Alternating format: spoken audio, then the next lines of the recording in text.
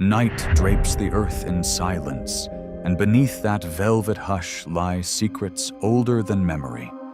Monoliths piercing the dawn of time, buried pyramids whispering from beneath millennia of soil, wooden idols carved in a world unknowing of cities. From the T-shaped pillars of a Turkish plateau to sunken stone paths on a Bahamian seabed, these colossal enigmas predate agriculture, language, and the very notion of history. For 4 hours, we will wander through half-forgotten landscapes, tracing echoes of ancestral hands that shaped stones before civilization knew its name. Step softly and listen to traces of a forgotten chapter hanging between myth and reality.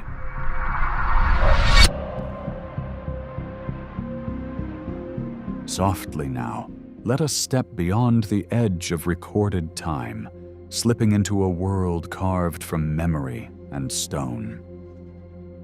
In the gentle unfolding of dawn, the contours of an ancient hill in southeastern Turkey emerge, beckoning us into a realm where the whisper of the wind carries secrets older than cities themselves. Here, the tangled roots of history entwine with myth, and within this silent landscape stands Göbekli Tepe, its weathered pillars rising like mute guardians of a forgotten epoch. As we begin our journey, let us heed the call of those monumental stones, allowing our breaths to slow and our senses to open to reverence and wonder. It was in the year 1994 that Klaus Schmidt, a soft-spoken archaeologist drawn by curiosity and the promise of untold stories, first revealed this site to the world. Brush in hand, he unveiled rings of T-shaped limestone pillars buried beneath centuries of earth and grass, each monolith weighing up to 20 tons. How these stones came to rest here, so patiently aligned before agriculture, before cities, before the written word, remains a mystery that expands our sense of possibility. As twilight lingers in our minds, we imagine bands of early hunters and gatherers, those weavers of earth and spirit, uniting under the same sky to raise these colossal forms by hand, guided by unseen forces calling them towards something greater than subsistence. In the warm hush of prehistory, these stones spoke a language of form and texture. With each carving of fox, serpent, or crane, the ancestors of humankind encoded stories far deeper than survival. Their artistry, etched with flint tools, reveals a sophisticated symbolic system, hints of proto-writing perhaps, or mythic narratives that bound their communities together. The spirals and geometric patterns that trace across the pillars seem conjured by a vision of cosmic order, as though these artisans perceived the harmony of earth and sky and sought to anchor it in stone. We imagine the delicate precision of their hands, crafting curves and lines that remain startlingly fresh against the weathered limestone. The traditional tale of civilization places agriculture at the dawn of complexity. Yet here at Göbekli Tepe, that narrative reverses itself like a dream seen through a glass. Stone circles may have been raised not by settled farmers, but by traveling bands driven by ritual and spiritual yearning. This inversion asks us to consider that communal gatherings, rites of passage, and shared cosmologies might have sparked the very impulse to domesticate wheat and barley. As shadows lengthen on the carved reliefs, we entertain the possibility that worship came before farming, that the needs of the soul ignited efforts to plant seeds in the earth, mirroring the planting of symbols in the human heart. Who were those silent architects? Without tablets or scrolls to guide us, we piece together fragments of flint blades and animal bones, evidence of feasts and labors devoted to something beyond mere survival. Generations must have come and gone, returning again and again to this sacred knoll, each cohort adding stones and symbols to a structure that grew across centuries. In their dedication, we glimpse communities attuned to seasonal rhythms, migration patterns, celestial cycles. Lives intertwined with sun, moon, and stars in a dynamic tapestry. Their steadfast resolve to carve and transport massive stones speaks of leadership forged in vision and an earnestly shared spiritual aim. Every animal figure carved so lovingly into termite-pocked limestone invites questions of meaning and purpose. A fox might embody cunning, a boar valor, a snake the cycle of death and renewal. Perhaps together they narrated a myth of creation, fable of a world birthed from chaos, or a ritual map guiding souls through journeys of transformation. Each image flows seamlessly into the next, as though forming stanzas of an ancient hymn. As we stand among these pillars, we sense an intricate dialogue, a conversation across millennia that bridges hunter-gatherer hearts to our own, evoking the ageless link between humanity and the natural world. Raised in concentric arcs up to 20 meters wide, these circles may not only have cradled gatherings, but also mirrored the rhythms of the stars. Some scholars propose alignments with Orion's belt, or the rising of Sirius, offering a prehistoric observatory where ceremony and astronomy danced as one. Under a canopy of night, those early pilgrims may have oriented themselves to cosmic markers, weaving celestial lore into communal rites. This sacred geometry binds earth and sky in a silent promise that, as above, so below, that the human soul finds its reflection in the ever-turning heavens. Though we can only hypothesize about the original purpose of these circles, the absence of hearths or dwellings suggests a space set apart. Here, pilgrims may have traveled from distant valleys, guided by oral traditions whispered around campfires. They came not to harvest grain, but to participate in rites that transcended daily chores. Rites perhaps held only at special times of year, when the seasons shifted and the boundary between worlds grew thin. We can almost hear their voices echoing in the chambered depths, a chorus of wonder and song rising beneath those silent stones.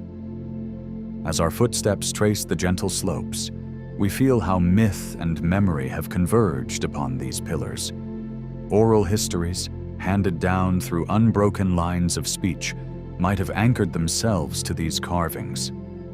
Legends of cosmic creation, ancestral heroes, or subterranean journeys may have taken shape here, weaving local lore into a tapestry that spans continents. We stand at the nexus of myth, where the conscious mind meets the unconscious pulse of our collective psyche, where the stories inscribed in stone continue to shape how we view our own beginnings. Göbekli Tepe demands a reimagining of academic certainties. It invites us to embrace interdisciplinary paths, to weave threads of archaeology, anthropology, religious studies, and even quantum cosmology into a new narrative tapestry. Each excavation season peels back layers not merely of earth, but of convention, reminding us that the past is a living dialogue awaiting fresh voices.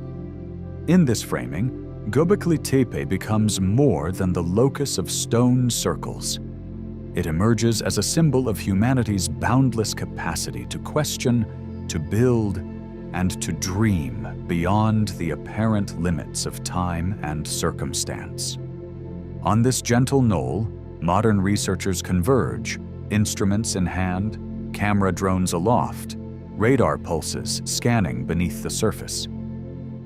Yet even as cutting-edge technology augments our vision, it cannot supplant the deeper yearning for meaning that drew the first archaeologist here.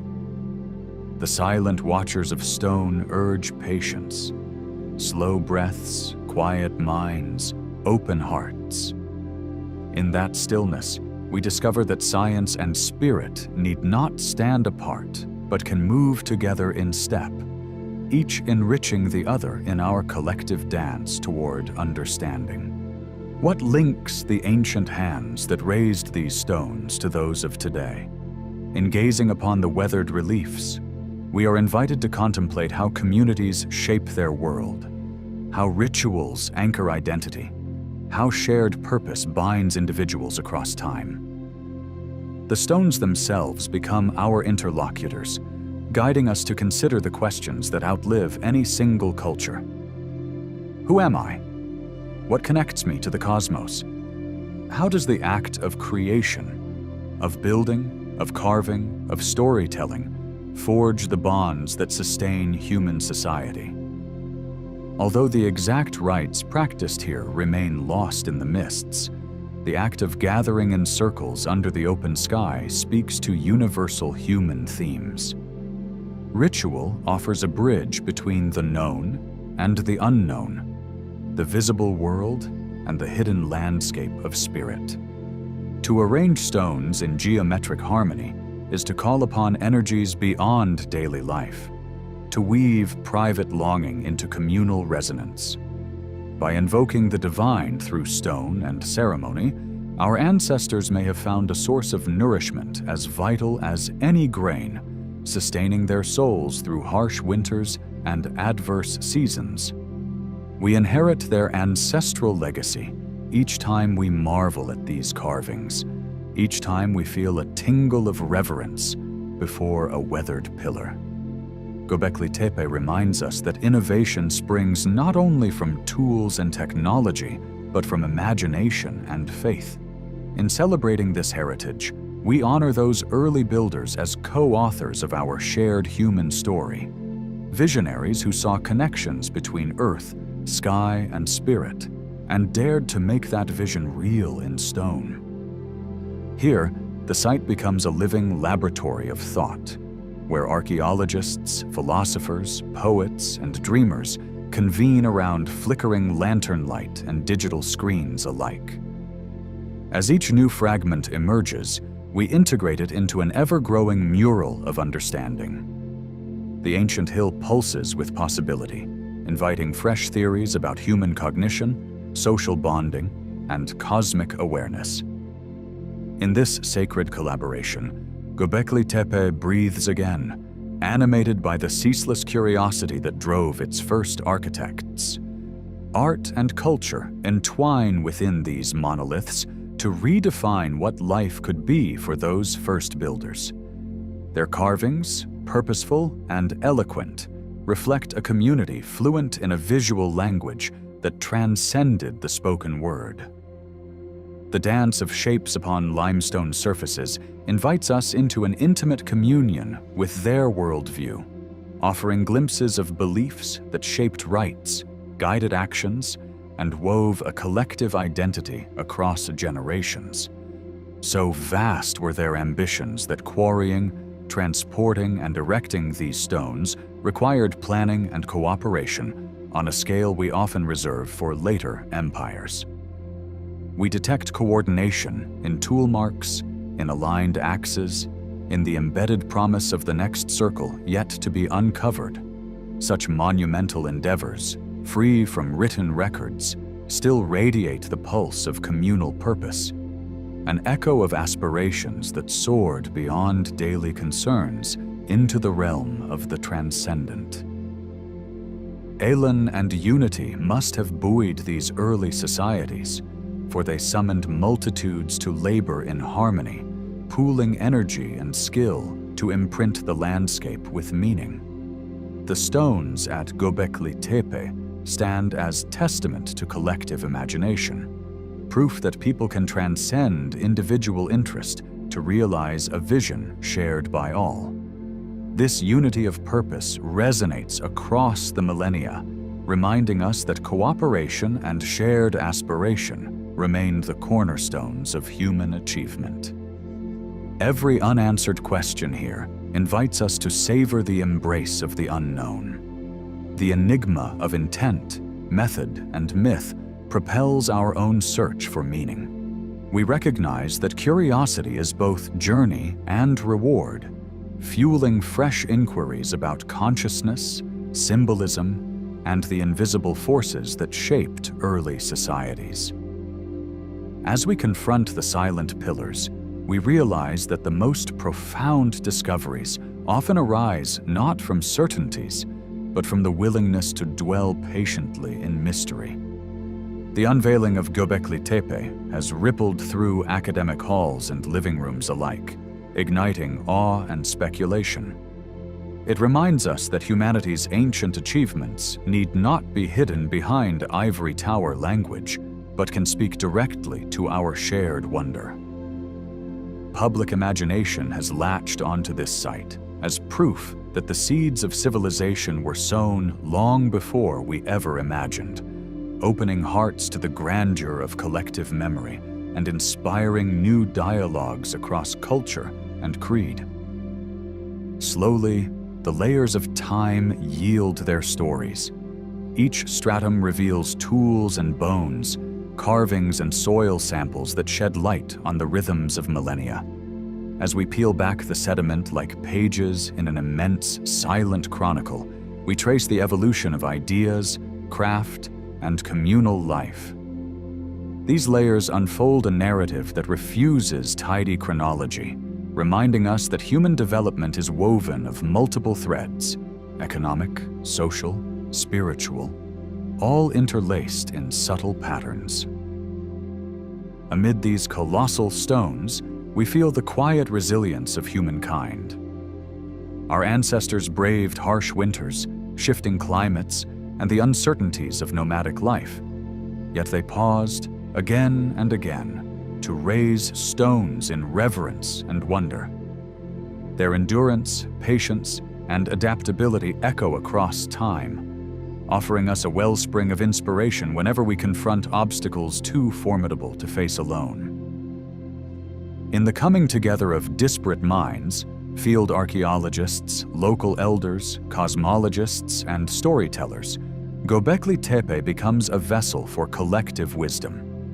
Each voice adds depth to the tableau, ensuring that interpretations remain fluid, humble, and open to revision. This shared stewardship of knowledge honors the spirit of inquiry that first guided those Neolithic hands, reminding us that no single perspective can capture the fullness of such an ancient miracle. As we stand beneath those weathered reliefs, we feel how narrative itself was carved into stone. Each motif is a stanza in an epic we only partially know, a conversation with ancestors who spoke in symbol and form. In tracing their lines, we participate in an act of shared storytelling that binds us across generations, a testament to the enduring power of art as the universal medium of connection. The hill invites us to cultivate curiosity as a sacred practice, urging us to question not only what we see, but how we see. It calls us to honor intuition as well as data, to balance skepticism with wonder. In this space, the act of asking becomes as important as any answer, for in inquiry we keep the fires of discovery alive, ensuring that Göbekli Tepe's mysteries remain a beacon for future seekers. And so, as evening's hush descends and stars awaken overhead, the echoes of Göbekli Tepe linger in our thoughts. We carry home more than facts. We bear memories of stone and shadow, whisperings of rituals long ended, and the steady pulse of human imagination reaching ever outward. These echoes remind us to tend carefully to our own heritage, to listen for subtle truths beneath the surface, and to remain open to the timeless wonders that await when we dare to venture beyond the edge of what we know. Under the gentle hush of dawn's first light, the verdant slopes of West Java cradle a mystery older than memory. A silent sentinel rises where imagination meets the edges of time, a mound that wears the guise of a simple hill, yet conceals something far more profound. In the quiet hum of jungle foliage, one senses a calm energy, almost a heartbeat echoing from a time untouched by recorded history. Here stands Gunung Padang, a place where stone and spirit interweave, inviting us to wander through layers of forgotten knowledge and question the boundaries of what we think we know. At first glance, the hill appears no different than any other rise of earth shaped by rain and root. Yet beneath its earthen skin, basalt columns lie arranged with quiet precision, forming platforms that stretch outwards like ripples on a cosmic pond. These stones, hexagonal if we look closely, seem to hum with purpose, as though the mountain itself yearned to speak.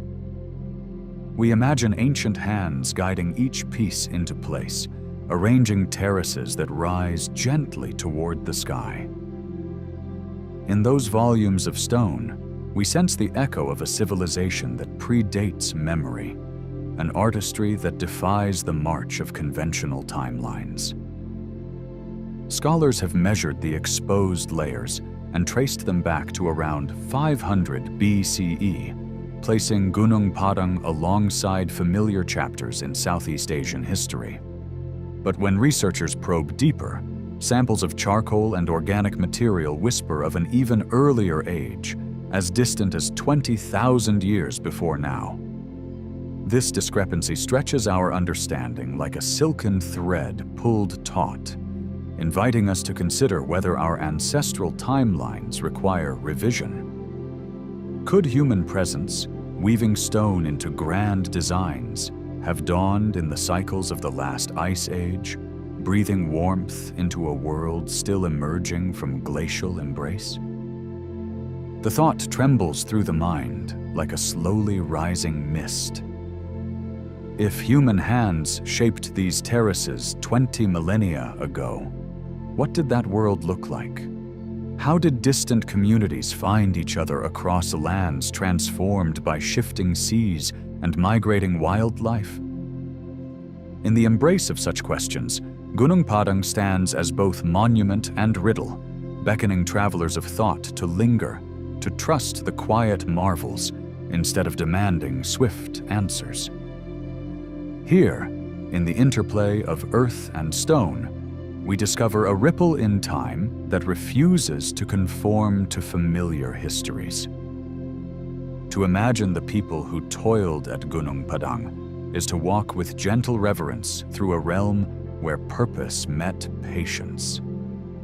The basalt columns, born from volcanic fires, formed naturally in hexagonal patterns, but their careful alignment required an artistry beyond simple chance.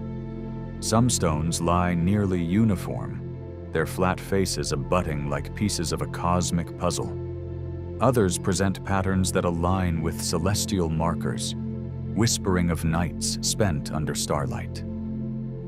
The process of quarrying, transporting, and arranging these stones suggests a sophistication that softens the boundary between hunter-gatherer and architect. What knowledge guided those ancient hands? Speculations drift in scholarly circles like drifting incense smoke, each idea carrying its own fragrance of possibility. One theory proposes that ancient engineers harnessed wooden rollers or simple levers, perhaps angling the stones with earthen ramps greased by animal fats or plant resins. Another whispers of unknown tools, hard metal wedges or water-worn devices fizzing against basalt with subtle abrasiveness. Yet each suggestion reveals as many mysteries as it resolves. Even the act of levering a stone of such mass against gravity demands ingenuity, whose details slip beyond our grasp, buried like the site itself. Then there is the matter of time, encoded in charcoal and sediment.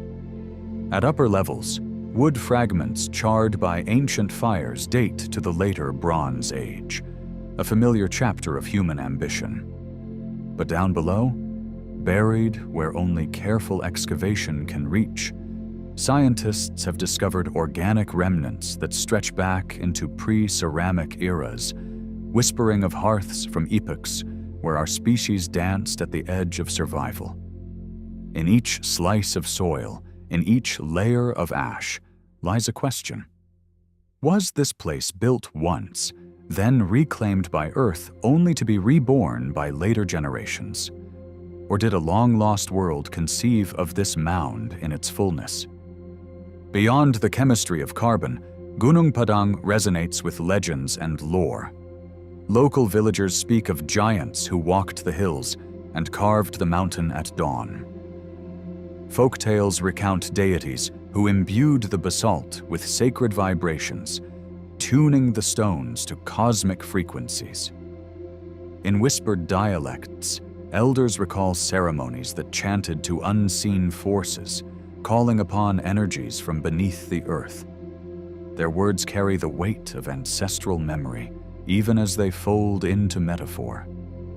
To dismiss these tales as mere stories would be to silence voices that may preserve truths older than any carbon sample can reveal. The meeting of myth and material invites a contemplative pause. What if these narratives are not oppositional, but complementary? In every myth, we find a seed of reality, a gesture toward events beyond the scope of empirical frameworks. The giants and deities may be symbolic beings, embodiments of human awe in the face of forces we could barely comprehend.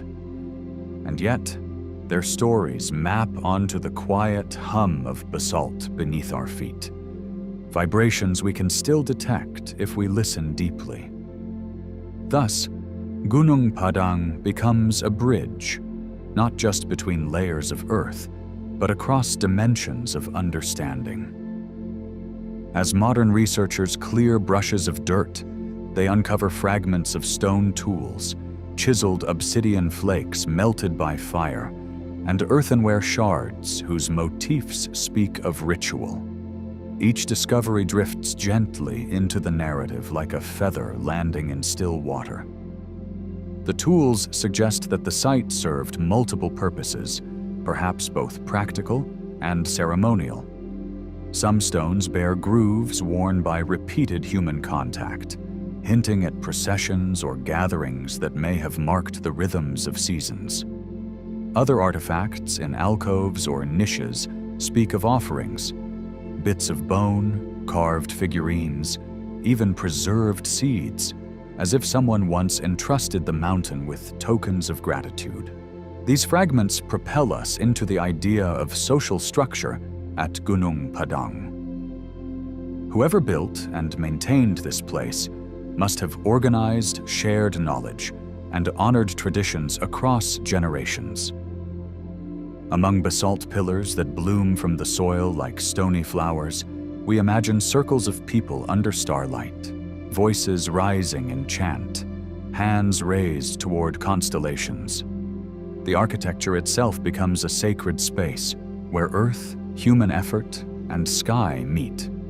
Here, time unfolds not as linear progress, but as a sacred spiral, each turn revealing hidden patterns of meaning. Connections to other megalithic sites drift across Southeast Asia like echoes. On distant islands, stone monoliths stand sentry in rice fields, and in remote valleys, terraced mounds recall similar forms. Scholars note intriguing parallels at places like Sumba or the Balinese Petirtan, raising the possibility of networks of knowledge transmitted through trade, pilgrimage, or memory. Were those who shaped basalt at Gunung Padang linked to far-flung communities, sharing techniques that defy the notion of isolated invention? The contours of a prehistoric web appear, woven from stone, water, and the silent footsteps of travelers across ancient paths. Today, Gunung Padang draws more than archaeologists.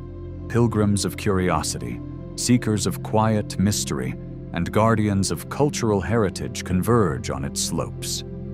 Under a canopy of palms, they walk slowly, attuned to shifting shadows and distant bird calls.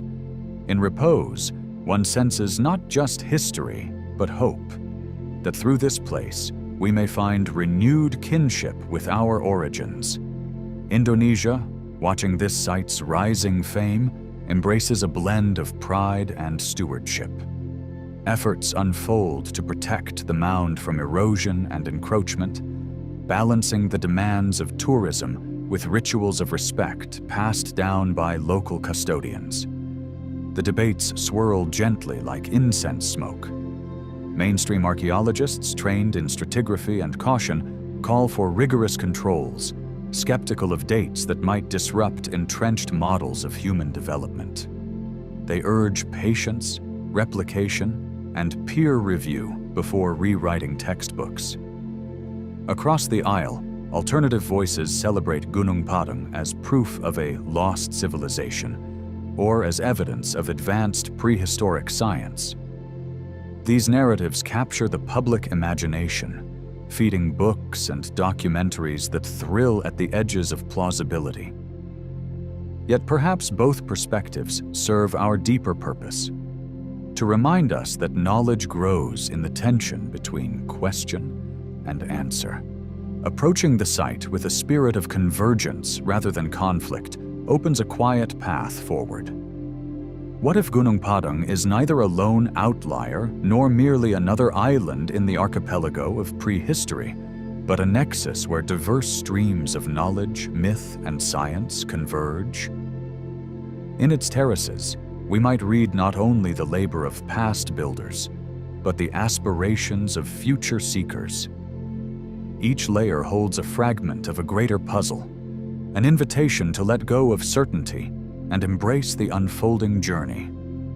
In that surrender, wisdom often finds fertile ground. Some theorists gaze upon the basalt patterns and detect traces of sacred geometry, alignments that mirror solar solstices or lunar cycles, proportion ratios that echo the golden mean.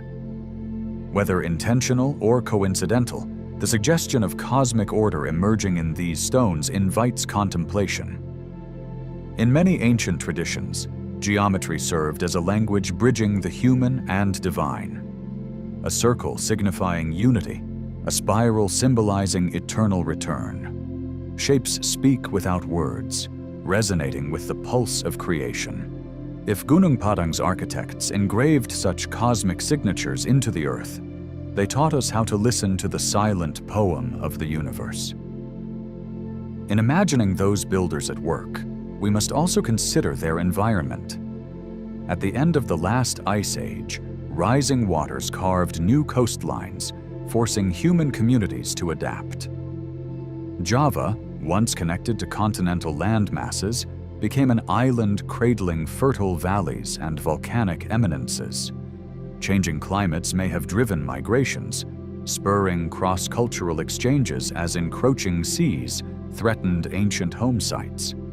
How did these conditions shape the daily lives of those who labored at Gunung Padang? Were they farmers responding to shifting seasons, or itinerant tribes guided by ancestral visions? Beyond environmental pressures, the site's mythology deepens its significance. Folktales of ancestral guardians, of moons descending to dance among columns, suggest that Gunung Padang lived in the imaginations of those who honored it. Myths often carry kernels of ritual practice, covenants between people and place that transcend mere utility. In recounting tales of divine visitors or thunderous chants echoing through subterranean chambers, storytellers preserve memories of communal gatherings. Such narratives, woven into song and dance, may have played an essential role in shaping and sustaining the site's purpose across countless generations.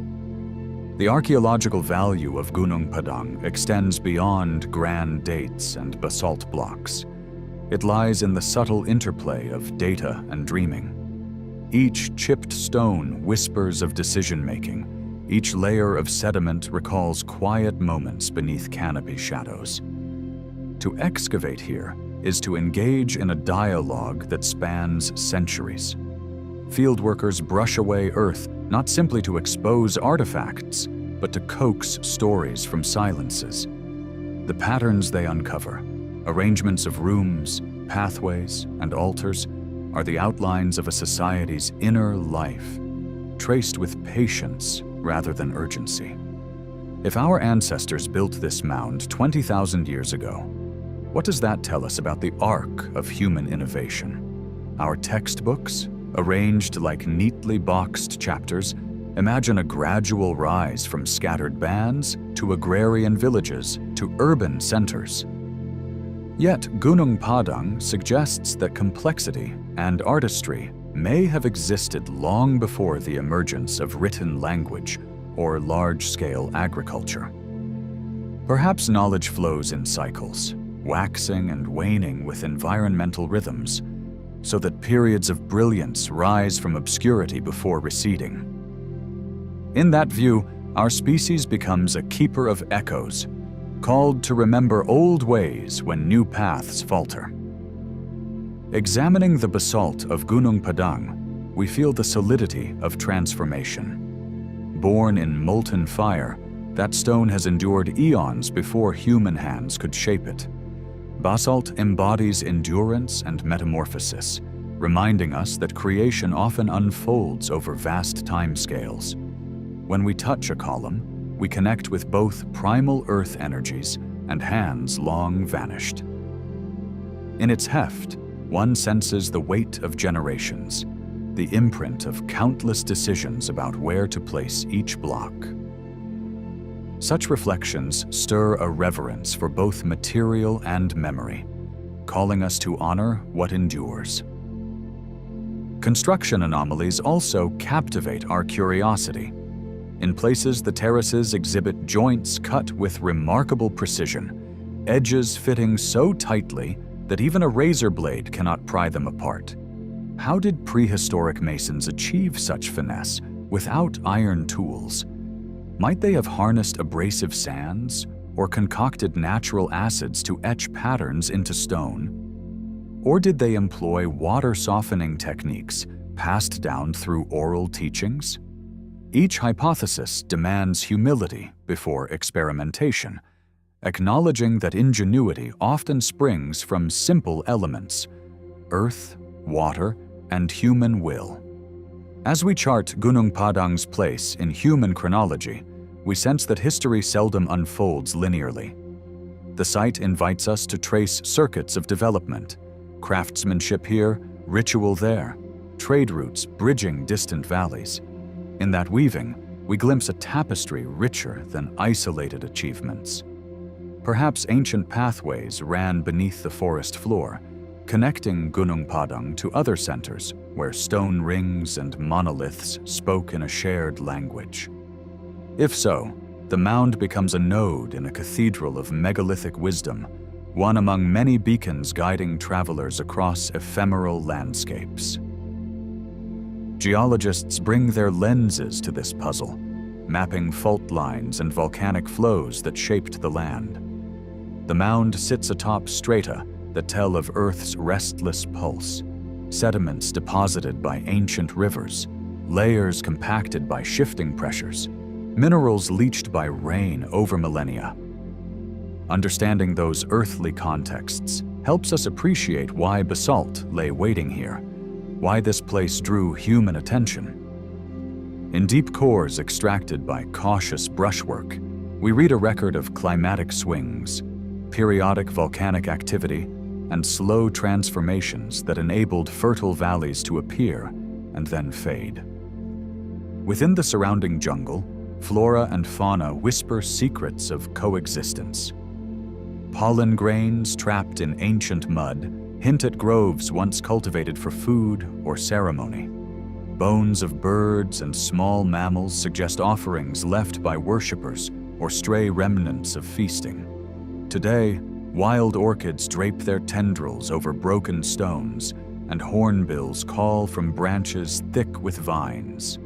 This dance between nature and humanity, past and present, reminds us that Gunung Padang has always existed within a living ecosystem. Its stories unfold not solely in stone, but in breath, root, and wing. In winding trails that circle the terraces, visitors often pause at dusk as fireflies begin their soft choreography.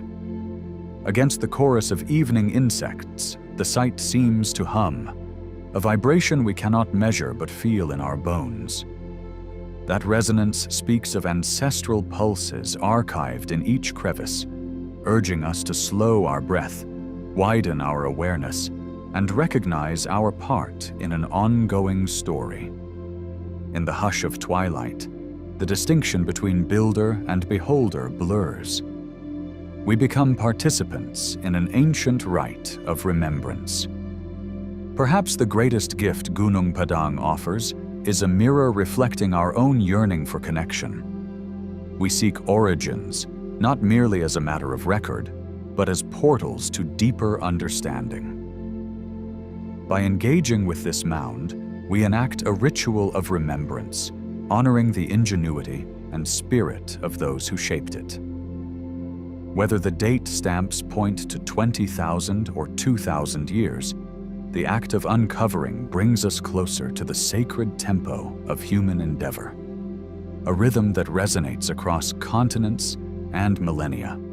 Some nights, when the moon rides high, one might hear distant drums carried on humid breezes, as if the site once hosted ceremonies that bridged earth and sky. Those sounds may belong to present-day gatherings, or perhaps they awaken echoes from dreams that endure beneath the stones. In either case, Gunung Padang remains a living canvas, painted anew by each visitor's imagination. As we depart, the mound recedes behind us, yet its presence lingers, a subtle melody woven into memory. In the end, Gunung Padang asks us to yield to wonder, to explore without demanding finality. It invites us to dance with paradox, to hold skepticism beside reverence. Every layer peeled back reveals more questions of technology, of ritual, of lost civilizations that may have flourished in a time before written records.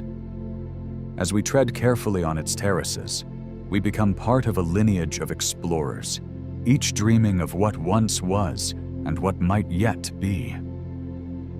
In its silent grandeur, the buried pyramid of deep time becomes a testament to humanity's enduring curiosity and boundless imagination.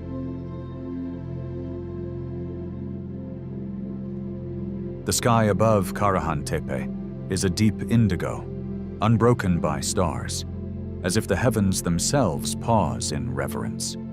A gentle wind stirs dust from age-worn stones, carrying with it the echoes of chants that have long since wandered beyond mortal memory.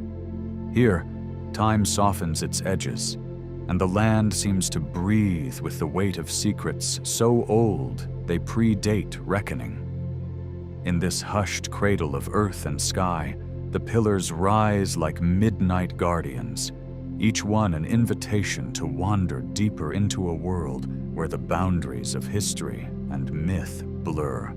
Stepping into the hollow core of Karahan Tepe feels like sinking into a dream too vast to grasp.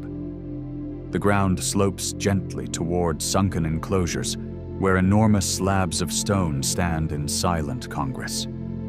Each monolith bears an imprint of intention, lines traced by unknown hands, curves that mirror the arc of the serpent, figures that seem to pulse with hidden life. As one moves among them, a certain reverence takes hold, as if the very atmosphere is infused with the contemplative hush of a temple built by souls attuned to cosmic rhythms. In the half-light of dawn, the chronology of this place unfurls like a scroll written by vanished scribes. Radiocarbon tests whisper dates around 10,000 BCE, a time when humanity was believed to wander in small, transient bands. Yet here is proof of architecture so deliberate, it calls into question the very story we tell about our beginnings. Could there have been gatherings of the mind and spirit before the first seeds of agriculture were sown? Might these pillars represent an earlier chapter of our kind, one shaped by ritual rather than subsistence? Archaeologists speak of nomads and hunters, but the stones speak of something more, an impulse to transcend. They evoke gatherings under sprawling skies, where a communal will summon earth and sky into alignment. Was Karahan-Tepe a threshold between worlds, a sanctuary where the veil between the human and the divine grew thin? Each pillar seems to ask, what drove those early architects to raise such weighty testaments into the air, even before cities and kingdoms took shape? Navigating the plan of the site, one senses a purpose beyond mere shelter or defense. The sunken chambers cradle the pillars, creating an intimate space that draws visitors inward, both physically and spiritually. In those trenches, one might imagine the hum of chants resonating off stone walls, the low vibration of voices calling to the stars, seeking communion with realms unseen. This was architecture born of aspiration, not of commerce or conquest, a vessel for rites that evaded the record of conventional history. The artistry carved into the pillars is at once raw and refined. Abstract motifs and animal forms entwine in a dialogue older than written language. A boar's snout curls into a swirl that could be a river or a galaxy.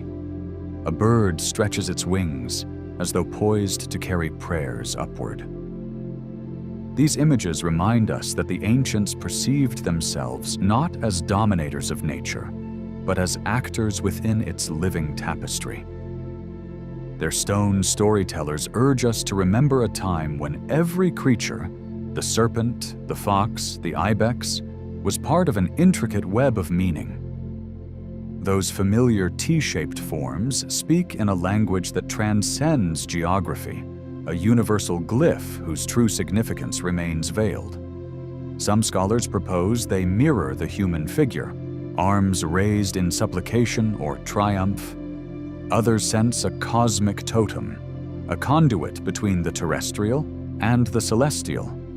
The universe is not outside of you, wrote Rumi, and perhaps here the ancients carved that understanding into granite, reminding us that within each pillar lies a mirror of our own boundless potential. The bond between stone and symbol is most palpable in the intricate carvings that ripple across the pillars' surfaces. Spirals, chevrons, and swirling lines seem to coalesce into a kind of proto-script, a code that may narrate origin myths or chart visionary journeys.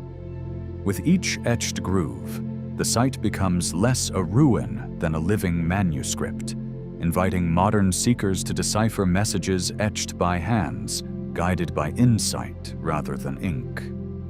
Descending into the deepest chamber, the air grows cooler, and the light softens to a silver glow.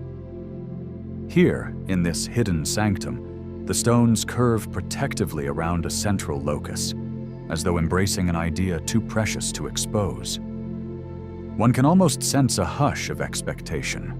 The space feels consecrated for revelations, a retreat where visionary leaders might have withdrawn to access higher wisdom. In that subterranean hush, mortal concerns seem to dissolve, leaving only the pulse of something timeless.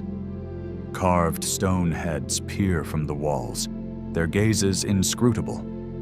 Their features, both human and otherworldly, suggest a gallery of ancestors or deities who once presided over ceremonies of transformation.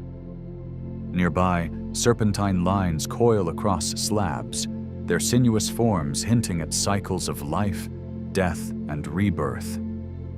The serpent, a motif repeated at Göbekli Tepe and other Anatolian sites, appears here as well, a silent emblem of primal energy winding through the ages.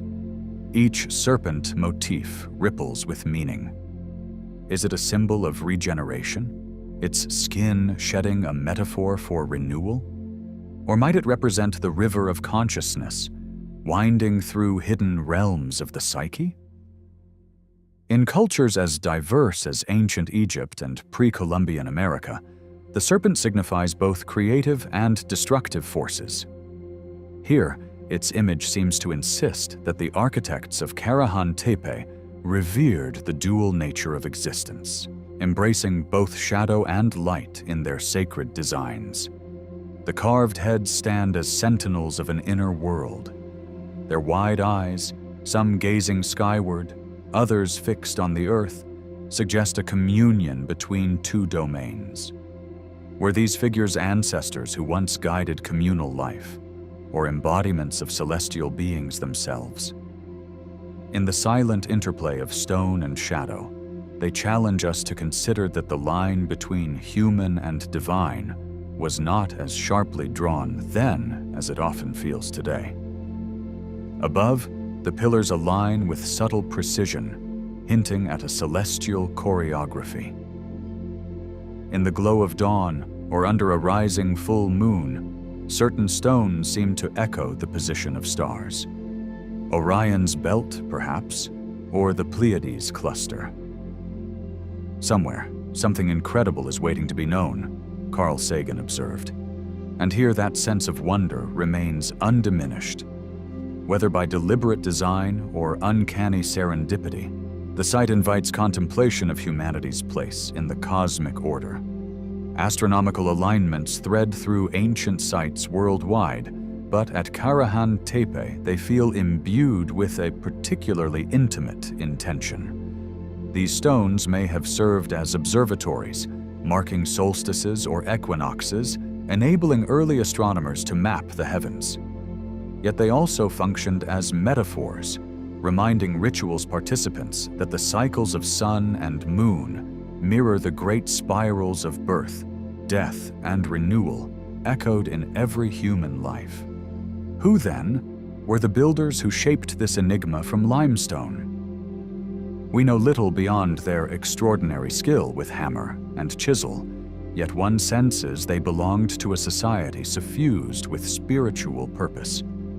Their efforts required both physical endurance and coordinated effort, a collective will that bonded individuals into a community dedicated to crafting monuments of lasting meaning. Speculation about their social structure touches on questions of leadership, ritual, and shared vision. Did a council of elders guide the construction, or was the knowledge diffused evenly among participants who grasped equal stakes in the site's creation? Whatever the case, the result surpasses mere architecture. It testifies to a civilization whose collective imagination wove stone into an extension of their spiritual longing. The stones themselves speak in a tongue older than any known dialect, whispering through textures worn smooth by the caress of millennia. In their quietude, they ask us to listen, to enter a dialogue beyond words. Each groove and carving becomes a prompt for introspection, an open door through which modern minds can glimpse a mode of thinking free from contemporary constraints. Within that silence lie potent provocations. Could an understanding of these ancient messages require unlearning cherished assumptions about progress and linear history? Perhaps to hear fully the stone's message, we must quiet our own inner noise, feeling the pulse of shared human curiosity that once drove these hands to chisel fate into rock. Beneath the dust and shadows, Karahan Tepe holds strands of spiritual narratives long forgotten. In those narratives, the seasons, the stars, and the souls of animals all converge in ceremonies that celebrated the interwoven fabric of existence. The carvings evoke rites of passage, initiation, union, transformation, echoing themes found in sacred traditions around the globe. Communal rituals likely shaped the very heart of this place. Imagine gatherings around roaring fires, voices lifted in unison, drums echoing the heartbeat of the earth. Here, the boundary between individual and collective dissolved, replaced by a shared resonance that bound participants into a living tapestry of awe and devotion. That communal spirit extended beyond mere gathering. It fostered unity with the cosmos. In ritual dance and solemn prayer, these ancient people may have experienced what Mircea Eliade called hierophany, the manifestation of the sacred within the profane world. Their ceremonies linked them not only to each other, but to the unfolding story of life itself. Embedded in the layout of Karahan Tepe is the geometry of the divine. Circles, axes, and angles converge to form an architectural language that speaks of balance and proportion.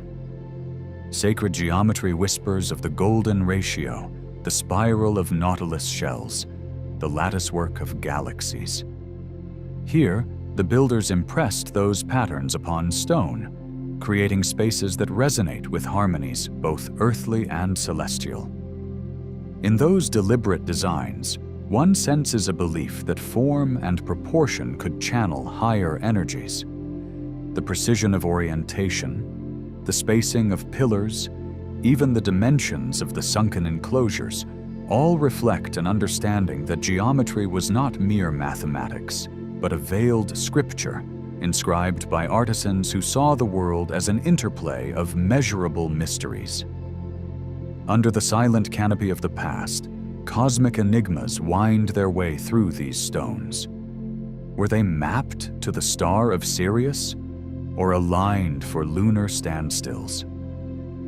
Did they chart the cycle of eclipses, embedding prophetic markings in their foundations? Each possibility deepens the sense that Karahan Tepe was both an earthly city of stone and a celestial manuscript awaiting attentive eyes. The construction itself verges on alchemy, transmuting raw rock into vessels of sacred intent. Here, matter becomes metaphor, granite becomes glyph, and architecture becomes ritual. Each carved pillar blends utilitarian craft with visionary purpose, suggesting the builders saw no division between the tangible and the transcendent. To appreciate Karahan Tepe fully, one must stand in mindful companionship with Göbekli Tepe, its better-known sister a few miles to the south. Together they form a pair of cosmic sentinels, sharing carved motifs, aligned axes, and an uncanny simultaneity of design. Their coexistence hints at a cultural continuum, a network of shared knowledge that reached across the valleys to shape a region's spiritual geography. In contemplating both sites, the story of human emergence unfolds not as the triumph of necessity, but as an expression of communal consciousness. Stone upon stone, these monuments suggest our ancestors first gathered to celebrate intangible truths before forging the implements of agriculture and settlement. The foundations of early spirituality appear here in elemental form. The pillars speak of longing, to touch the heavens, to record ephemeral visions, to anchor fleeting thoughts in stone. Each polished surface recalls the spark of insight that inspired humans to say, "We are part of something larger than ourselves." Echoes of a forgotten wisdom softly reverberate within these ruins. Organic motifs carved into stone hint at a worldview in which sky, earth, plant, and beast shared a seamless life force.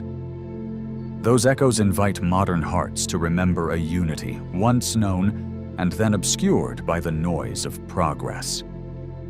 Across the gulf of time, Karahan Tepe becomes a bridge, spanning epochs and reminding us that the impulse to create ritual spaces is as ancient as the impulse to speak.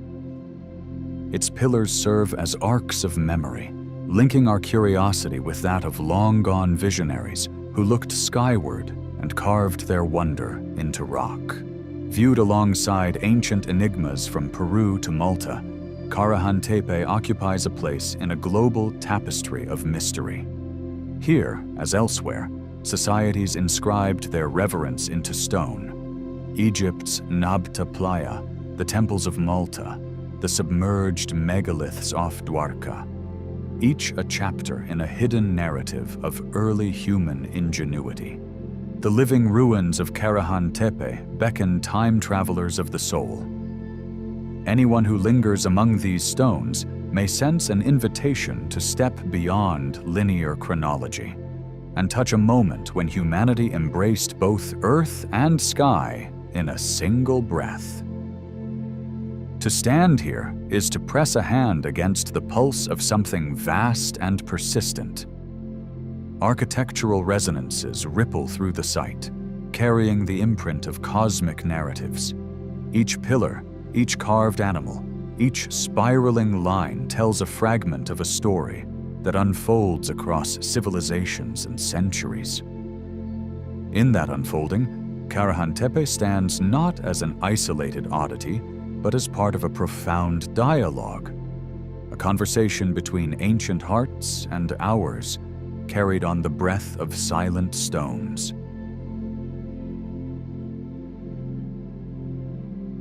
Imagine a mist-shrouded dawn in the Ural wilderness, centuries of silence broken only by the distant cry of a bird and the quiet drip of water through moss-laden trees. Beneath your feet, ancient peat sleeps, insulating mysteries long forgotten. It was here, in 1894, that gold prospectors, intent on the Earth's hidden wealth, struck something far more precious than metal. A colossal wooden figure, nearly 3 meters tall, its weathered surface etched with cryptic patterns. In that moment of unveiling, time itself seemed to exhale, surrendering a fragile relic from a world before cities, before agriculture, before history was ever written. This is the Shigir idol, a sentinel of the Mesolithic dawn, its wooden frame bearing witness to a human consciousness as yet uncharted by conventional archaeology. When scholars first laid eyes on the idol, excitement and puzzlement rippled through early 20th century Europe. Encased for millennia in the acidic embrace of a peat bog, the sculpture emerged astonishingly intact, a time capsule sprung open at the edge of the modern era. Radiocarbon testing later whispered its true age, some 12,000 years, pushing it back to the thaw at the end of the last ice age. Its faces, carved with deliberate solemnity, peer out from the amber-hued wood, while lines of zigzags, chevrons, and ever-shifting geometric bands sweep across its torso. Here, the drumming pulse of humanity's earliest myths seems to resonate through every furrowed groove. At the heart of the Urals, Mesolithic hunter-gatherers moved with the seasons, weaving a life from the bounty of rivers and forests. They bore no written script, yet wood was their parchment. The labor of felling, shaping, and carving this idol would have demanded communal effort, perhaps overseen by those who served as tribal visionaries. Every line cut into the trunk held meaning, a map of the cosmos, a prayer for safe passage into unseen realms, or a ledger of celestial events. When the bog's cold, anoxic waters closed around the figure, they sealed not only wood, but a fragment of a belief system beyond our reckoning. Peat bogs are nature's alchemical preserves, where acidic waters and the absence of oxygen arrest decay and cradle organic forms in a hushed stasis. Within that watery coffin, fungi and bacteria slipped into a slow dormancy, unable to dissolve the idol's grain or erode its fine carvings. In the silt and pollen trapped alongside the statue, scientists later uncovered hints of the surrounding flora: willow, birch, and larch, and the shifting wetlands that blanketed the land. Thus was a portrait painted of a vibrant Mesolithic world, frozen in time and reanimated by modern inquiry. The idol's surface is a labyrinth of symbols, zigzag lines that could mimic the ripple of water or the shimmer of light on leaves, chevron bands that suggest mountain ridges or the rib-like embrace of the forest canopy. Some see in these forms proto-writing, a language of wood that predates clay tablets and inked papyrus. In these carvings, we glimpse the dawn of semiotic thought, an urge to encode stories, myths, and perhaps laws, an early tiptoe toward the written word. As above, so below, the Hermetic maxim whispers to mind, reminding us that even in our distant origins, we sought to mirror heaven's order on Earth's surface. Interpretations of the Shigir carvings drift between scholarly rigor and poetic reverie. Some propose that the patterns chart lunar phases, tracking the slow dance of night's pale lantern. Others suggest an atlas of migration routes, etched to honor the spirits of animals and rivers. A few envision shamanic keys, unlocking portals through trance. One can almost hear whispered chants echoing in candlelit groves. Regardless of the precise meaning, each motif testifies to an inner world rich in symbolism, an artful confluence of practical necessity and spiritual exploration. Towering above, carved faces gaze out with an unsettling serenity.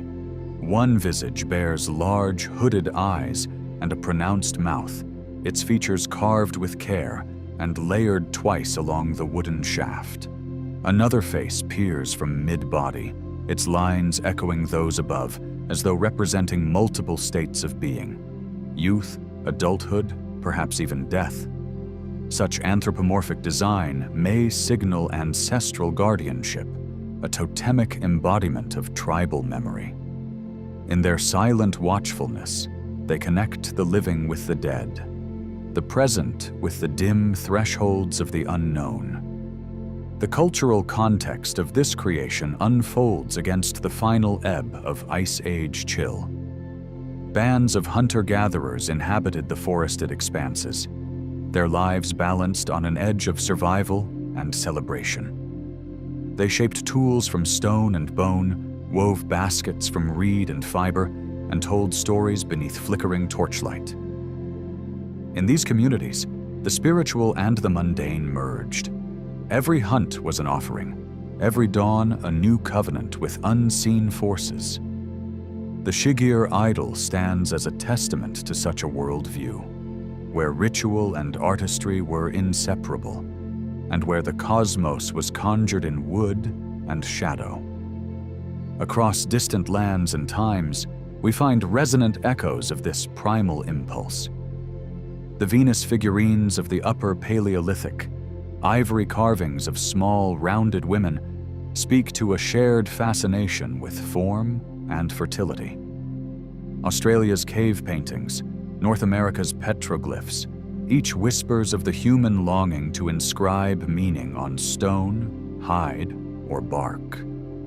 The idol's grandeur and scale set it apart, yet it joins a global chorus of early artists who sought to bridge mind and matter through symbol. These relics cluster around spirituality like stars around a moon. The Shigir idol may have stood at the center of ceremonies, a silent oracle consulted in hunt, feast, or rite of passage. Perhaps its base rested in a circular clearing, ritual fires kindled at its feet as drummers summoned animal spirits. Its presence could have drawn the clan together, offering a tangible focal point for collective reverence. In many traditions, objects bear power. The shrunken heads of Amazonian tribes, the carved masks of Africa, the totem poles of the Pacific Northwest. In each, humanity channels transcendence through material form. When modern researchers applied carbon dating and dendrochronology, the idol's true antiquity emerged with startling clarity. Radiocarbon tests on tiny wood samples set its creation firmly within a narrow window of time, while analysis of tree rings hinted at the year of felling. Today, advanced imaging peels back surface grime to reveal subtle incisions long hidden by peat stains. Infrared photography captures ghostly outlines of carvings worn nearly smooth. Laser scanning produces digital facsimiles, invitations to study every groove in exquisite detail without risking damage to the fragile original. Though unique in scale and age, the idol finds distant kinship in other wooden wonders. The Pes canoe of the Netherlands, hollowed from a single log some 10,000 years ago, speaks to the same mastery of timber. The Nydam boat from Denmark's bogs, though centuries younger, shares the bog's preservative magic. Both remind us that wood was, for early peoples, a living canvas, one shaped by strategy, ceremony, and survival across millennia. Long after its rediscovery, the idol continues to inspire contemporary artists and thinkers. Painters reference its angular carvings, weaving them into abstract canvases that explore memory and time. Writers drift into poetic meditations on its faces, imagining dialogues between hunter-gatherer mystics and modern dreamers. Musicians sample its echo in sonic installations, blending the creak of wood with ambient drones. Each creative echo is a reminder. Deep within us lies a chamber of ancestral wonder, keyed to rhythms older than any city. Scholarly debates swirl around the idol's meaning as persistently as autumn mist on a northern bog. Some scholars insist on strictly material explanations: a boundary marker, a clan insignia, an elaborate totem pole. Others defend its spiritual significance, citing parallels with Siberian shamanic poles and Celtic standing stones. Theory duels with theory, yet no single interpretation overwhelms the others. Instead, the idol thrives in its ambiguity, inviting successive generations to listen, question, and dream. Recent studies of early Eurasian nomadic groups lend further nuance. These societies, traversing vast steppes and forested corridors, bore oral traditions and shamanic lineages that may resonate with the idol's symbolic vocabulary. Ethnographers record Siberian tribes whose ritual poles, guarded within sacred groves, emerged as living entities, guardians of clan identity. Might the Shigir carvers have belonged to a related cultural stream? Their wooden sentinel an ancestor of poles still revered in remote valleys? Climatic shifts at the end of the Ice Age reshaped landscapes and livelihoods. As glaciers retreated, new waterways carved their courses, inviting flora and fauna into fresh habitats. Humans adapted, following game herds, planting gardens in sheltered hollows, or forging seasonal camps near rivers.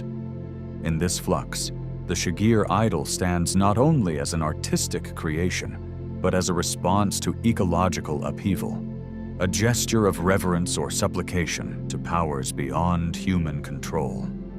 Patterns carved into the idol evoke a universal grammar of symbolism. Spirals, chevrons, zigzags, a vocabulary found across Celtic stones, Native American pottery, and Southeast Asian textiles. Such motifs might represent cosmic cycles, life's dualities, or the ebb and flow of rivers and seasons.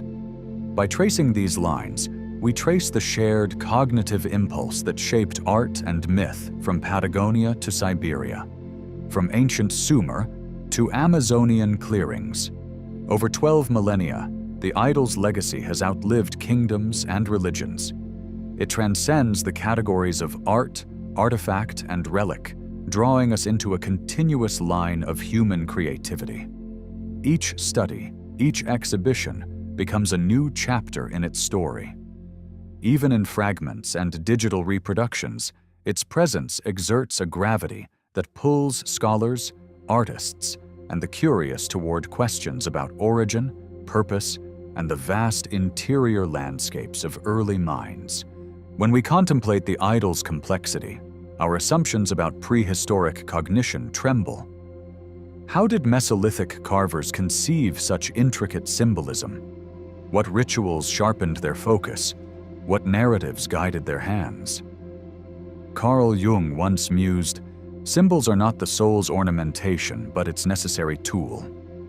Here, in a wooden monolith, we glimpse the mind's earliest toolkit, an amalgam of art, ritual, and existential inquiry. Long before writing etched histories on stone or clay, oral tradition wove events into shared memory. Around campfires, tales of hunts and visions spun myths that bound communities across generations. The Shiguir idol, silent yet eloquent, carries fragments of those whispered stories. Each groove might mark a hero's deed, each face a chapter of lineage, each band a seasonal rite of passage. In its carved script, the voices of ancient storytellers still murmur beneath our modern tongues. For centuries, the idol slumbered beneath peat's embrace, forgotten by time and untouched by human hands.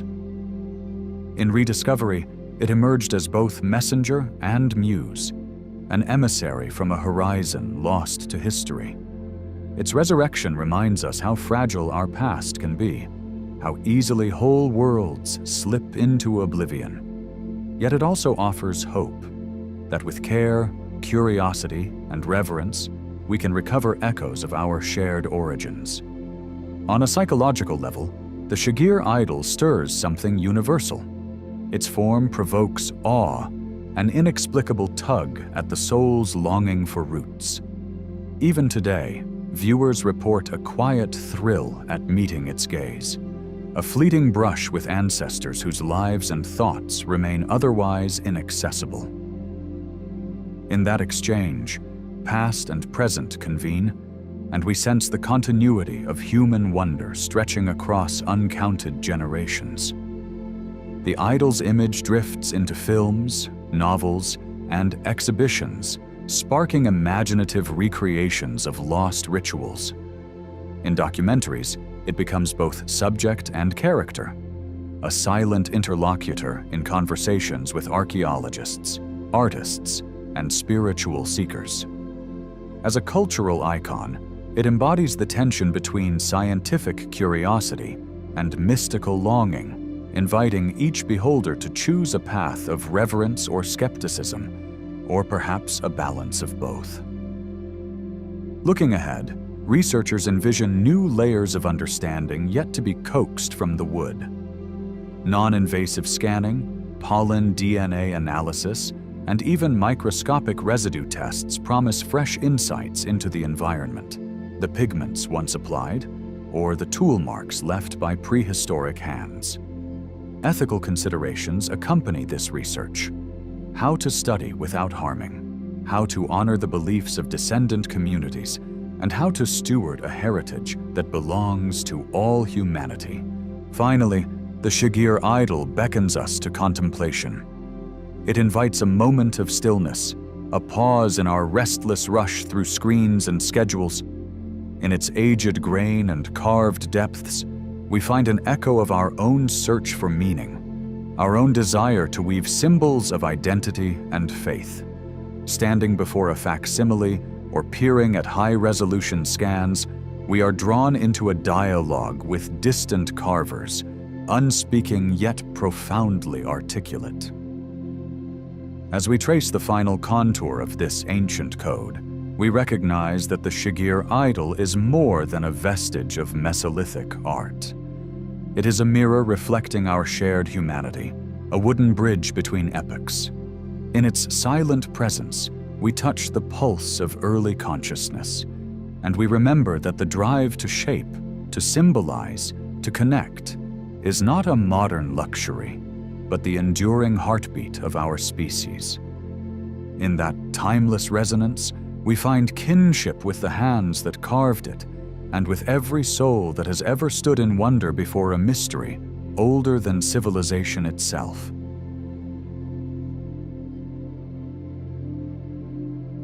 When the gentle currents of time soften the edges of stones and the sea reclaims what once was, mysterious formations emerge like half-remembered dreams.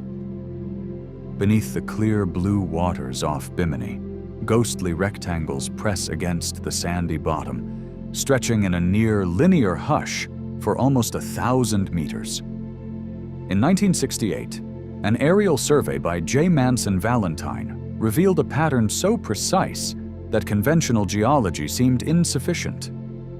Are these the remnants of an ancient pathway built by hands long vanished, or merely the choreography of sediment and tide?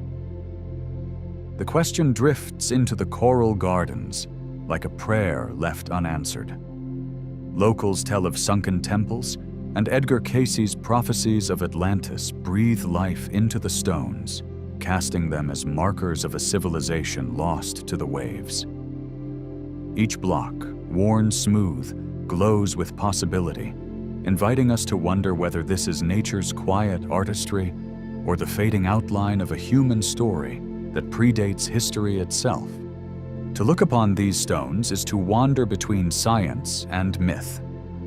Geologists speak softly of beach rock and lithified sand, sedimentary layers pressed into shape by pressure, minerals, and time. Currents scoured their surfaces while calcium cemented them into plaques on the ocean floor. Evidence of natural layering can be found in formations around the world, they say, where beach rock bands lie parallel to the shore before sinking beneath rising seas. And yet the rigid angles, the uncanny consistency and size, and the deliberate semblance of a roadway nudge our rational mind toward another possibility: that these stones carry the imprint of hands that chose, carved, and placed them with intention. Some divers, tracing the lines with gloved fingertips, swear they feel chisel marks, faint incisions along the block edges. They imagine ancient masons wading ankle-deep in salt water, guiding heavy stones into place, fashioning a causeway to an offshore sanctuary. In this vision, the Bimini Road becomes a precise design of a coastal culture in communion with the sea, an embankment or quay, perhaps, or the remains of a ritual walkway leading to a temple lost beneath the swell. If so, who were these builders? What knowledge did they possess of stone and geometry? How did they hoist blocks weighing hundreds of kilograms and align them with such subtle regularity? Each untested theory spirals into deeper questions, pulling us away from certainty and into the hush of speculation. Edgar Cayce, America's sleeping prophet, has left echoes of this enigmatic place in years-old trance readings. He spoke of a sunken empire, a highly advanced people whose culture flourished in the Caribbean before vanishing beneath them. In the 1930s, Cayce predicted that ruins of Atlantis would rise around Bimini in the late 1960s, a prophecy that seemed eerily validated by Valentine's aerial footage. Whether one sees astrology or coincidence in these words, Cayce's vision has stitched Atlantis and the Bimini Road together in the popular mind. It is as though the stones themselves beckon us to believe in something grander than our textbooks allow, urging us to peer beyond the veil of conventional timelines and to consider that human history might be richer and stranger than we dare imagine. The sea that veils the Bimini Road is an archivist both generous and unforgiving. Underwater archaeology demands specialized tools and a patience that rivals the slow drag of marine sediment. Visibility can vanish with a shift in tides, and storms churn silt into impenetrable gray walls. Researchers descend with cameras and sonar scanners, mapping lines in 3D and collecting samples of rock and shell. Every dive is a negotiation with nature's elements: currents that pull them off course, encrustations of coral that obscure the original stone faces, and biofilm that smooths away any human mark. Yet with each careful measurement, new data emerges. The orientation of blocks in relation to the nearby shoreline, depths that align with paleo sea levels, the faint ridges that speak of eroded caves and fallen columns. Each revelation becomes a verse in the endless hymn of exploration. Turning from the stones themselves, we drift back in time to the island's first inhabitants. Long before Columbus glimpsed their shores, the Taino and Siboney peoples navigated these channels, their canoes carving gentle paths through the mangroves.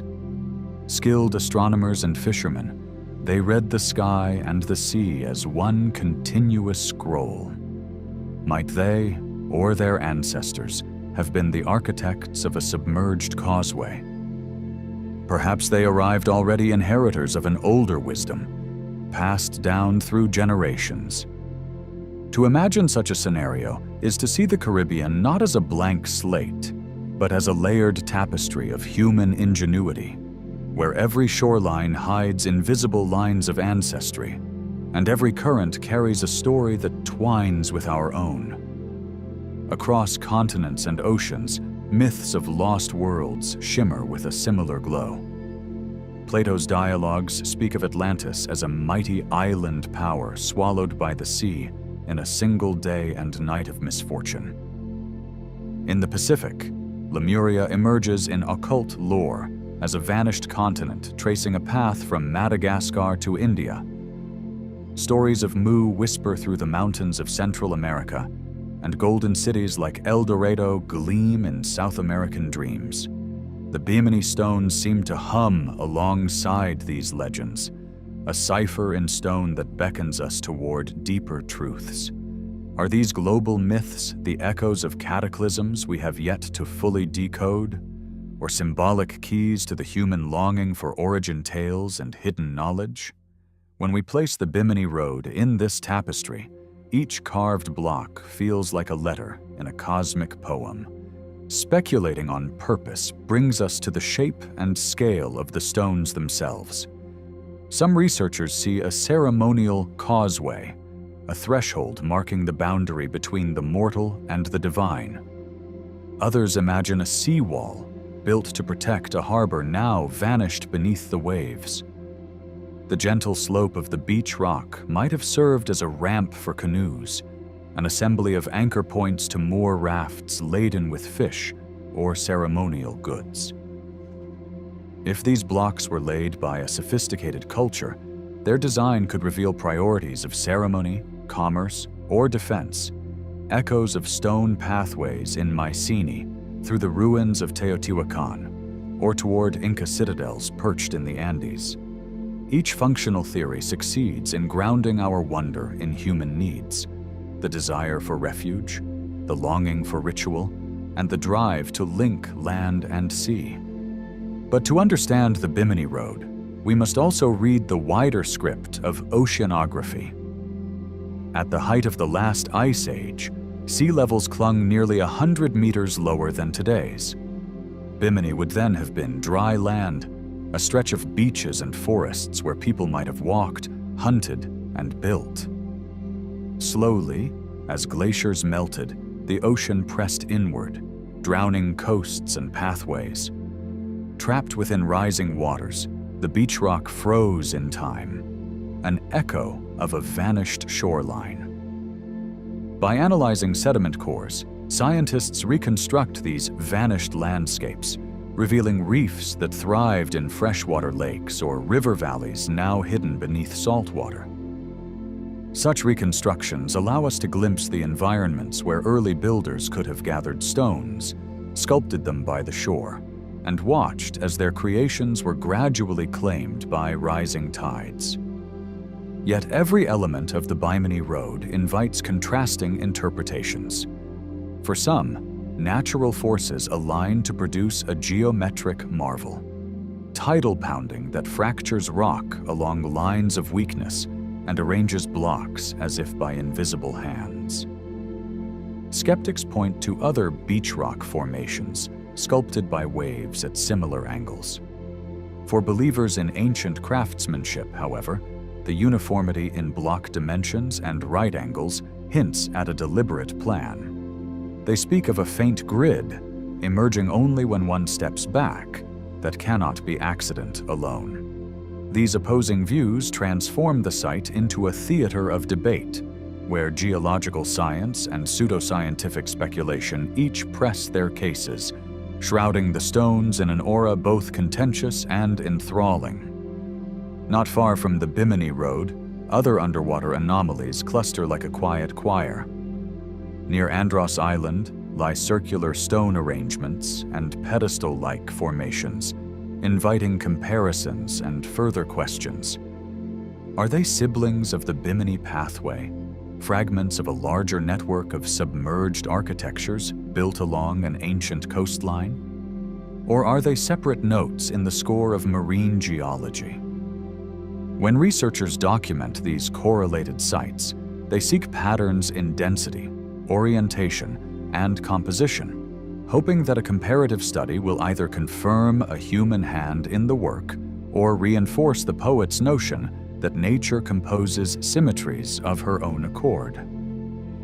Amid these stones, the hunt for artifacts becomes a pilgrimage. Divers sift through sediments for tools, shards of pottery, or worked stones that might bear witness to human activity. But the ocean is no neutral archive.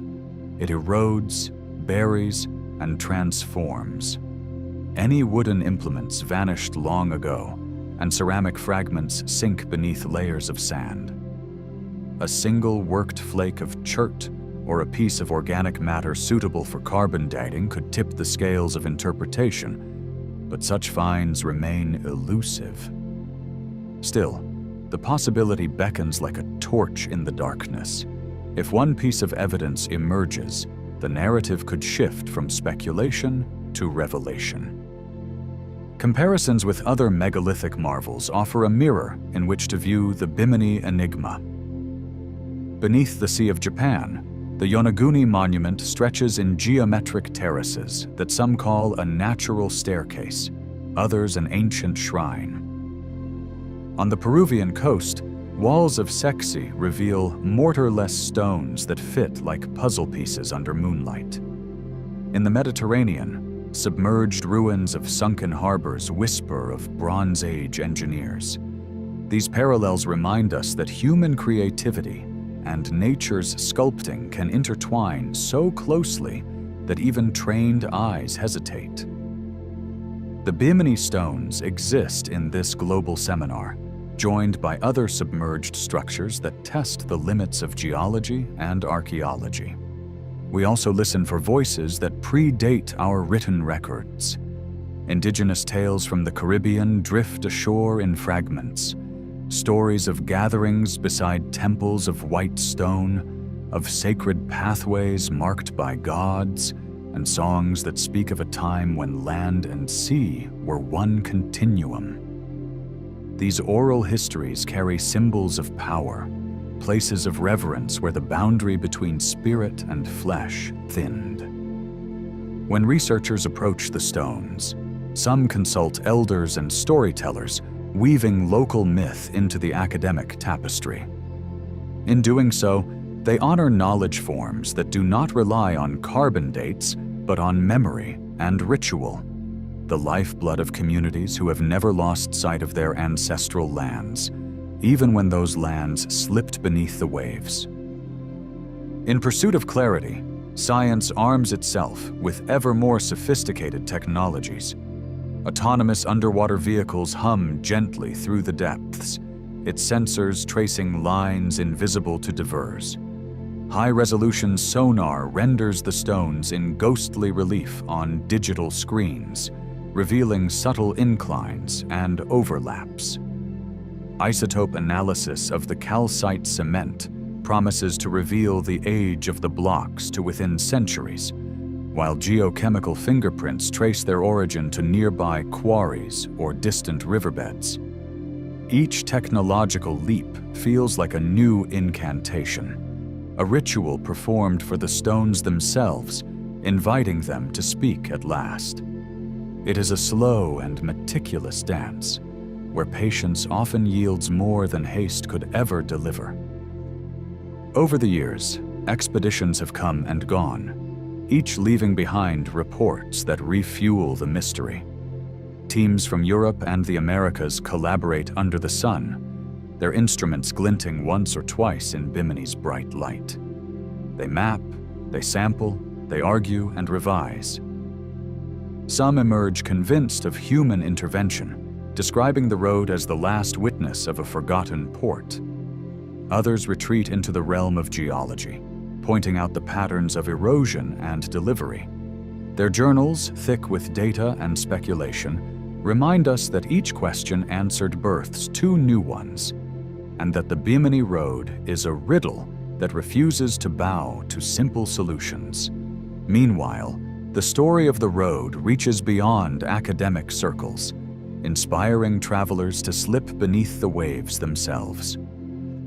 Tour operators speak in reverent tones, guiding snorkelers through shallows where schools of fish weave among the stones. Museums host exhibits with enlarged photographs, and lectures on college campuses frame the site as a case study in wonder.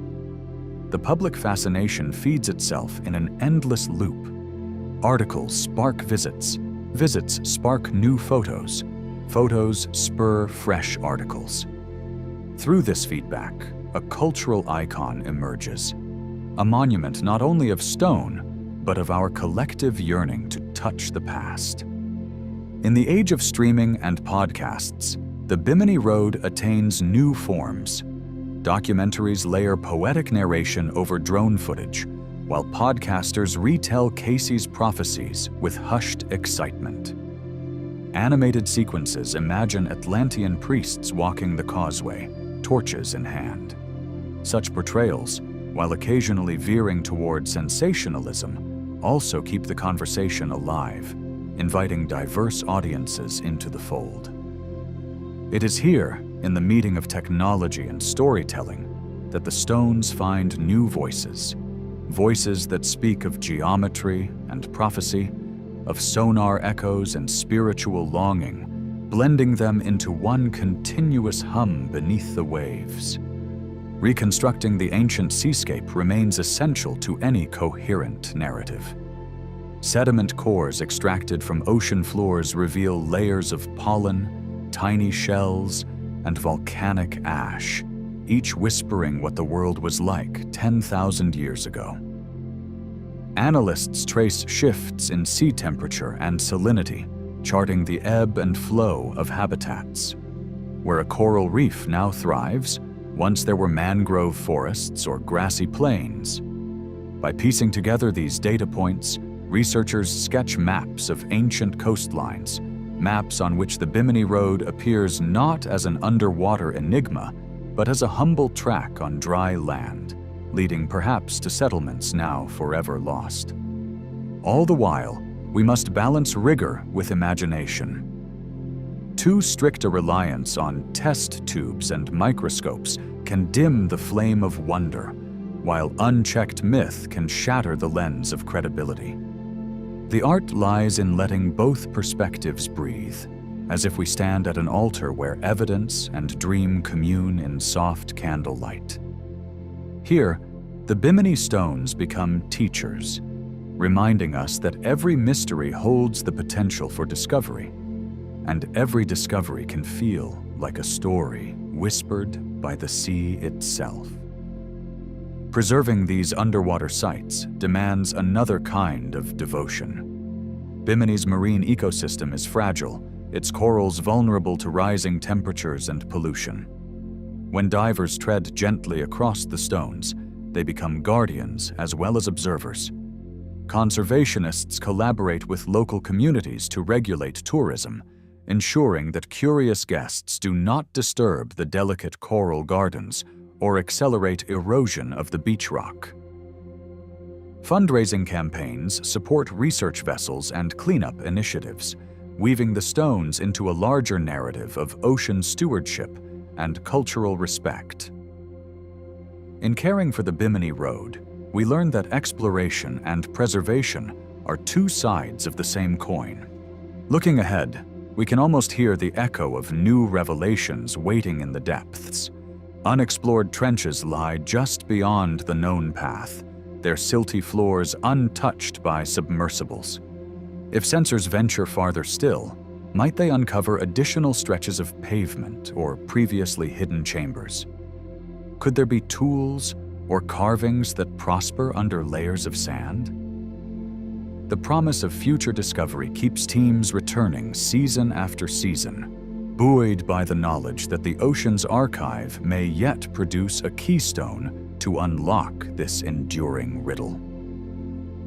In this unfolding drama, the Bimini Road stands as a testament to humanity's shared impulse to build, to explore, to link earth and water. Whether these stones are sculpted by nature's patient hand or positioned by ancient engineers, they embody a universal narrative that we seek meaning in patterns, that we honor thresholds, and that we forge pathways between worlds. Their silent presence beneath the sunlit shallows invites us to reflect on the unity of purpose that runs through human history, a unity that transcends time, geography, and culture. The stones also serve as beacons for educators. Teachers and mentors bring students to lab benches and lecture halls, using the Bimini Road to demonstrate interdisciplinary inquiry. Lessons in geology, archaeology, oceanography, and mythology converge, offering young minds a chance to grapple with uncertainty and to celebrate the interplay of facts and fancies. Workshops on remote sensing or carbon dating give hands-on experience, while creative writing prompts encourage students to imagine lives that touched these stones. In this way, the Bimini Road becomes more than a site. It becomes a classroom without walls, a canvas for curiosity. At the close of each expedition, as instruments are stowed and divers ascend into the sunlight, there is a shared sense that this journey is far from over. The Bimini Road remains a threshold, an invitation to look beneath surfaces, in waters both literal and metaphorical. Each exploration teaches us patience, reverence, and the humility that comes from standing before mysteries that outmatch our swiftest answers. Here, time seems to slow, like soft currents slipping around one's ankles, reminding us that the most profound discoveries rarely arrive in a flash, but unfold quietly, one vista at a time. Beneath Bimini's waves, the stones lie in patient vigil, guardians of stories untold. They whisper of vanished shores and possible civilizations that walked this land long before memory was etched in clay tablets or inked on papyrus. They hum with the tension between scientific proof and poetic longing, beckoning curious souls to listen. In their stony lines, we sense an unbroken thread, tying our 21st century gaze to the hands that shaped them, the waters that bore them, and the dreams that drew them from the earth. Such is the lasting enchantment of the Bimini Road, an ancient mystery forever poised between becoming and undoing, inviting us to wander its silent corridors and touch the edge of the unknown. A soft wind breathes across the silent plateau of Nabta Playa, stirring grains of ochre-colored sand that glint like scattered stars beneath the desert sun. In this remote basin, once an emerald lake fed by monsoon rains, the earth remembers a time when life gathered around glistening pools, when herds of antelope and cattle wandered freely beneath open skies. Now, the basin rests under an unbroken canopy of brilliant blue by day and a velvet tapestry of constellations at night. Amid this stillness lie dozens of enigmatic stone circles, monoliths of memory carved by hands, long turned to dust. They stand in silent vigil, guardians of a cosmic dialogue between earth and sky, wrought in rough-hewn granite pillars and unyielding quartzite slabs, each positioned with an intentional whisper of geometry. Under their stony chorus, the ancient people of Nabta Playa inscribed their longing for order in an ever-shifting world, tracing circles and lines that echo the passages of the sun, moon, and stars. As we follow their spoor, we sense the hum of a civilization poised between survival and transcendence, drawn by something greater than mere existence. When archaeologists first arrived in the mid-20th century, they peered down from dusty rooftops at scattered stones and pottery shards, unable at first to grasp their silent language. Gradually, through patient excavation and aerial photography, the outlines of a grand celestial observatory emerged. Rings of stones aligned to mark solstices and equinoxes with surprising precision. These markers predate Stonehenge by some 4,000 years, placing Nabta Playa among the oldest known astronomical sites on Earth. Here, in the final chapters of the African humid period, seasonal rains transformed the Sahara into a tapestry of grasslands and shallow lakes.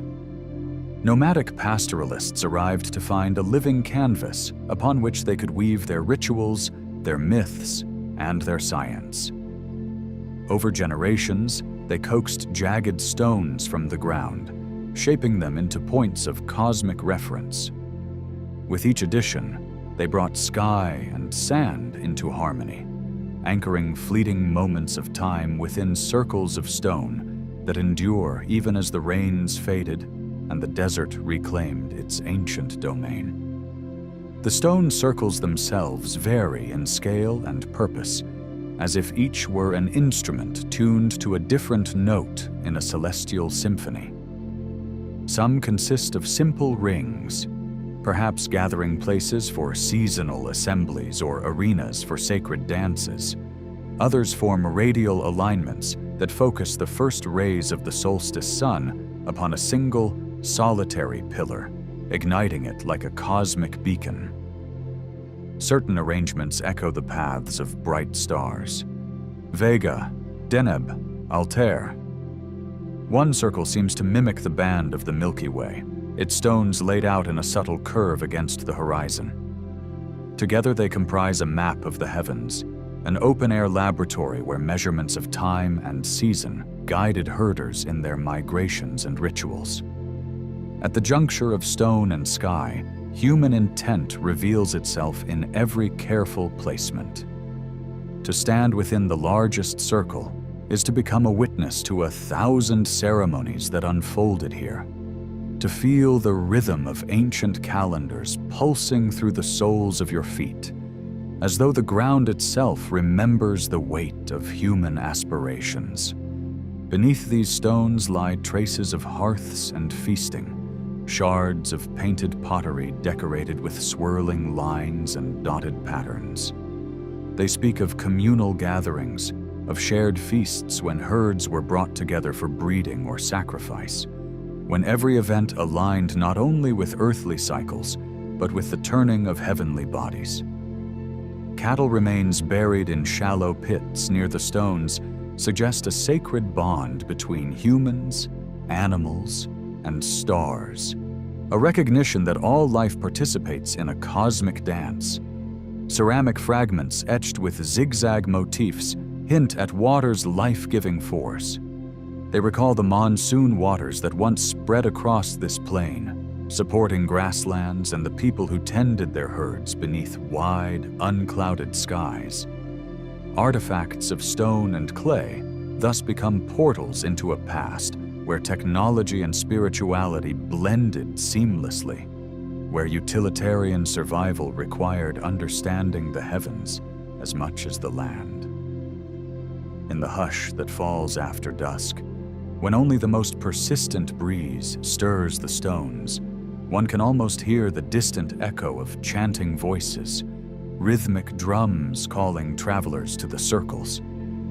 Maybe these gatherings served as rites of passage, as moments when young people crossed thresholds into new social roles, guided by elders who read the sky's ledger. Or perhaps they enacted creation myths, reenacting cosmic battles between light and dark, water and sand. Some stones bear small cupules, tiny hollows that may once have held offerings of grain, milk, or scented herbs. Others align with raised earthen mounds that, when viewed from certain vantage points, appear as stylized representations of the Nile's life-giving flood. These features converge to form a ritual landscape, where every stone, every dip in the ground, becomes a vessel for ancestral memory, a reminder that earth and sky are inseparable in the world of the mystic observer. Yet, even as Nabta Playa reveals its celestial geometry, it also conceals its deeper secrets. Who were the architects of these stone circles? Their names have faded like footprints in shifting sands. We glimpse them only through their works, the pottery shards that survived centuries of wind, the charcoal flecks in abandoned hearths, the cattle bones laid to rest beneath flat stones. They were pastoralists, watchers of herds and stars alike, kin to the broader tapestry of African hunter-gatherers and early herders. They left no written records, no carved obelisks announcing their leaders. Their legacy persists in the subtle mathematics encoded in stone, as eloquent as any hieroglyph.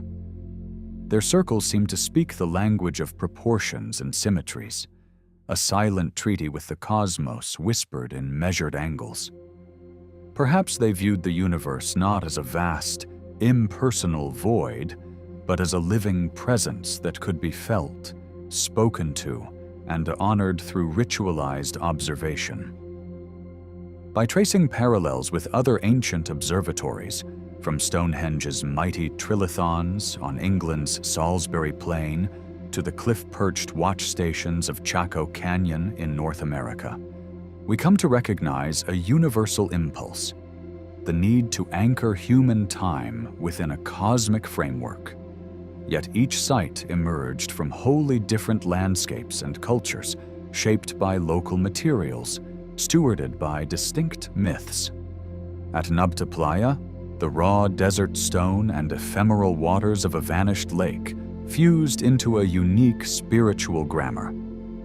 The pastoralists here transferred their knowledge of animal migrations into schematic representations of celestial movements, as if cattle and stars share a secret language of cycles. Their ingenuity invites us to broaden our definitions of prehistoric science, to see in every way they moved and arranged stones a sophisticated grasp of geometry and observational astronomy. Modern technology now extends our view beneath the surface, revealing buried features that once escaped the eye of the early archaeologists. Ground-penetrating radar and LiDAR surveys detect faint outlines of wooden structures, post holes, and purposeful hollows beneath stone pavements. Satellite imagery locates hidden pathways that connected stone circles with ancient watercourses. These new tools promise revelations, yet they also remind us that the intangible heart of Nabta Playa will always elude full capture. Its essence lies in that space between measurement and mystery, where an observer's meditation deepens understanding as much as any empirical model. In the shadow of each stone, we glimpse the unspoken covenant between earth and sky that these ancient people nurtured through ceaseless contemplation.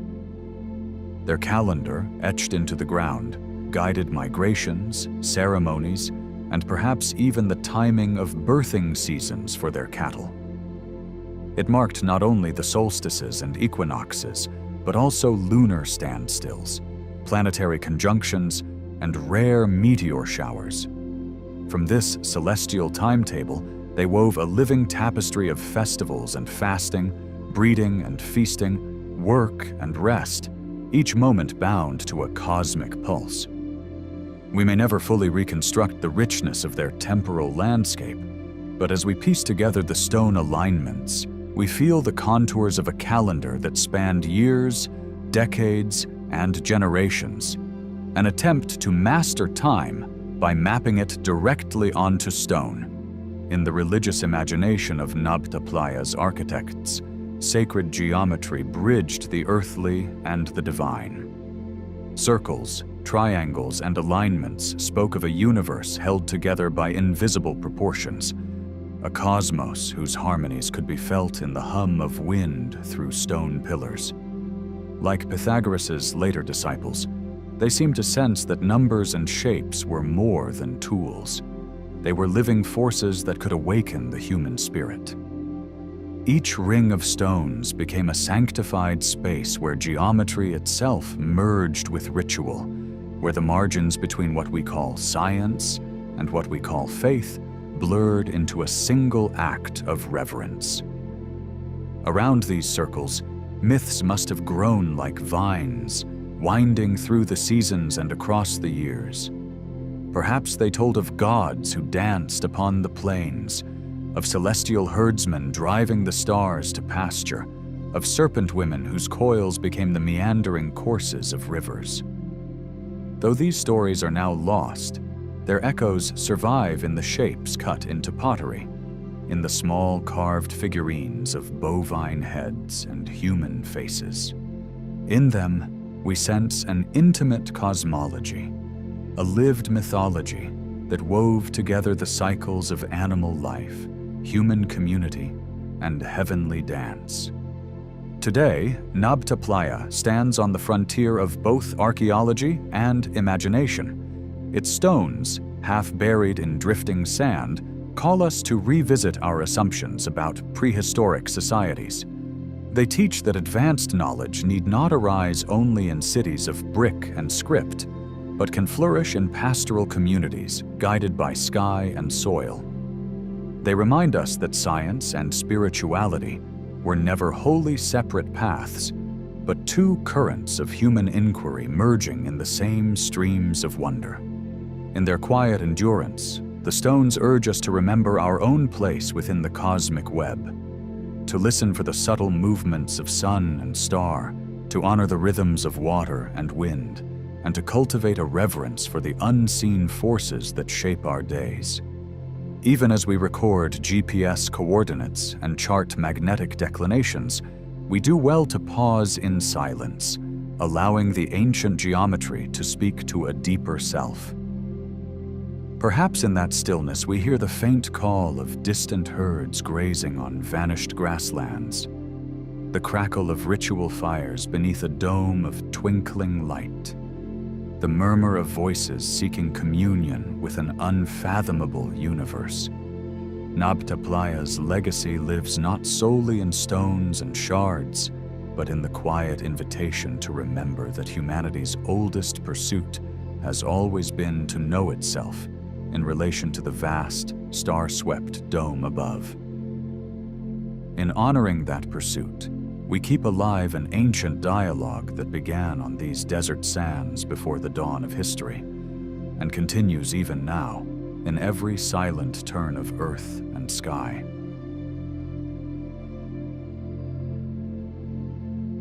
In the quiet expanse of the Golan Heights, where basalt fields stretch beneath wide, ancient skies, a remarkable circle of stones rises from the earth in solemn testimony to a vanished world.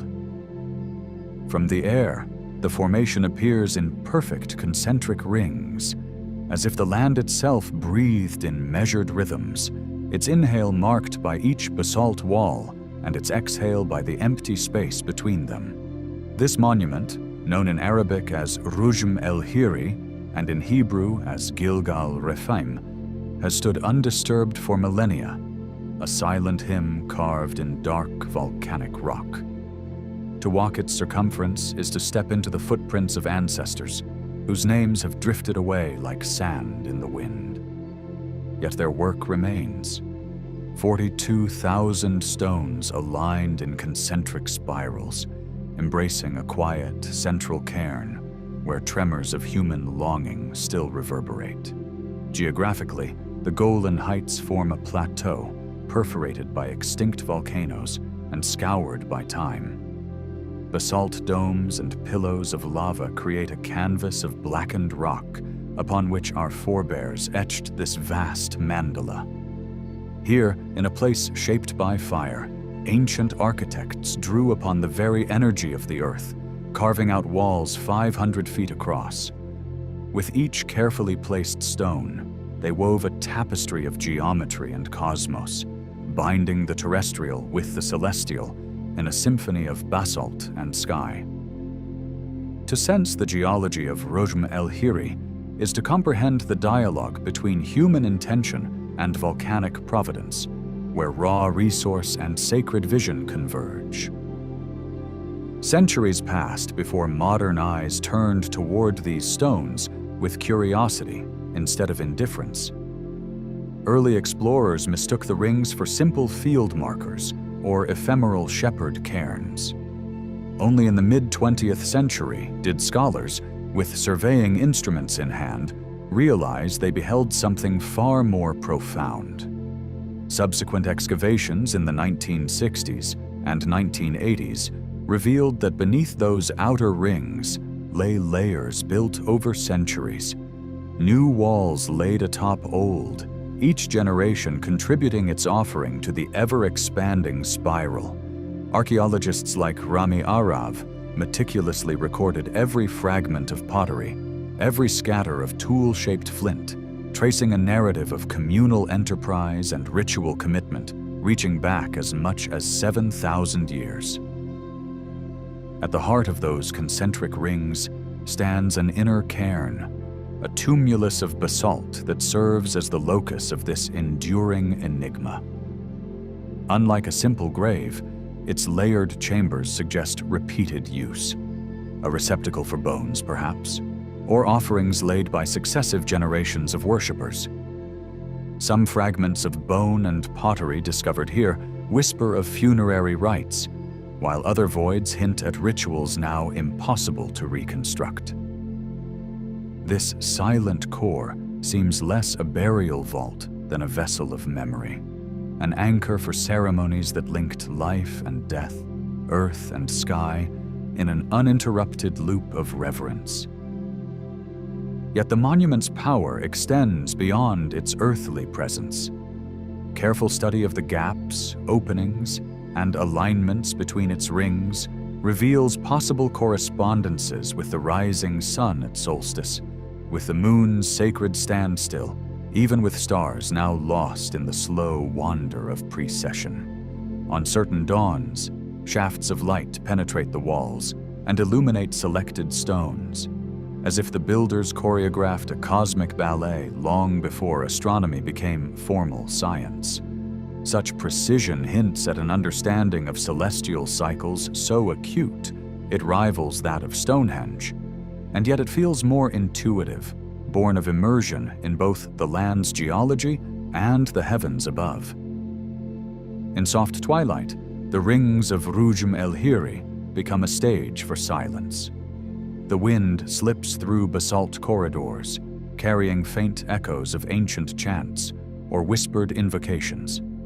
Stepping between walls, one senses the stone's patient will, its muted invitation to pause and listen. Here, ceremony transcended spectacle. Participants gathered in mindful procession, guided by light and shadow, enveloped in the hush of primordial devotion. Some have imagined priest astronomers tracing star paths. Others view communal assemblies marking the cycles of life, with offerings cast into the sacred core. In each vision, the site served as a threshold where human and divine entwined. The choice of basalt for this performance was no accident.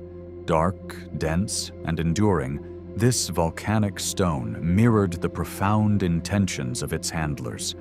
It resisted wind and rain, storing warmth by day and releasing cool relief by night.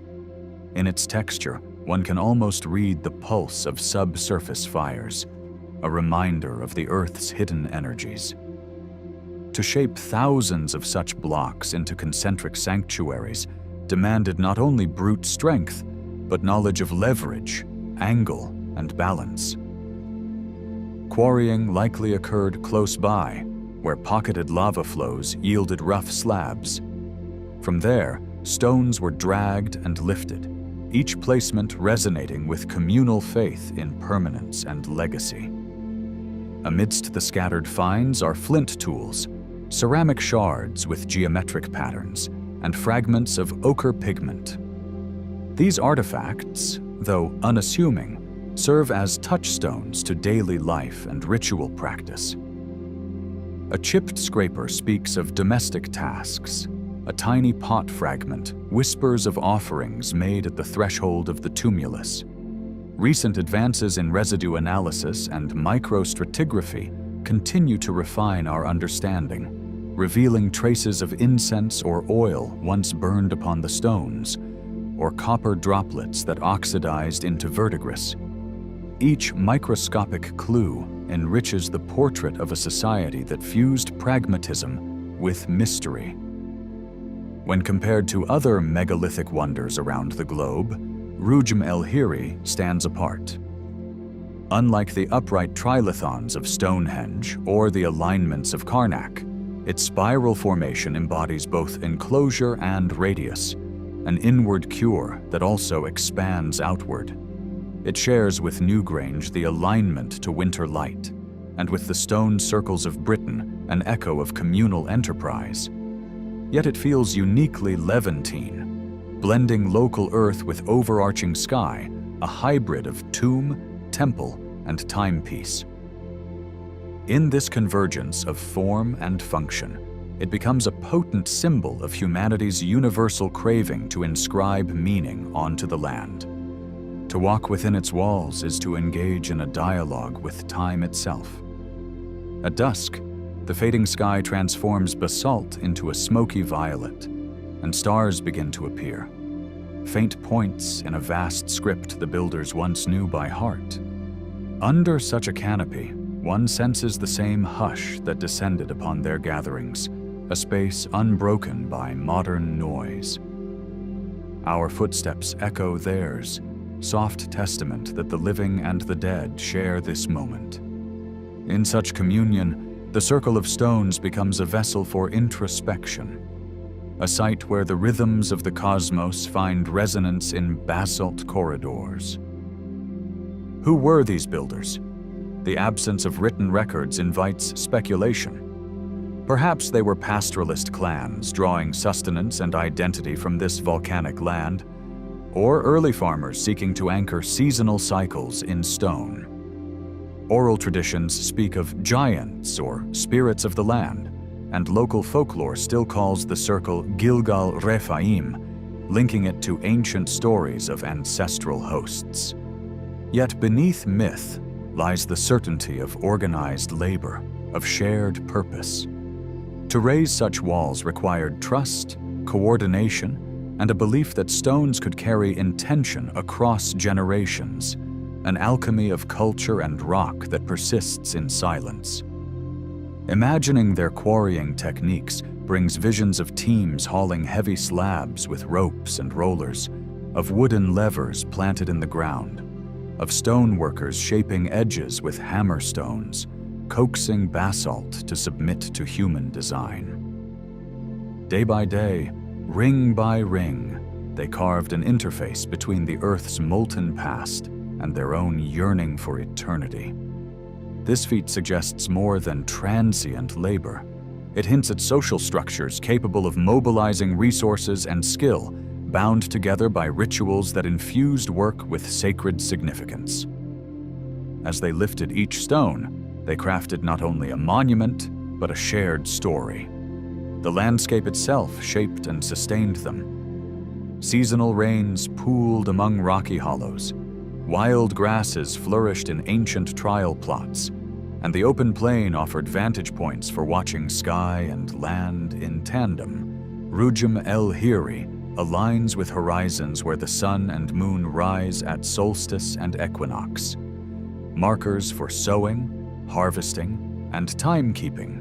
In this strategic placement, geology and astronomy married in an act of reverence, as if the builders had listened to the cadence of storm and star, and then composed stone to echo their song. By drawing parallels with ethnographic traditions, we glimpse how stone circles often function as stages for gathering, for rites of passage, and for transmitting cosmological knowledge.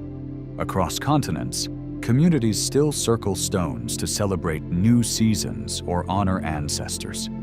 In these living rituals, meaning emerges not only from stone, but from human breath, song, and shared movement. Rujum el-Hiri whispers that same invitation to communion. Here is a place to ground spirit in rock, to reaffirm ties with sky and earth, and to remember that we live within cycles far grander than our own brief flicker. Even its name carries echo and weight. Rujum el-Hiri, heap of wild stones, or Gilgal Rephaim, wheel of the giants, conjures both the untamed land and the powerful hands that shaped it. Names wreathe the monument in narrative, binding the immaterial flow of memory to the tangible heft of basalt. Spoken aloud, they summon layers of meaning, stones as witnesses, stones as thresholds, stones as silent storytellers. Each utterance rekindles threads of connection between past and present, weaving voices into the landscape's living tapestry. In recent decades, technology has opened new windows into Rujum el-Hiri's secrets. Ground-penetrating radar traces hidden hollows beneath the tumulus. LiDAR sketches three-dimensional maps that reveal subtle earthworks extending beyond the visible rings. Radiocarbon dating of charcoal fragments teases out a chronology of building phases. As these methodologies evolve, they sharpen our vision while preserving the monument's sanctity. Researchers now venture lightly, guided by drones and non-invasive sensors, honoring both the stones and the spirits they embody. In environmental studies, Rujum el-Hiri emerges as a case study in harmony. Soil analyses indicate that builders deliberately cultivated adjacent soils, rotating small plots to nourish both body and ceremony. Runoff channels carved from basalt beds channeled spring waters through ritual kitchens and offering benches. In these ecological interactions, we glimpse an ethos of stewardship, a belief that large-scale monuments could thrive in balance with local habitats, weaving human purpose into the land's own regenerative cycles. Today, Rujum el-Hiri stands as an educational haven where students of history, archaeology, and spirituality tread gently among its rings. Workshops convene at dawn to observe solstice light, while seminars unpack its geology to reveal deeper insights into volcanic processes. Visitors journal beneath its walls, seeking inspiration in the hush of stone. Through guided programs, the site becomes not merely a monument, but a living classroom, inviting each generation to learn not only about past feats, but about their own place in the ongoing story of earth and sky. Cultural tourism here unfolds at a contemplative pace.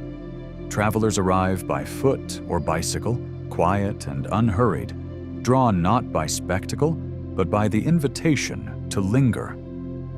Picnics are held beyond the outer ring. Evening gatherings bring local musicians whose soft melodies blend with the sighing wind.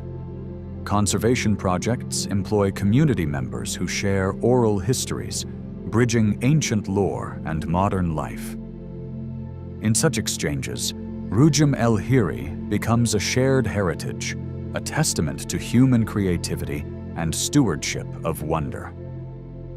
Ultimately, this great stone wheel captures innumerable narratives of builders and astronomers, of ritual and remembrance, of the interplay between Earth's deep fires and human aspiration. In its concentric embrace, time circles back upon itself, inviting us to trace ancient footsteps and dwell quietly in its vaulted hush. Under starlit skies or the first light of dawn, one senses strands that bind the earliest architects to ourselves. A yearning to mark existence, to measure our days, and to enshrine meaning in basalt that will outlast our fleeting breaths. Here, at Rujum el-Hiri, the stones do not merely endure. They sing a silent song of humanity's ceaseless quest to anchor eternity in the arms of the earth. In the vast embrace of Cappadocia's wind-swept valleys, the moonlight reveals a terrain of surreal spires and soft contours, as if shaped by the slow breath of the earth itself. Here, ghostly towers of volcanic tuff rise like silent sentinels, their pale surfaces etched by time and wind. Yet beneath this dreamscape lies an even deeper wonder, a hidden realm of corridors and chambers carved into soft rock, stretching in silent labyrinths across the region. As we step into this underworld, the cool, shadowed stone envelops us, inviting our senses to stillness. Each echoing footfall feels like a heartbeat in an ancient chest, and the faint scent of earth draws us ever inward. In this subterranean kingdom, memory and mystery intertwine, testaments to lives lived below the sun, sculpted by hands we can only imagine. Who built these cavernous halls, and for what purpose? Some tell of fearful ancestors seeking refuge from marauding armies or the unforgiving heat above. Others suggest ritual journeys beneath the earth's skin, pilgrimages of soul and spirit to a womb-like sanctuary. Trade and communication may have threaded their own needs through these dark veins, linking settlements in safety. The twisting passages themselves become a metaphor for unseen currents, social, spiritual, or practical, that guided these anonymous architects. In the hush of these tunnels, questions settle like dust. Necessity, devotion, or both? Traditionally, scholars point to the Phrygians or the Hittites, great Anatolian peoples whose empires once brushed against these hills. Yet the more explorers descend into the depths, the more layers of complexity reveal themselves, hinting at origins older than any written chronicle. Could a vanished culture, predating dynasties and palaces, have laid the first stones of this underworld? Carvings and rock-hewn facades offer subtle clues, serpent motifs, geometric patterns, perhaps echoes of a memory we cannot fully grasp. The notion of a forgotten people, skilled in the art of excavation, stirs the imagination. Their mastery over geology seems to exceed mere practicality. It speaks of generations refining techniques by candlelight, passing down lore lost to the surface world. In those silent chambers, the builder's spirits may still linger, guiding every chisel mark, every curve hewn into the stone. Among the many marvels of Cappadocia, Derinkuyu stands paramount, a testimony to human ambition and subterranean artistry. Discovered by chance in 1963, this city plunges more than 60 meters below ground, its 18 levels once sheltering up to 20,000 souls. Each floor unfolds a new chapter. Storerooms hewn into the rock, stable floors where cattle stood in stony stalls, communal halls ringed by benches, and sacred alcoves where soft votive flames once danced. The corridors transition seamlessly from spacious chambers to narrow tubes, defensible choke points that reflect strategic intention as much as community planning. Without steel or electricity, the builders carved arches and vaults with acute geological awareness, ensuring stability through grain and strata of tuff. The very structure seems alive, breathing through hidden pores in the stone. As we trace the steps of ancient inhabitants, we wonder whether every new tunnel was a response to swelling numbers or part of a grand design conceived by persevering visionaries, mapping an underworld unlike any above. The air circulates here as if by design of an unseen wind. Ventilation shafts, some plunging 55 meters deep, pierce the silent gloom, opening to the sky above. In Derinkuyu, These shafts are more than mere holes. They are lifelines, channels through which fresh air and water moved in tandem. Wells carved like inverted pillars draw water from deep aquifers, and the interplay of air currents hints at early mastery of fluid dynamics. Each draft seems measured, each shaft carefully positioned to nourish hidden spaces. We sense a profound understanding of environmental control, a union of practicality and foresight, born from generations trialing, observing, and refining.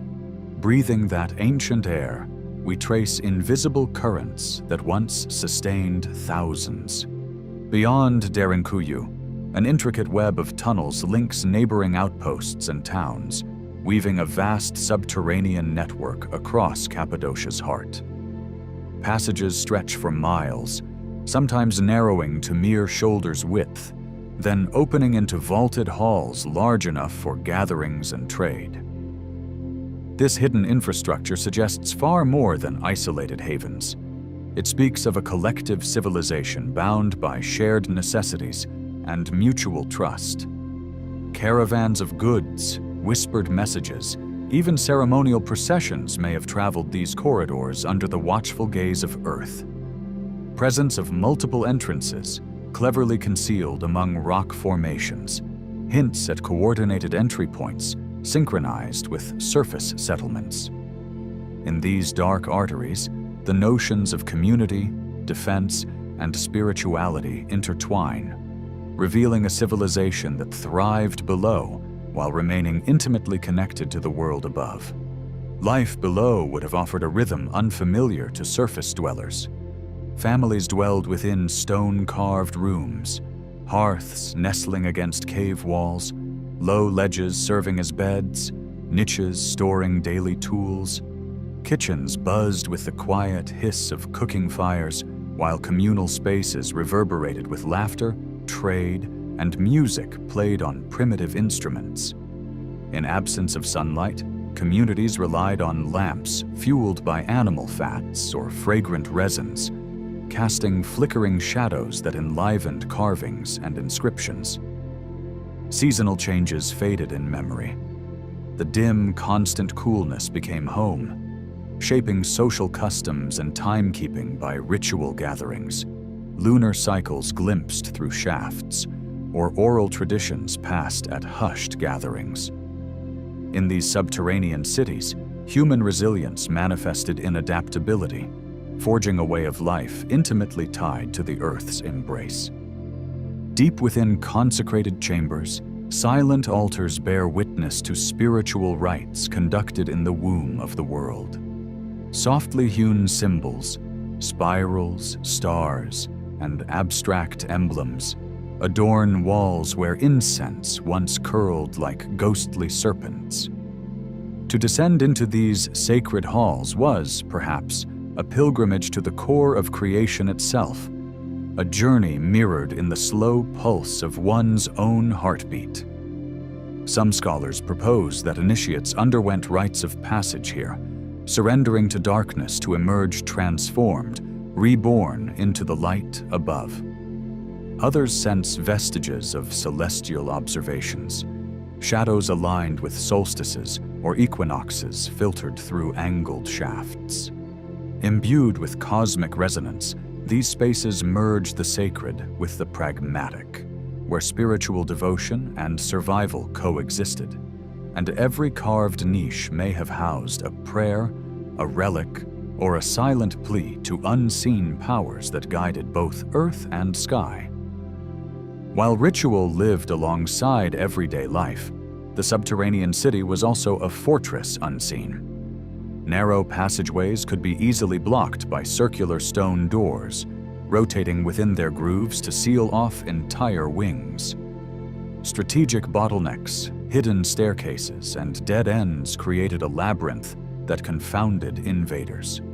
Inhabitants could retreat deeper into the earth, safe from siege engines and fire. Food stores and wells allowed extended concealment, and watch posts carved at key junctions served as sentinels. Here, ingenuity transformed the rock into both shelter and weapon, fusing natural advantages with cunning design. In these corridors, defense was not an afterthought, but woven into every stone, an enduring testament to a people mindful of threats both human and elemental. And yet, the greatest mystery lies in their absence. No inscribed names, no records survive to tell of the masons who toiled in darkness. Written echoes vanish in these tunnels, leaving only anonymous walls carved by patient hands. Later, peoples, Hittites, early Christians, Byzantine Greeks, may have repurposed the spaces, yet none claim its origins. In this silence, their creators remain phantoms whose artistry speaks louder than any inscription. As footsteps echo within vaulted chambers, we encounter shadows of those long gone, stirring wonder at the durability of human ambition and the poignant beauty of an unnamed legacy etched in stone. For centuries, local villagers knew whispers of hidden caves and forgotten shafts, but only in the 20th century did formal exploration begin. In 1963, a homeowner in Derinkuyu stumbled through a shallow hole to discover a hidden corridor, unlocking a city lost to time. Subsequent excavations unveiled hall upon hall, each revealing more of this vast underworld. Every new chamber brought fresh astonishment, prompting archaeologists to refine theories about ancient habitation. The slow unveiling of Cappadocia's secrets continues today, as modern teams employ ground-penetrating radar, 3D mapping, and respectful excavation practices to preserve the delicate dance between discovery and conservation. The secret to Cappadocia's carved sanctuaries lies in the rock itself, volcanic tuff. Formed from ash of ancient eruptions, this soft, porous stone resisted collapse while remaining amenable to human chisels. Layers of firmer basalt cap the tuff, protecting centuries of underground architecture from erosion. This unique geology created a partnership between earth and artisan, where the very ground yielded to creative will. In manipulating these layers, builders displayed an intimate geological intuition. They carved along natural seams, avoided unstable pockets, and preserved structural integrity, gifted with a medium neither too brittle nor too dense. The land shaped their destiny, just as they shaped the land. Although hidden, these cities never stood apart from the sunlit world above. Entrances masqueraded as ordinary doorways in stone homes, while watchtowers and fortified gateways discreetly aligned with subterranean shafts. Above-ground chapels and granaries marked the rhythms of daily life, seamlessly linked to hidden corridors. Farmers might slip below ground when danger loomed. Merchants traverse candle-lit tunnels to trade goods. Pilgrims descend for sacred observances before returning to open air. This dual existence, surface and subsurface, reflects a society adept at balancing realms, weaving light and shadow into a cohesive way of life that honored both the fertile slopes above and the hushed sanctuaries below. In the fertile realm of speculation, some whisper of assistance from ancient astronauts, beings whose advanced knowledge guided the intricate carvings and hidden blueprints. These stories, carried on winds of conjecture, fuse modern myth with the enigmas of stone. While mainstream scholarship credits human ingenuity, the extraterrestrial narrative persists like starlight, intangible yet compelling. Whether fanciful or symbolic, such tales encourage us to expand the boundaries of belief, reminding us that the line between reality and imagination may be as elusive as the final secrets of these shadowed halls. The revelation of Cappadocia's underworld has rippled through modern archaeology, challenging entrenched theories about settlement patterns, technological capacities, and social complexity.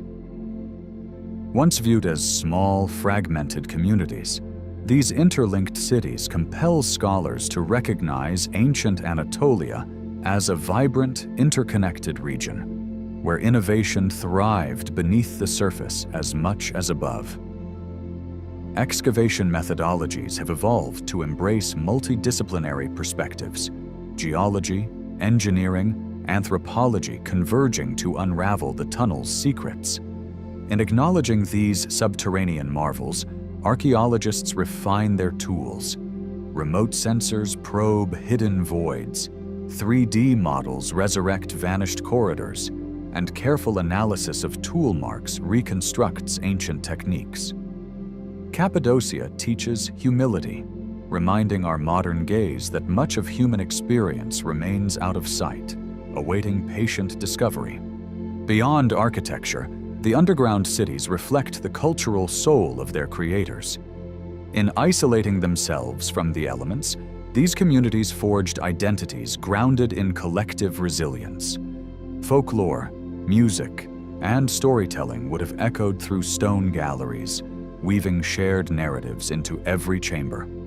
Inscriptions and carvings become cultural fingerprints, subtle yet telling. The melding of Anatolian traditions, olive oil, wine storage, ritual feasts, with subterranean rituals highlights a society that embraced dualities: light and dark, earth and sky, community and solitude. Today, these sites inspire local pride and global fascination, underscoring the enduring power of place to shape cultural memory, binding descendants to the land and to vanished voices that still murmur from hidden corridors.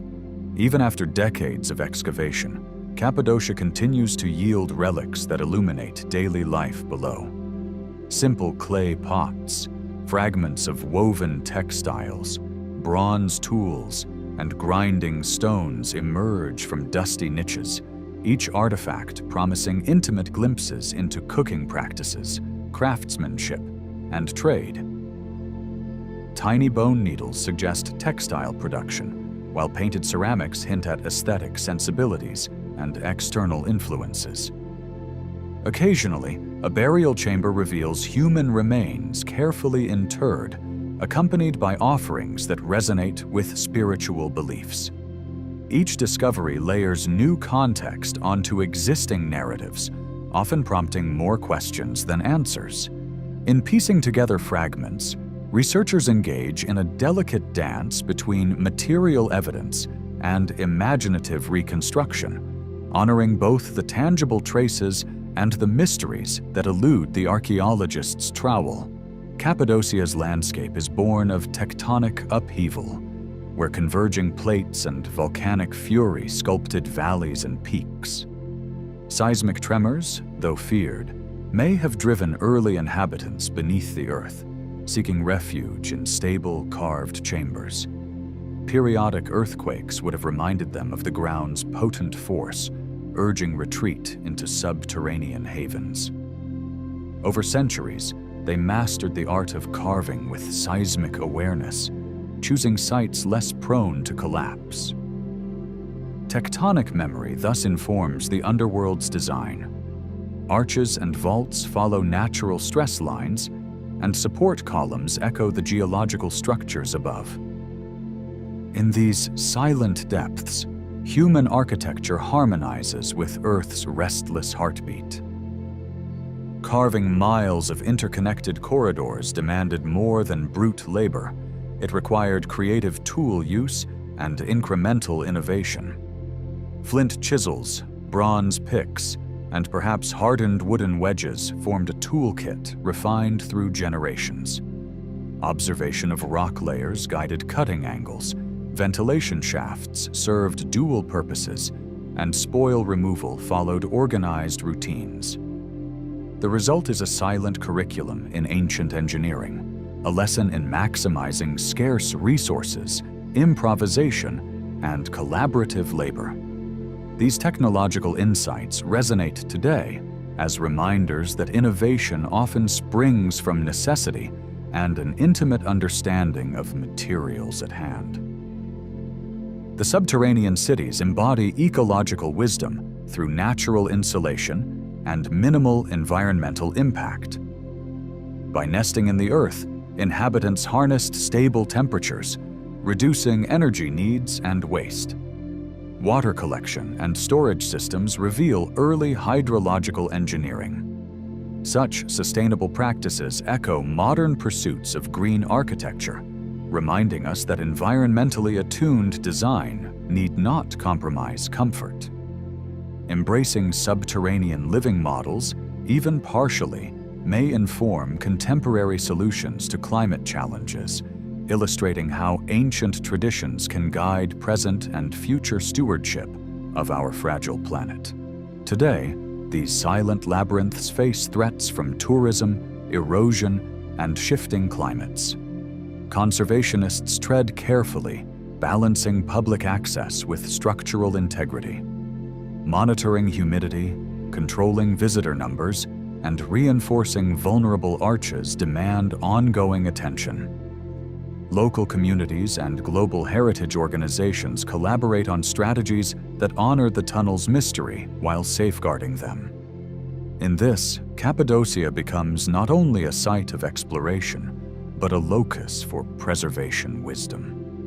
An invitation to protect the unseen as reverently as the visible, ensuring that future wanderers may still glimpse the hush of these ancient depths. Among the rock-carved passages lie delicate reliefs and symbols that transcend mere decoration. Abstract motifs, interlocking circles, intertwined vines, spirals, breathe silent stories into the stone. Some chambers feature stylized animal figures, perhaps guardians or totems, their forms worn smooth by centuries of human touch. These artistic echoes speak of aesthetic sensibilities refined in twilight light of oil lamps, where artisans sculpted both function and meaning. In each carefully etched line, we sense the pulse of a shared imagination. Visual whispers carried through generations, reminding us that even in darkness, the human impulse to create beauty endures. Contemporary scholarship weaves together ancient accounts, geological studies, and ethnographic parallels to enrich the narrative of Cappadocia's underworld. By situating these cities within broader Anatolian history, trade routes, spiritual networks, imperial shifts, researchers craft multi-layered interpretations. Yet the tunnels resist neat categorization, forever inviting fresh perspectives. Each new hypothesis, whether technical, ritual, or symbolic, becomes part of an ongoing dialogue between past and present, reminding us that history is not a closed book, but an evolving tapestry of inquiry and wonder. The hidden cities of Cappadocia stand as bridges between lost ancestral knowledge and contemporary innovation. In their stone corridors lie lessons in sustainable design, communal resilience, and reverence for the Earth's architecture. Modern architects study the balance of illumination and insulation, while engineers marvel at natural ventilation systems honed over millennia. Cultural anthropologists draw inspiration from the integration of ritual and daily life, and spiritual seekers find in the womb-like chambers a metaphor for inward journeys. By honoring these ancient blueprints, we rediscover capacities to harmonize technology with ecology, personal identity with community, and the seen with the unseen. Cappadocia's tunnels become living textbooks, timeless guides for forging a future grounded in ancestral insight. As we emerge from the subterranean glow into the open air, the silent grandeur of Cappadocia's caves lingers in our awareness, a reminder of human creativity woven into stone. These tunnels, born of volcanic ash and patient hands, urge us to reconsider the boundaries of possibility when ingenuity meets necessity. They beckon us toward humility before the Earth's mysteries and inspire confidence in the resilience of collective vision. In their shadowed halls, we glimpse echoes of forgotten voices and find, perhaps, a mirror for our own journey through unknown depths. May their quiet wisdom guide us, reminding each generation that the finest legacies may lie buried, awaiting those willing to listen in the hush beneath our feet. High among the Andean peaks, where mists drift like whispers on a silent wind, stands the monumental fortress of Sacsayhuaman. Its weathered stones catch the first pale light of dawn and the last glow of twilight, as if the mountain itself had arranged them with deliberate grace. Each massive block, some weighing well over 100 tons, fits into its neighbor with such exquisite precision that the seams vanish like footprints in fresh snow. To wander along these lofty terraces, stepping from one mighty stone to the next, is to tread upon an echo of a vanished world. The air is thick with an ancient resonance, a hush that stirs the imagination and invites quiet reverie. Here, time seems both suspended and threaded into the earth. The fortress rises in harmony with the surrounding ridges and valleys, as though shaped by hands guided by cosmic purpose. No hastened narrative can capture its presence. Only a slow immersion, a gentle inhalation of history's fragrance, can reveal its subtle mysteries. From the earliest accounts of wandering Spaniards to modern-day explorers, humans have been drawn to the giant walls of Sacsayhuaman, seeking answers in the labyrinth of interlocking stones. Chroniclers spoke of Inca nobles guiding them along hidden stairways, confessing that their own ancestors had uncovered the stones rather than crafted them into place. Such confessions gave rise to a tantalizing paradox. The Inca, masters of earth and sky, claimed to be inheritors of a deeper legacy, one that reaches beyond their own storied empire. The absence of mortar between these monoliths amplified the wonder. How could craftsmen manage to carve, dress, and set blocks so precisely that not even a blade of grass could slip through the cracks? Bridge tools made of bronze or copper seem insufficient to explain surfaces polished to a mirror-like tranquility. Modern engineers, armed with laser measurements and steel instruments, remain humbled by the harmony of irregular shapes, creating faultless joints. It is as though the stones themselves remember an ancient dialogue, conversing in silent gestures of friction and balance.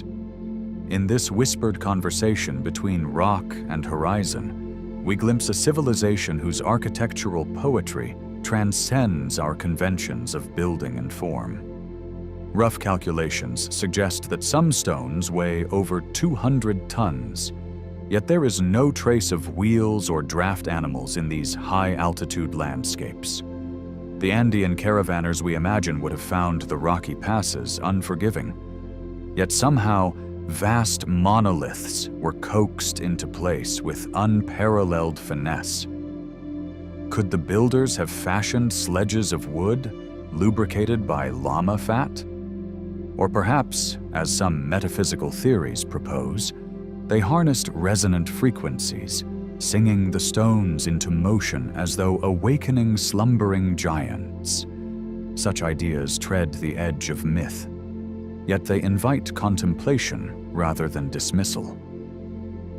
If one considers the oral traditions that speak of subterranean channels filled with sacred waters, might these pathways have been part of a transport network, guiding massive stones on fluid cushions? Even if we accept more terrestrial explanations, the planning required to coordinate hundreds of workers, the precision of angles on sloping terraces, and the choreography of ramps and pivot points betray a sophistication far beyond simple brute force. Some speculate that a lost branch of knowledge once merged proto-technology with ritualistic practice, a craft now vanished like morning mist. In every pebble and crevice, we sense the deliberate orchestration of a civilization in tune with both earth and sky.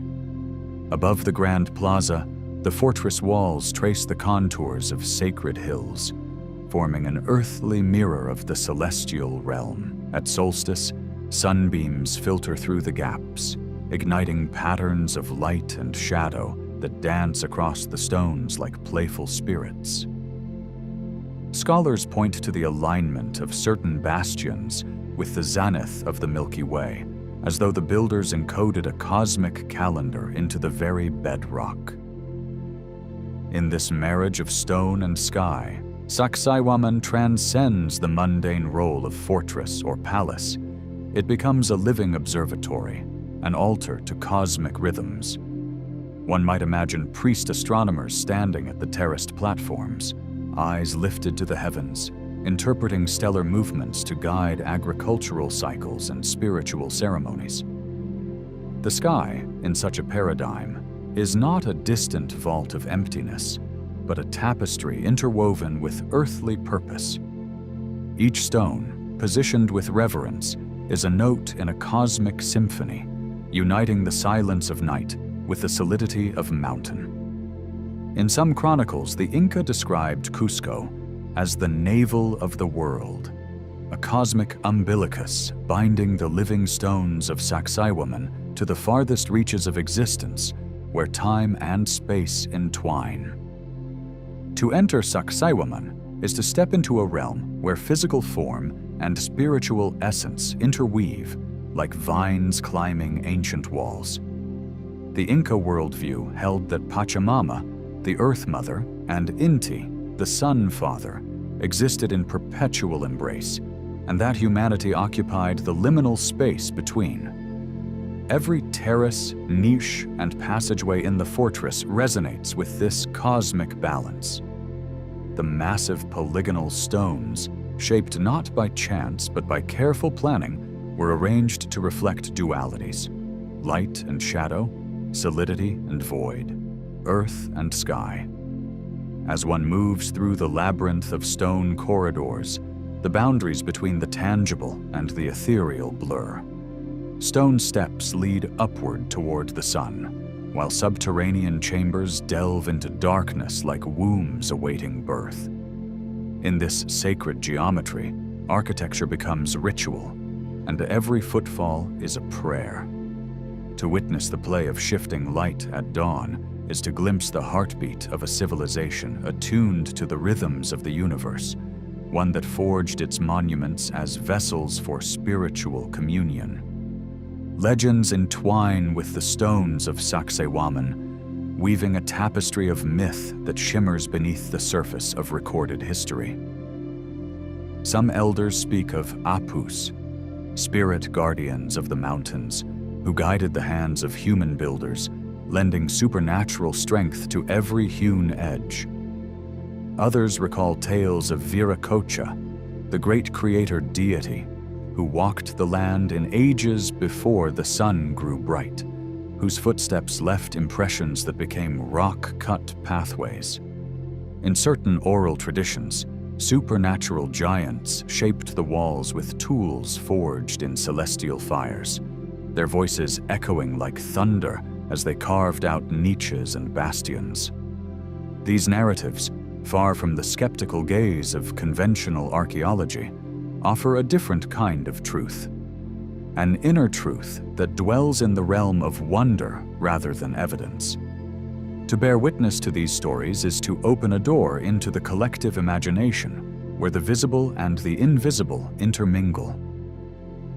Myth and memory converge at the wall's edge, inviting each visitor to dance in the liminal space between legend and living stone.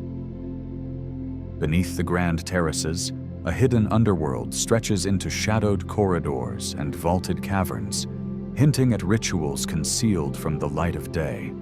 Explorations have revealed tunnels carved deep within the mountain's heart, their walls bearing traces of red ochre and charred wood. Some passages narrow to waist height, while others open into chambered spaces that might have sheltered priests or stored sacred offerings. Local lore suggests that these low-ceilinged caves were places of initiation, hushed rites where neophytes emerged transformed, rising into the sun's embrace through narrow stairways hewn in the living rock. The air in these subterranean realms is cool and still, charged with a tangible silence that seems to hold its breath against remembrance. Here, in the depths, time unravels.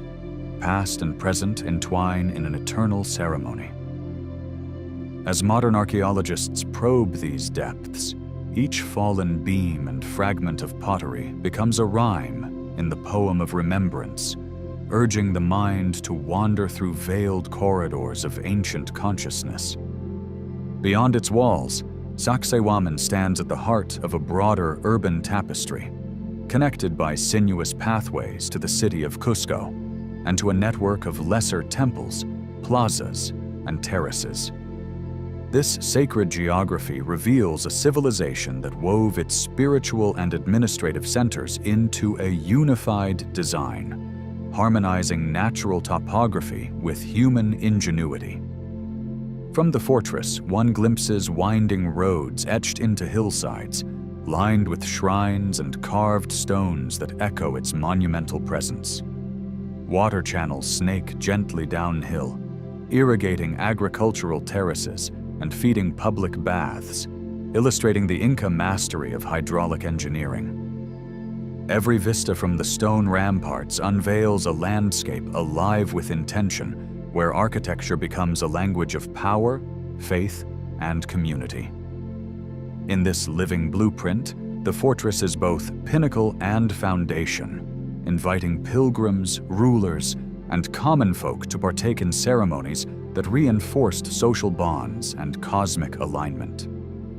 The city and its fortress breathe as one organism, each pulse echoing through stone corridors and flowering fields alike. Sacsayhuaman's enduring presence owes as much to its spiritual vision as to its structural resilience. Subjected to centuries of seismic tremors, this fortress has withstood the shuddering forces of Andean earthquakes that would crumble more haphazard constructions. The secret lies in the wavy contours of its walls, interlocking polygons that dissipate energy and prevent catastrophic collapse. The stones, hewn into irregular yet complementary shapes, interlock like puzzle pieces, shifting imperceptibly under stress and then settling back into place. In recent years, conservation efforts have aimed to respect this ancient wisdom, employing minimal intervention and reversible techniques to stabilize weakened sections. Conservators speak of whisper repairs, delicately filling voids and smoothing edges while preserving the scars of time. This delicate balance between restoration and authenticity mirrors the fortress's original harmony with Earth's rhythms. As each chink is carefully mended, the dialogue between past and present continues, reminding us that preservation is an act of reverence, a compassionate tending of the memory enshrined in stone. Over centuries, Western chroniclers recorded their own marvel and perplexity upon encountering Sacsayhuaman. Conquistadors, driven by an urge to map and categorize, sketched crude diagrams and penned accounts that often missed the fortress's deeper resonance.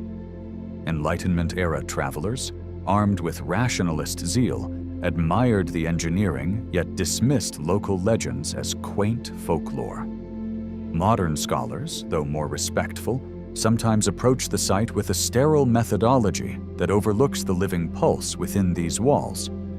Yet the fortress cannot be contained within the rigid frames of any one tradition. Time and again, visitors have sensed something ineffable, a quiet hum beneath their feet, as though the stones themselves were murmuring secrets. In contrast, indigenous custodians speak of the fortress as a living ancestor, a guardian endowed with spirit and voice. Their testimonies, transmitted in song and ceremony, reveal dimensions that empirical data cannot capture. To bridge these perspectives is to invite a more expansive understanding, one that honors both the rigor of research and the eloquence of ancestral memory. For the Quechua people, whose lineage intertwines with this land, Sacsayhuaman lives in the cadence of oral poetry and in the rhythms of ritual dance. Elders recite epic verse that names each stone as a character in a vast cosmic drama, recounting battles between light and darkness, creation and unmaking. In seasonal festivals, dancers don masks of condors and pumas, moving in spirals that mimic the fortress's circular towers. These enactments are not mere pageants, but living threads that weave past and present into a tapestry of shared identity. In the hush before a procession, one can feel the fortress breathe, as if inhaling the collective heartbeat of its people. Each lullaby hummed at twilight, each invocation chanted at dawn, layers new meaning onto the walls, transforming inert rock into a shifting canvas of sacred memory. Such traditions ensure that Sacsayhuaman remains a vibrant entity, ever evolving in the fertile ground between history and myth. The geometry of Sacsayhuaman unfolds like a sacred manuscript, each angle and curve inscribed with intention. The irregular polygons that compose the walls echo principles of sacred geometry, ratios that whisper of unity, harmony, and cosmic order. Some researchers note that certain stones correspond to proportions found in the golden ratio, while niches align at angles, suggesting an awareness of geometric theorems. As sunlight courses across these facets, patterns emerge that resemble mandalas or yantras, symbolic diagrams designed to focus the mind toward spiritual realities. In this architecture, mathematics ceases to be a mere abstraction and becomes a vessel for transcendent thought. One might imagine craftsmen who saw numbers not as tools, but as living entities, weaving them into stone to bridge the human and the divine. Every corner, every spiral groove may have served as a mnemonic device, guiding initiates through layered teachings embedded within the very structure of the fortress. To unravel these codes is to peer into the heart of an ancient philosophy that revered geometry as the language of creation itself. Beyond geometry, some esoteric traditions propose that Sacsayhuaman occupies a node within the planet's subtle energetic lattice, a web of ley lines and magnetic currents coursing unseen beneath the surface. In this view, the fortress was precisely sited at the intersection of terrestrial veins, where Earth's magnetic vibrations converge and amplify. Certain researchers record anomalous compass fluctuations and elevations in localized electromagnetic readings, suggesting a lingering force field. To stand at the fortress's apex during dawn is to feel a gentle resonance, as though the very stones hum in harmony with the planet's heartbeat.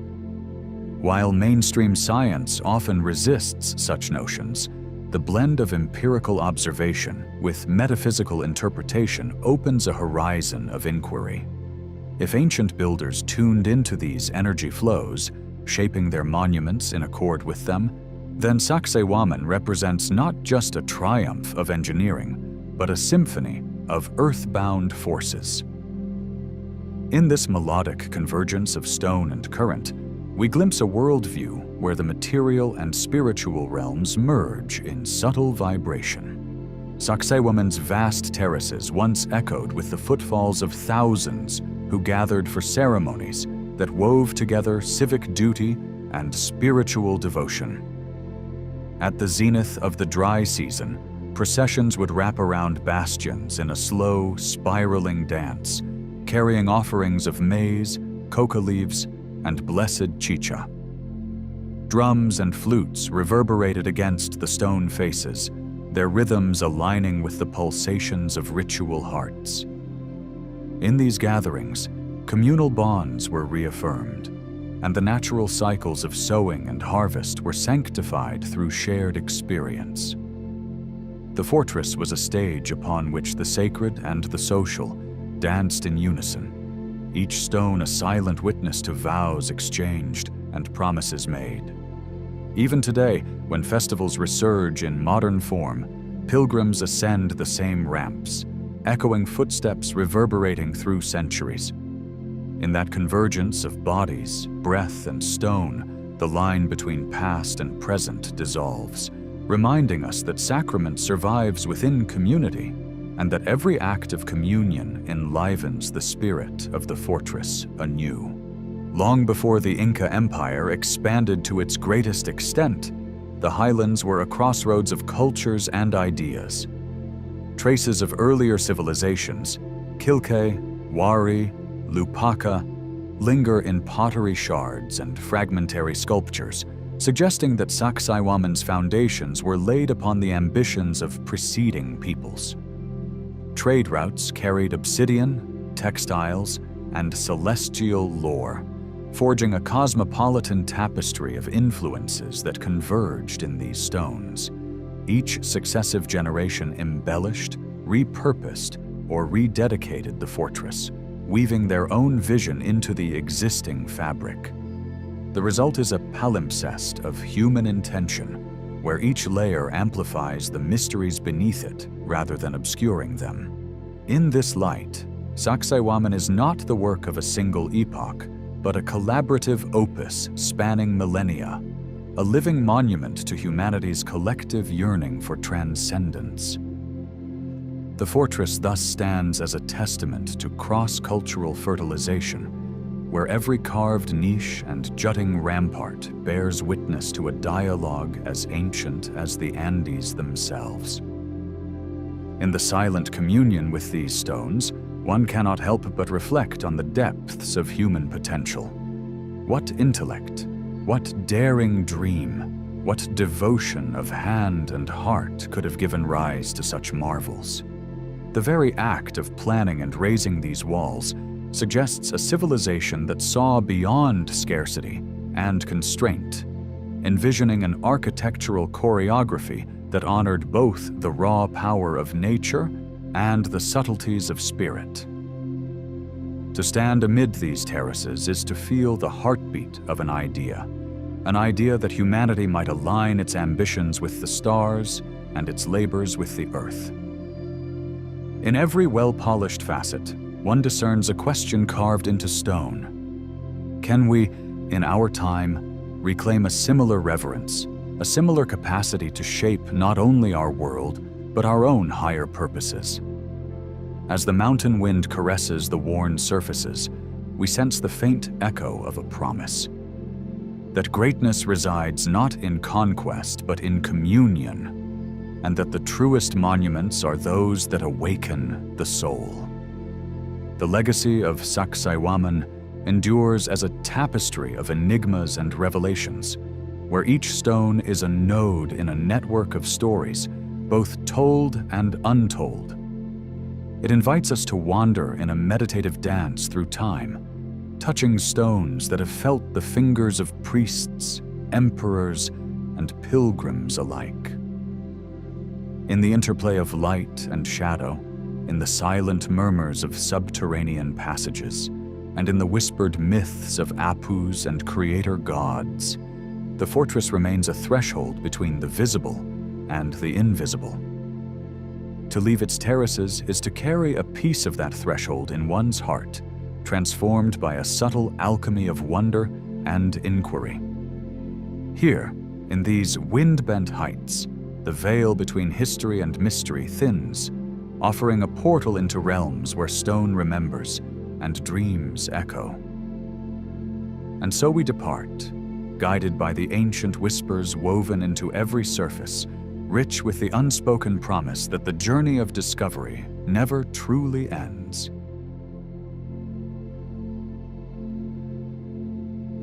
Along a gentle curve of the Mediterranean, the islands of Malta and Gozo rise from azure waters like ancient stones themselves, guardians of secrets older than the pyramids or Stonehenge.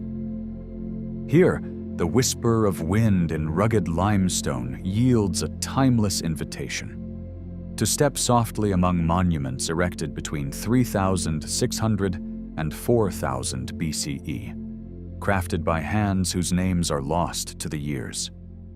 In that distant era, a community known only to history as the Temple Builders drew lines on earth and sky, aligning megaliths to seasons and stars.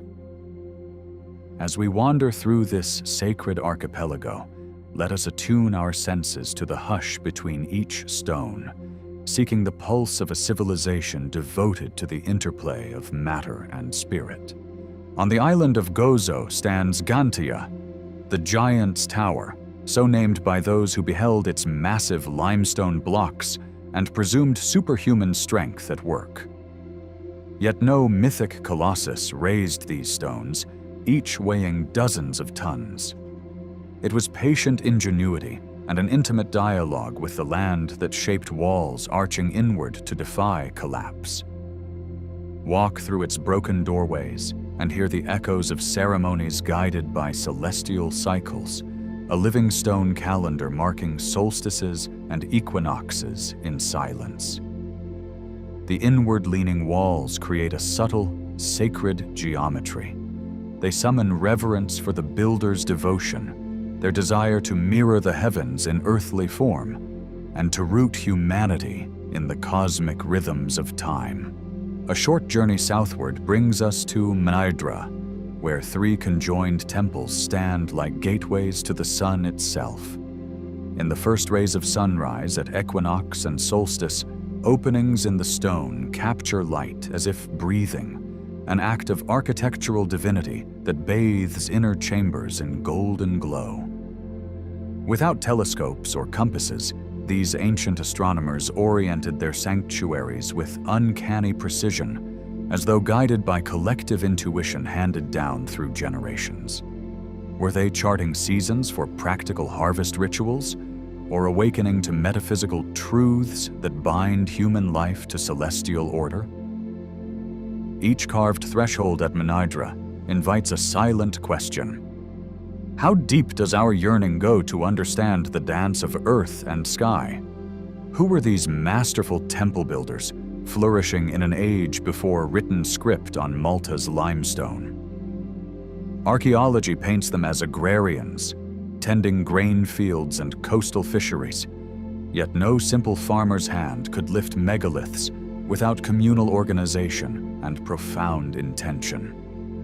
They left no scrolls to explain their rites, only the stones they shaped, stones that seemed to hum with stories of lost ceremonies and inner transformations. Some scholars suggest these people preserved fragments of an earlier, more advanced tradition, echoes of a vanished network that once linked disparate lands in reverence of earth energies. In their silence, they challenge modern minds to imagine a societal pulse driven by spiritual purpose rather than mere survival. In stepping within these temple enclosures, one feels the resonance of a spirituality rooted in the feminine principle. Earth goddesses carved in clay with swelling forms hint at devotion to life's generative power. Figurines discovered at every corner evoke fertility rites and the honor of cyclical birth, growth, decay, and renewal.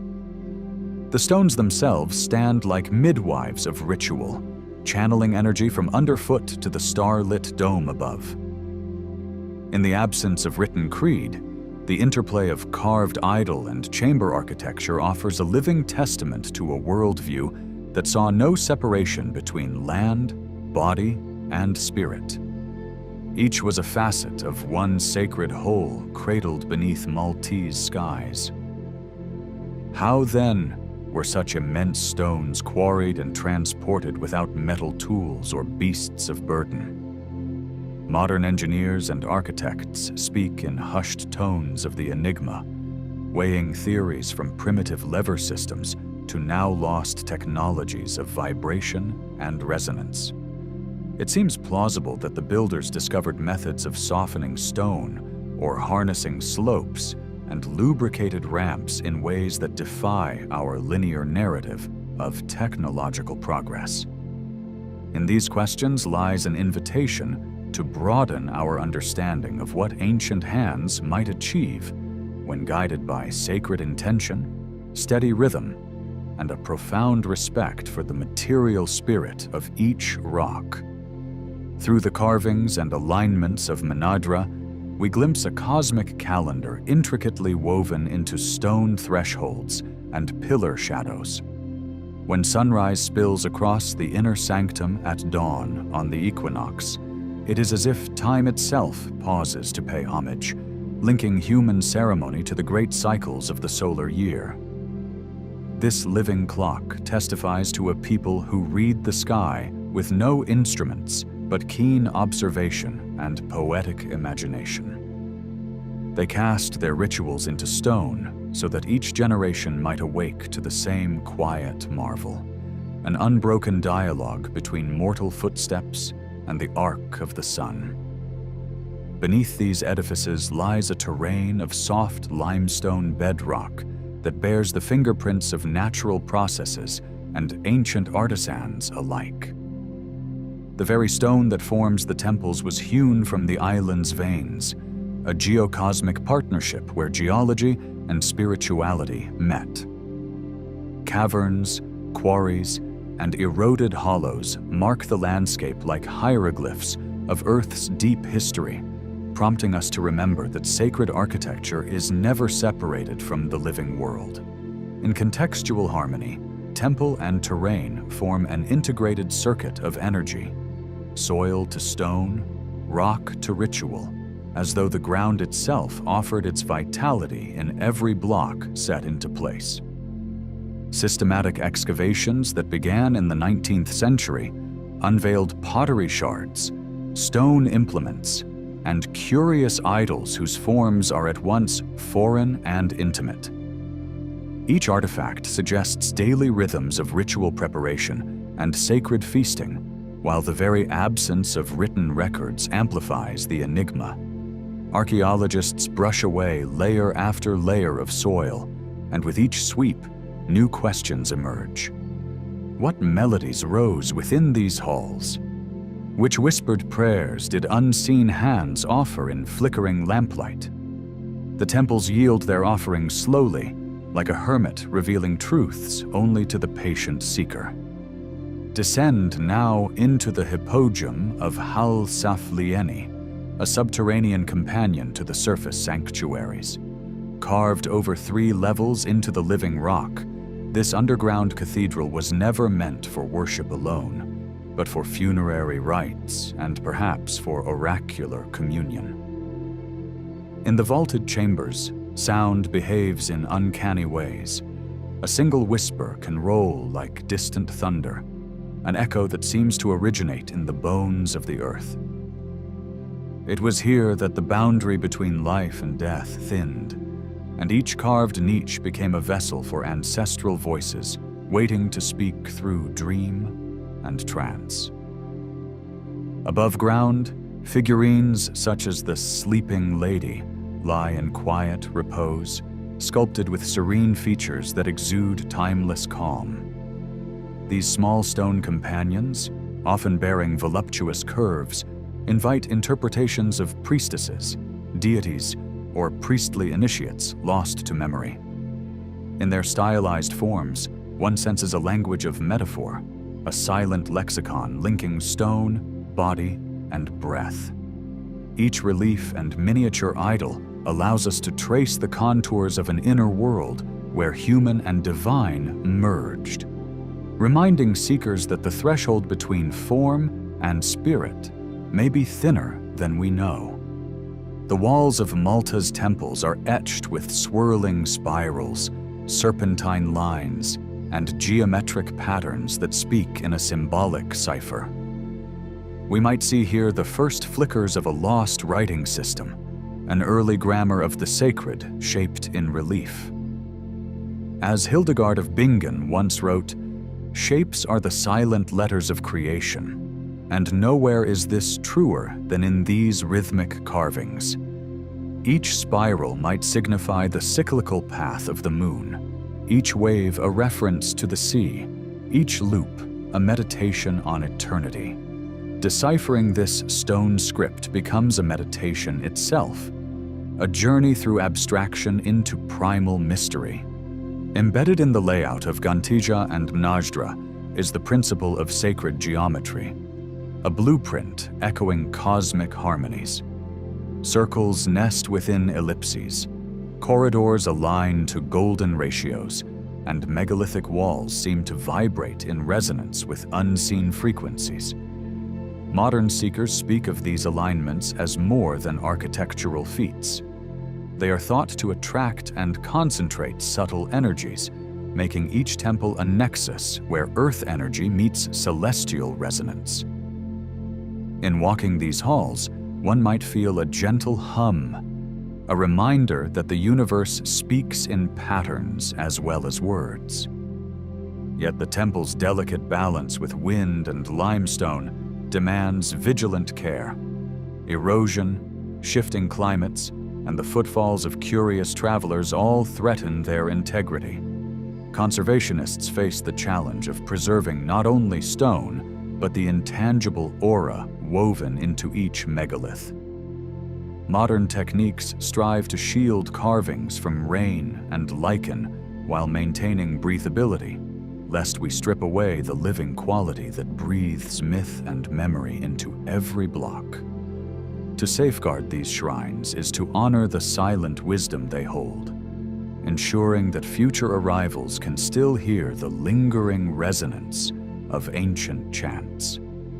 When we compare Malta's temples to Stonehenge in Britain, Newgrange in Ireland, or the pyramids of Giza, startling parallels emerge. From celestial alignments to monumental circular plans, a shared thread of human aspiration appears to weave through distant shores. As Carl Sagan once reflected, "We are star stuff, and these megaliths may be proof that long ago, human hearts recognized the need to anchor that cosmic origin in stone." Perhaps a once united network of temple centers existed, each contributing to a grand tapestry of spiritual architecture whose full design still eludes modern maps. Underlying the chronological enigma is radiocarbon data placing temple construction at a time when Europe was thought to be dominated by hunter-gatherer bands. This early sophistication upends linear models of progress, urging us to reconsider the emergence of societal complexity. Were these islands an outpost of a bygone civilization, or did their inhabitants rise to sudden brilliance in ritual devotion? The revision of timelines hints at missing chapters in our collective story, silent pages waiting for us to listen to carved echoes reverberating down through millennia. Around 2500 BCE, temple building abruptly ceased, leaving only weathered walls and the fading footprints of custom. Why did this culture vanish from the island's social landscape? Climate shifts, soil exhaustion, or a shift in collective cosmology might have severed the spiritual thread that bound community to stones. In their disappearance, the temple builders impart a cautionary tale. Civilizational achievements, exquisite though they may be, remain vulnerable to the ebb and flow of nature and belief. Their silent collapse reminds our age of the fragility woven into grandeur. The notion of ley lines threading through the landscape suggests that Malta's temples were sited along subtle earth currents, much like acupuncture points within a living body. These invisible pathways may have been known intuitively to ancient architects, who positioned each megalithic center to channel terrestrial energies into ritual action. Considered together, the temples form a constellation of power across the islands, and perhaps they once linked to sites beyond the sea, an underground network of spiritual conduits still awaiting full rediscovery by modern seekers. This network, spanning Europe and beyond, speaks to a prehistoric ethos that revered harmony between land, sky, and human spirit. Malta is not an isolated marvel, but part of a cosmic conversation, a shared language of architecture and alignment. Each stone circle, each dolmen, each chambered mound becomes a stanza in an ancient poem celebrating human wonder. By contemplating these interconnections, we open ourselves to the idea that cultural innovation is often a communal song, carried not on the winds of conquest, but on the breath of shared ritual and reverence. Deeply present in Malta's temples is the feminine divine, suggested by countless female figurines and goddess motifs. The spirit of creation, fertility, and nurturance permeated beliefs here, reflecting a societal embrace of balance and cyclical renewal. In honoring the goddess, temple builders may have sought equilibrium in community and environment, channeling energies of birth into the stones themselves. Their reverence for the female principle invites modern minds to reconsider the power of inclusivity and care as foundational forces that sustain both ritual and daily life. In contemporary esoteric circles, Malta's temples are seen as touchstones of a perennial wisdom, a legacy that invites spiritual practitioners to rediscover ritual harmony and cosmic attunement. Workshops, breathwork sessions, and sound meditations now fill these stones with new life, forging a bridge between Neolithic devotion and 21st century seekers. The temples become living archives, demonstrating that the heart of spiritual exploration remains unchanged, a quest to align ourselves with energies grander than our individual wills, to weave personal awakening into the continuum of human wonder. As we witness the interplay of material form and unseen energy within Malta's ancient sanctuaries, we confront the duality woven into all existence: stone and air, shadow and dawn, mortal breath and cosmic pulse meet in quiet symmetry.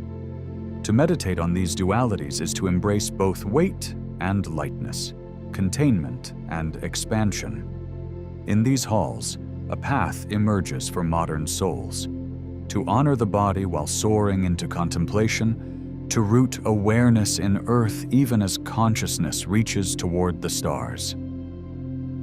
In the loom of myth that weaves around these temples, echoes of Atlantis, epic voyages, and divine messengers ripple through time. Plato's dialogues whisper of lands lost beneath the waves, and seafarers of antiquity may have carried temple blueprints between ports.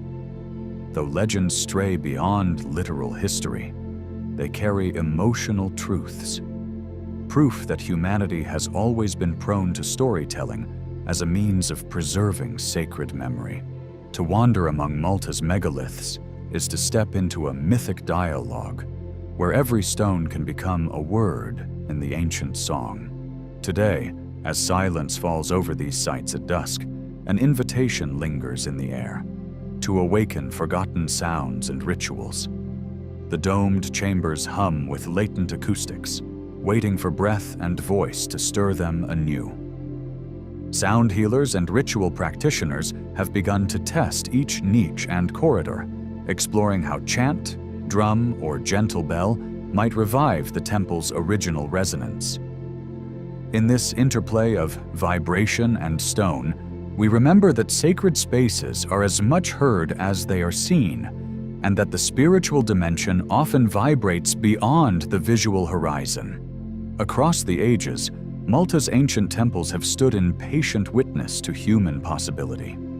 Their weathered walls remain conduits for memory, urging us to recall the deep interweaving of earth, sky, and soul. As we depart from these silent halls, may we carry with us the quiet teachings of the temple builders, to honor the rhythms of nature, to seek alignment with cosmic cycles, and to recognize that our truest monuments may be the shared spaces where humanity bows together in reverent communion with the infinite.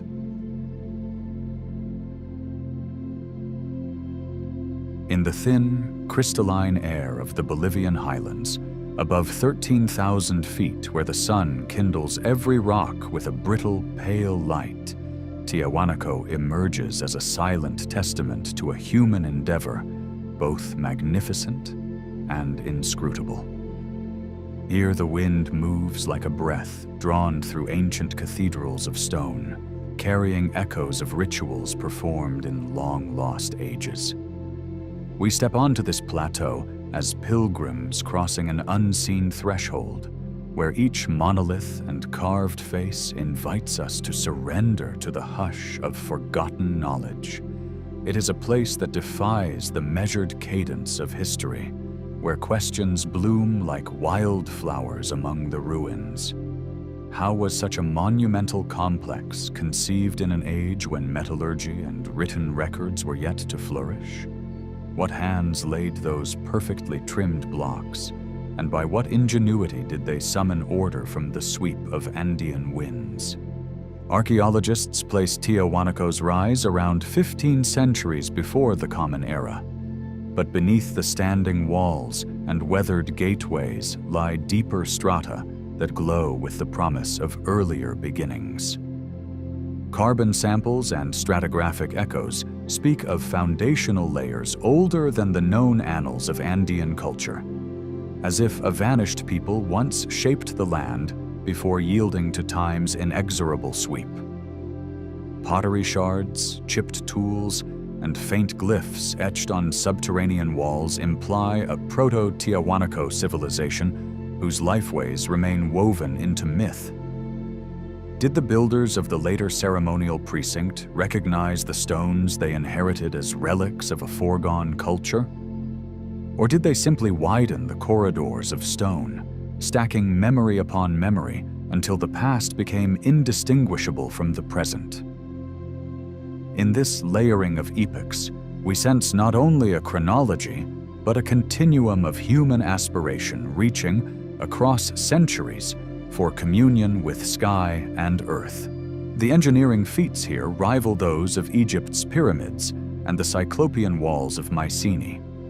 Massive stones, some exceeding 100 tons, stand poised in rigid harmony, their edges so precisely dressed that no mortar was needed to bind them. How could a society lacking metal pulleys and wheeled vehicles maneuver such stones across uneven ground and raise them into place?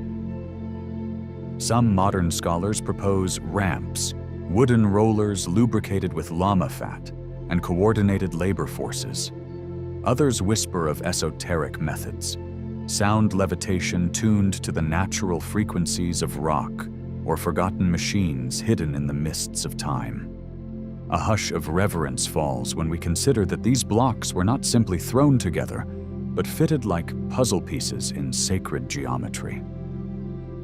Celestial alignments thread through the layout of plazas and gateways, hinting that those who cut the stone also charted the paths of stars, weaving astrology into architecture as though each monument were a living instrument tuned to cosmic rhythms. Within the larger precinct lies Puma Punku, the enigmatic quarter often called the Stonehenge of the Americas. Here, H-shaped stones stand in fractured rows, each block beveled with razor-sharp edges, channels carved so smoothly they seem polished by water long since vanished. Their precision is uncanny, right angles so exact that modern engineers marvel at the craftsmanship. The origin of these forms remains mysterious. Did Puma Punku serve as an experimental workshop for engineers of light and sound, or as a ceremonial stage for priests versed in the alchemy of rock? Some propose that its unique masonry shares echoes with ruins in distant lands, as if an intangible thread linked builders from Mesopotamia to the Andes. Fringe theories venture further still, imagining visitors from other worlds imparting technical secrets before slipping away into celestial night. Whether such explanations hold any measure of truth, the stones of Puma Punku stand as a cipher, inviting us to puzzle over human skill at a moment when we assume only primitive tools were at hand. Above ground, the ruins converge around open courtyards and towering gateways, but beneath our feet lie whispers of further mysteries. Tunnels wend their way through fractured strata, sometimes appearing as simple drainage channels, other times as corridors wide enough to suggest human passage. Myth speaks of an underworld carved by architects who understood the resonance of sound and the flow of energy. Could these subterranean halls have served as sanctuaries during times of upheaval, or as conduits for sacred knowledge, channeling earth energies like veins of living light? Across continents, tales of underground passageways beneath sacred cities persist.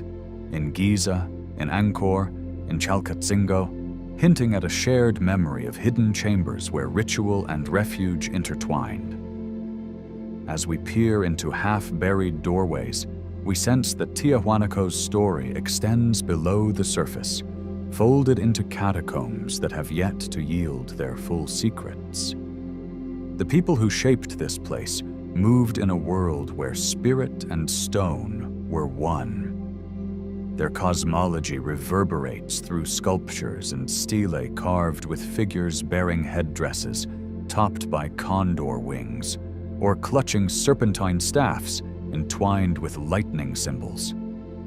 They worshipped Viracocha, the creator god said to have molded humankind from clay beside Lake Titicaca, then vanished across the Pacific to instruct people in arts of civilization. Depictions of mythical beings, half animal and half divine, loom on monolithic pillars as if guarding the threads between mortal flesh and cosmic being.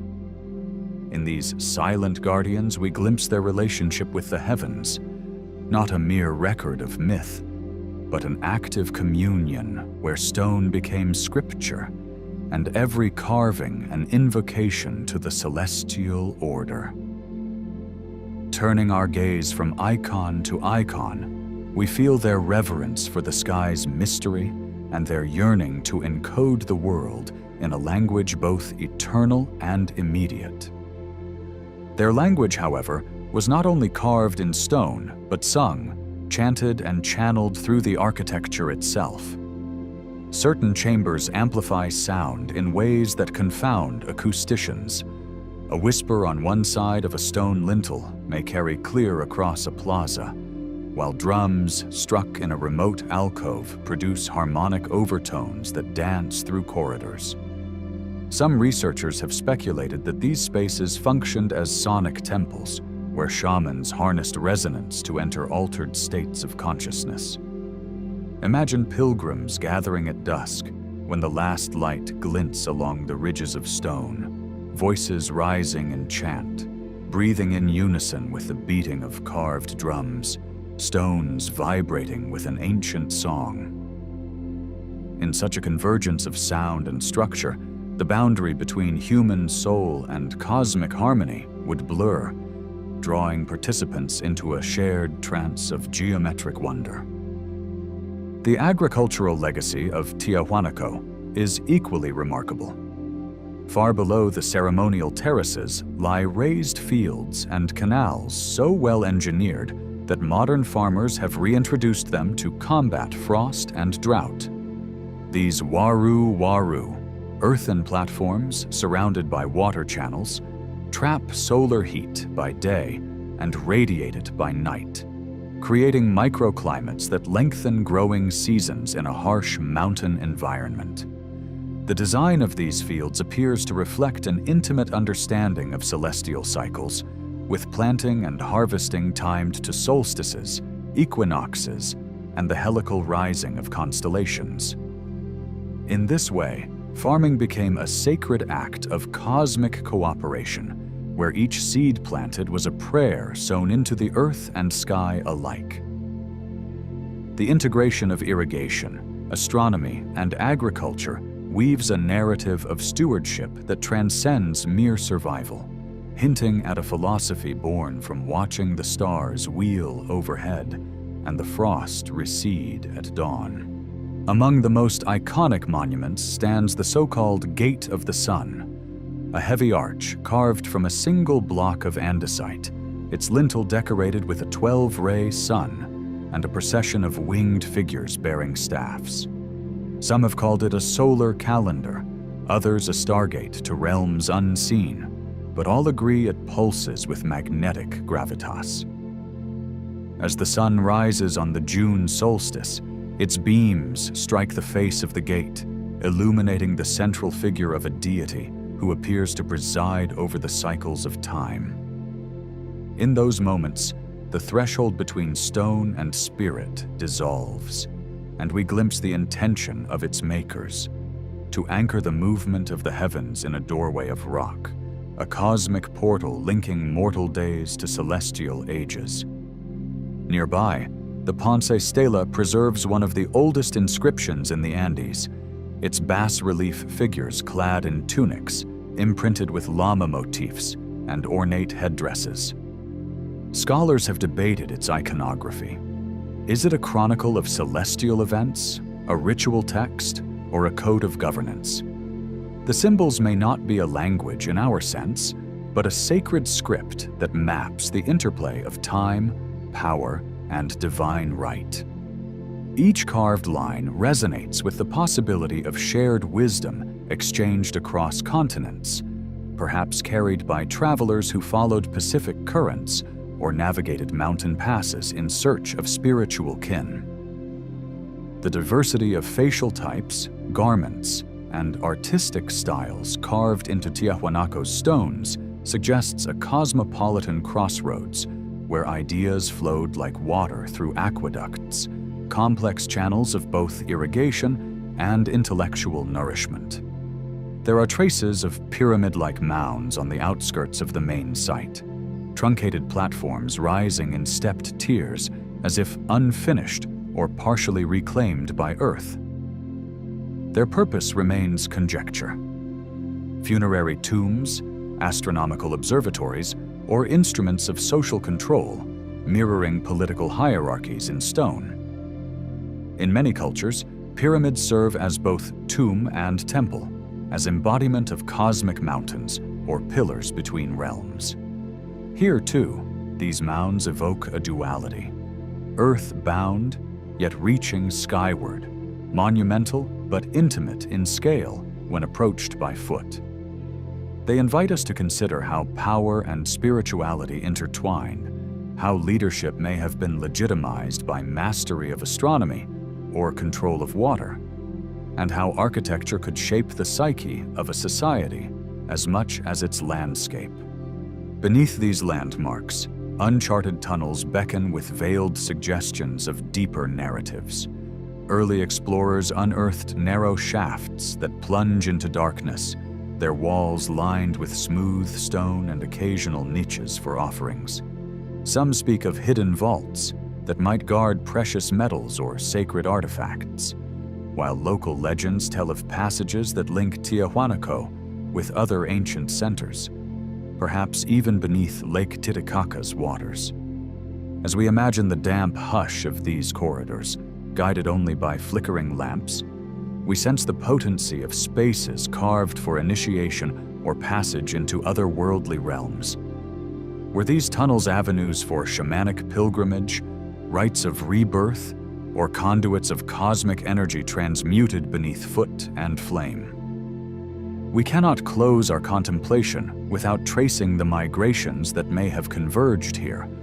Artifacts bear resonances of cultures as diverse as the Amazon basin and the coastal plains of Peru, while unexpected echoes in dress and ornament hint at exchanges spanning vast distances. Perhaps small bands of travelers carried seed and story along forgotten paths, weaving together traditions in a synthesis of art and ritual. In Tiahuanaco's sculptures, we glimpse faces that defy simple classification, traits that nod toward the highlands of Argentina, the jungles of Colombia, even to regions beyond the ocean's blue fold.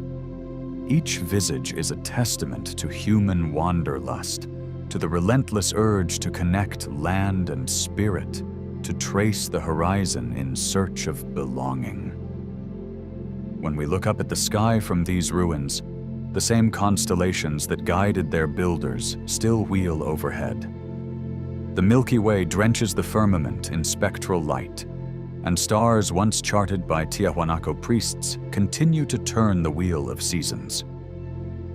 In this living dialogue between stone and stars, we are reminded that architecture can be an act of cosmic translation, an attempt to render the sacred geometry of night into a language of human scale. Each carved angle, each aligned axis, each channel that catches starlight at solstice is a verse in a poem too vast for any history book. And yet, for all its grandeur and mystery, Tiahuanaco remains a silent witness. The stones give no voice beyond their echo in our imagination. The tunnels guard their treasures in shadow. The myths of Viracocha and the winged deities linger only as murmurs in crumbling relief.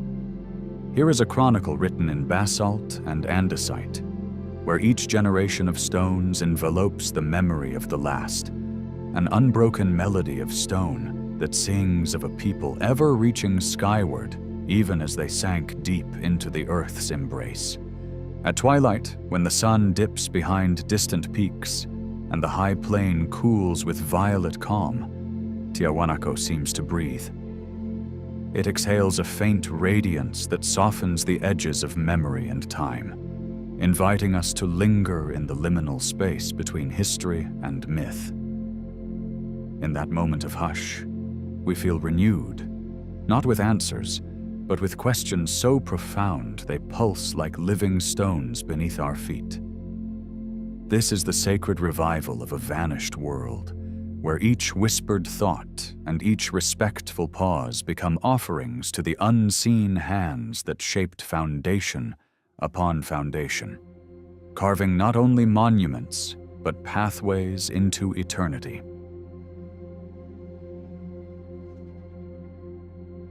Dwarka, a name that drifts through ancient Indian lore like incense in a twilight temple, beckons us gently toward the threshold of the unknown. It is whispered that Lord Krishna once strode through its coral corridors beneath opalescent domes, that peacocks danced in gleaming courts threaded with jewels, and that sages proclaimed its walls a testament to divine artifice. Then, as if a celestial breath had sighed upon its gates, the city surrendered to the Arabian Sea, its towers dissolving into the hush of blue depths. The tale stirs a restless longing in the seeker's heart, inviting us to question whether the realm of myth might touch sand-grained reality stranded on the ocean floor. Beneath the gentle swell of waves, off the coast of Gujarat, lies a submerged realm where stone and story entwine. Sonar echoes ripple across ancient foundations, illuminating patterns that shimmer like ghostly mandalas pressed into the seabed. Darkened chambers, revealed through side-scan images, hint at walls carved in grid-like precision, as if architects of millennia past had plotted their city to mirror the cosmos itself. Divers who peer into those silent arches speak of a hush as profound as midnight ritual, an eerie stillness that seems to hum with the pulse of vanished lives. Each echo whispers questions. Could these ruins be the footprints of Krishna's sunken capital? Or are they magnetic illusions conjured by time's own artistry? The epic cycles of the Mahabharata carry us into an era when gods and mortals danced upon the same stage. Penned between roughly 400 BCE and 400 CE, its verses capture Dwarka in vivid detail. Splendid palaces glimmering beneath pearl-laden archways, marketplaces resonating with sacred chants, and temples where geometry and devotion coalesced in living stone. These poetic lines, passed from bard to scribe, bear the weight of centuries. But can the galvanic resonance of myth endure beyond metaphor? Skeptics question the epic's scope as historical record, while believers sense that the Mahabharata murmurs truths encoded beneath allegory. In that space between skepticism and faith, we begin to trace footprints toward a city half lost in legend, yet half anchored in the bedrock of our desire for discovery. In 1983, a team from the National Institute of Oceanography ventured into that veiled domain, guided by ancient verses and the gentle hum of modern technology. Side-scan sonar painted ghostly murals on the ocean bed, while scuba divers, cloaked in neoprene, drifted through underwater avenues. Each artifact, each block of dressed stone, became a fragment of a vast mosaic that challenged conventional timelines. Under a sky of indifferent stars, the explorers touched remnants of walls whose stones bore the patina of millennia. They felt as though they had lowered themselves into a sacred chamber of time, where the boundary between mythic narrative and archaeological evidence all but dissolved in the darkness. These underwater pilgrimages relied on machines that hummed with secrets, sonar pulses that chipped away at silence, submersibles with articulated arms, and magnetometers that shimmered at every metallic heartbeat. High-resolution cameras drifted beside divers, painting the abyss in subtle gradations of blue and gray. Researchers charted corridors that stretched for miles, mapping foundations with a reverence usually reserved for holy scripture. Each new photograph seemed pregnant with possibility, inviting contemplation rather than triumphal proclamation. Here, the language was not of headlines or hot takes, but of gentle discovery, as if the ocean itself had whispered, "Be still and learn." The relics unveiled were at once familiar and uncanny. Sandstone blocks forming angular passageways, circular platforms that might have served as communal altars, curious outcroppings of mortarless walls, whispering of engineering feats thought impossible for their era. Pottery shards etched with faint pigments clustered like fallen stars around what appeared to be hearths. Every fragment seemed to murmur a question, challenging us to discern whether we were witnessing the remnants of a vibrant harbor city or the playful designs of coastal geology. Yet even in the swirl of doubt, the emotional resonance of each find bore an undeniable weight, an echo of lives lived in devotion, commerce, and communal ritual. Gliding through those submerged corridors, divers spoke of an uncanny order, of stones laid out in what looked like regimented streets. The ocean's current, slow and deliberate, swept through archways once traversed by ancient feet, now carrying shells and silt, as if nature had repurposed them into living mosaics. Columns rose from the sand in measured intervals, suggesting the careful geometry of a cityscape designed to align with celestial bodies. Even in decay, those stones radiated a quiet authority, reminding us that our ancestors possessed a sensibility for planning that mirrored cosmic cycles, an intertwining of architecture, astronomy, and spirituality that we sometimes forget is woven into the tapestry of antiquity. The layout seems to reflect a civilization deeply attuned to both earth and sky, its planners echoing the sacred geometry found in Vedic temples.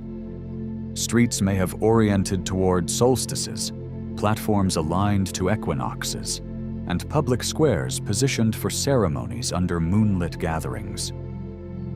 This possibility illuminates a worldview in which everyday life was inseparable from spiritual expression, where cities were not mere habitats, but rituals carved into stone. In pondering this, we are invited to reconsider our modern partitions of secular and sacred, recognizing that for many ancient cultures, to build a city was to write a prayer in granite, to craft a manifesto of faith in the language of stone. Near those monumental stones, Terracotta shards lay half-buried like pages from a forgotten book. The pottery's curvature and clay composition spoke of specialized workshops, perhaps patronized by the elite, where artisans mixed local sediments with foreign pigments. Each broken rim suggested communal feasts or daily meals, whose flavors remain unknowable yet tantalizing. The vessels bore fingerprints of hands long stilled, their curves imprinted with tales of domestic harmony, of kitchens warmed by hearth fires and conversations laced with reverence for deities and ancestors. In examining these vessels, we glimpse the pulse of everyday existence, markets alive with barter, kitchens fragrant with spice, and a weaving together of life's sacred and mundane. Beyond shards of pottery, copper tools glinted faintly in photographs, their verdigris hinting at metallurgical prowess.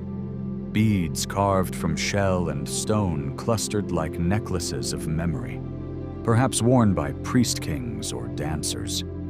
Each relic acted as a narrative thread, stitching together a tapestry of trade routes and cultural currents.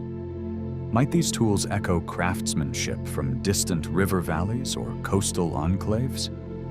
Did the beads traverse merchant ships like silent ambassadors bridging realms of language and tradition? In the delicate dance between object and observer, we find ourselves contemplating not only the artisan's technique, but also the web of connections that looped across ancient seascapes, binding disparate communities into an intricate human network. Engraved upon some stones and pottery, enigmatic symbols emerged like an indecipherable lexicon. Some resembled numerals or tally marks, while others hinted at stylized animals or celestial phenomena. In their abstraction lay both challenge and invitation, for they suggested a society steeped in record-keeping, ritual notation, or cosmic observation. Linguists muse that these marks may represent a proto-script, a nascent stage of communication that bridges purely pictorial symbols and phonetic writing. Whether they signified temple inventories, astrological charts, or spiritual canticles, these engravings beckon us toward a deeper understanding of how ancient peoples made visible the invisible rhythms of their world. Some of these motifs reflect curious parallels with signs found far to the north and west in the Indus Valley civilization. The recurring spiral, the cross-hatched square, the emblematic fish, all hint at shared cultural ancestry or prolonged exchange. Could seafaring traders have carried these symbols between riverine settlements and offshore harbors? Did the same sages record observations of Venus rising in the east, dictating the array of marks to generations of scholars? The idea of a fluid cultural continuum dissolves modern borders, reminding us that ancient civilizations often shimmered along trade winds and tidal currents, forming a tapestry of human creativity that defies tidy compartmentalization. To anchor such discoveries in time demands rigorous dating techniques, each bringing its own grace and uncertainty. Radiocarbon analyses of organic materials hint at a date range stretching from roughly 7,000 to 9,000 BCE, but sediment shifts and marine currents can obscure those results. Thermoluminescence tests on ceramic fragments attempt to capture the moment when clay last felt fire's kiss, while optically stimulated luminescence examines quartz grains for traces of sunlight exposure. In every method lies both promise and challenge, an invitation to refine our tools, to balance humility with confidence. We inch toward chronology, aware that each new datum can rewrite chapters of human antiquity. Knowledge of Dwarka's antiquity thus depends on a symphony of disciplines, archaeology singing alongside oceanography, geology whispering to climate science, and linguistics harmonizing with mythology. By comparing shoreline shifts, tectonic records, and epic poetry, researchers craft a mosaic that invites both empirical rigor and imaginative empathy. Debate flourishes, but it is not a contest of triumph. Rather, it is an act of collective curiosity, each viewpoint a lens refracting ancient light. In this gathering of minds, we glimpse the potential of collaboration to stretch the limits of inquiry, forging a shared narrative that neither dismisses myth outright nor lapses into unquestioning reverence. These sunken stones bear witness to a time when the planet itself underwent profound transformation. As ice melted and sea levels rose during the late Pleistocene and early Holocene, coastlines shifted inland, swallowing vast tracts of terrain that once teemed with life. Storm surges, tectonic tremors, and shifting monsoon patterns may have conspired to accelerate the submersion of coastal settlements, casting Dwarka's marble columns into the saline depths. In this rhythm of Earth's breath, we find parallels to modern climate concerns: impermanence, adaptation, and the delicate interdependence of human endeavor and planetary forces. Sediment cores extracted near the ruins reveal layers of silt deposited in pulses, like pages of an underwater chronicle. Fossilized pollen speaks of mangrove thickets giving way to open sea, while microfauna trace the ebb and flow of salinity. Each layer whispers a chapter of change, reminding us that the ground beneath our feet is never wholly still. Geological forces molded landscapes, shapes that human hands then shaped into sanctuaries of stone. In studying these strata, scholars perceive the interplay of time and tectonics, an enduring reminder that our constructed worlds always respond to a deeper, primal geology. Oceanography lends its own vantage point, mapping submerged topographies with meticulous precision. High-resolution bathymetric surveys trace ridges and channels that hint at ancient river mouths now drowned beyond memory. Currents and sediment transport patterns guide explorers to likely sites of human occupation, narrowing the search field.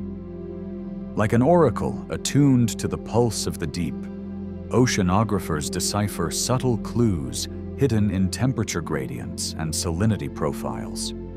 Their insights transform the sea from a barrier into a cartographer's canvas, upon which the story of Dwarka's decline and disappearance can be beautifully sketched.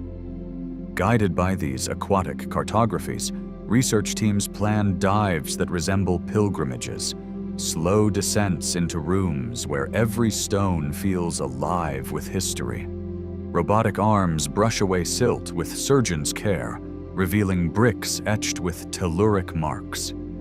Divers hover as though in temple sanctums, lights whispering across columns like whispered verses.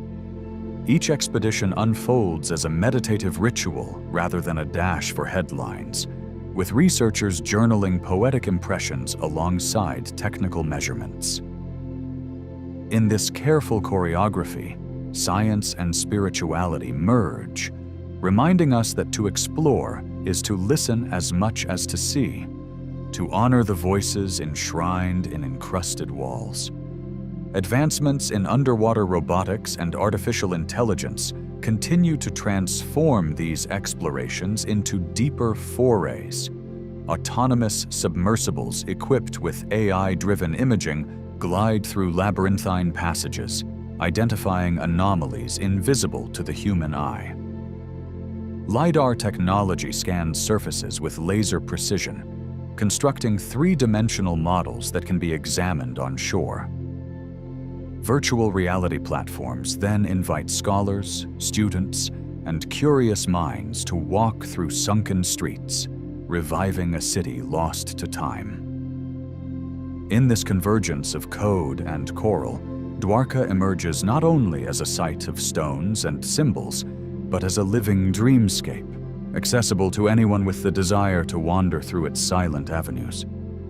To stand at the crossroads of myth and data is to embrace a widening of perspective.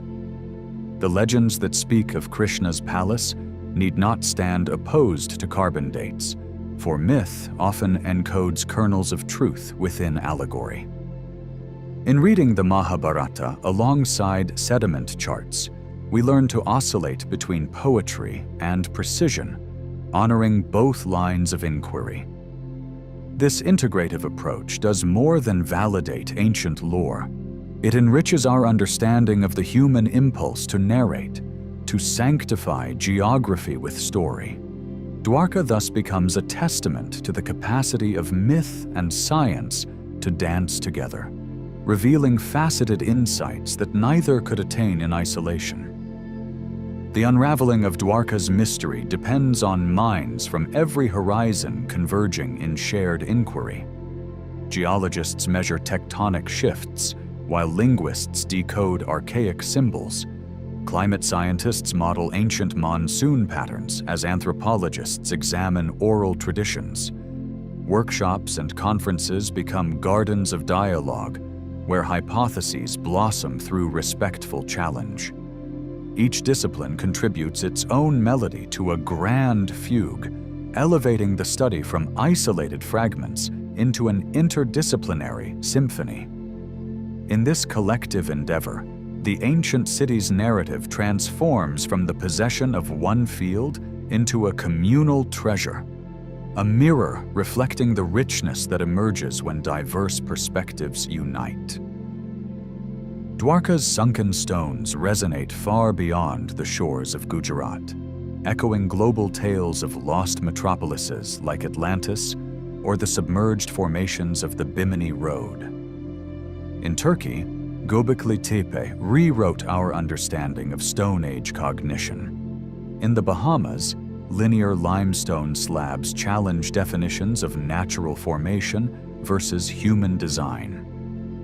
By tracing parallels between these distant sites, we glimpse a world where humanity repeatedly harnessed monumental architecture to express cosmic knowledge. Each ruin becomes a verse in a planetary hymn of creation and collapse, inviting us to perceive ancient developments not as isolated marvels, but as chords in a universal symphony of emergent consciousness. Rediscovering Dwarka carries significance that ripples across hearts and communities. For coastal villagers whose ancestors recalled tales of a city swallowed by waves, each newly surveyed block sows seeds of pride and remembrance. National and global audiences likewise find that the sunken stones awaken dormant connections to past wisdom. Festivals and pilgrimages arise, where storytellers recite epic passages beside low tides that reveal glimpses of underlying masonry. In art and literature, Dwarka's memory incarnates as paintings, poems, and meditative compositions. These cultural reverberations remind us that archaeology is more than study of artifacts. It is a catalyst for collective identity, renewing our sense of continuity with the deep human past. In the hushed cathedral of the ocean floor, Dwarka's remnants invite us to reflect upon the ephemeral and the eternal. Each block carved by ancient hands, each fragment smeared with incrustations, beckons us to consider what lies buried not only in silt and salt, but in the chambers of the human soul. Those stoic stones chronicle a civilization's rise and fall, yet they also speak to our timeless impulse to build, to believe, and to dream beyond the horizon of the known. As the waves continue their gentle patter over this submerged city, we too continue to listen, poised between myth and revelation, allowing the whispers of Dwarka to guide us through the quiet corridors of wonder.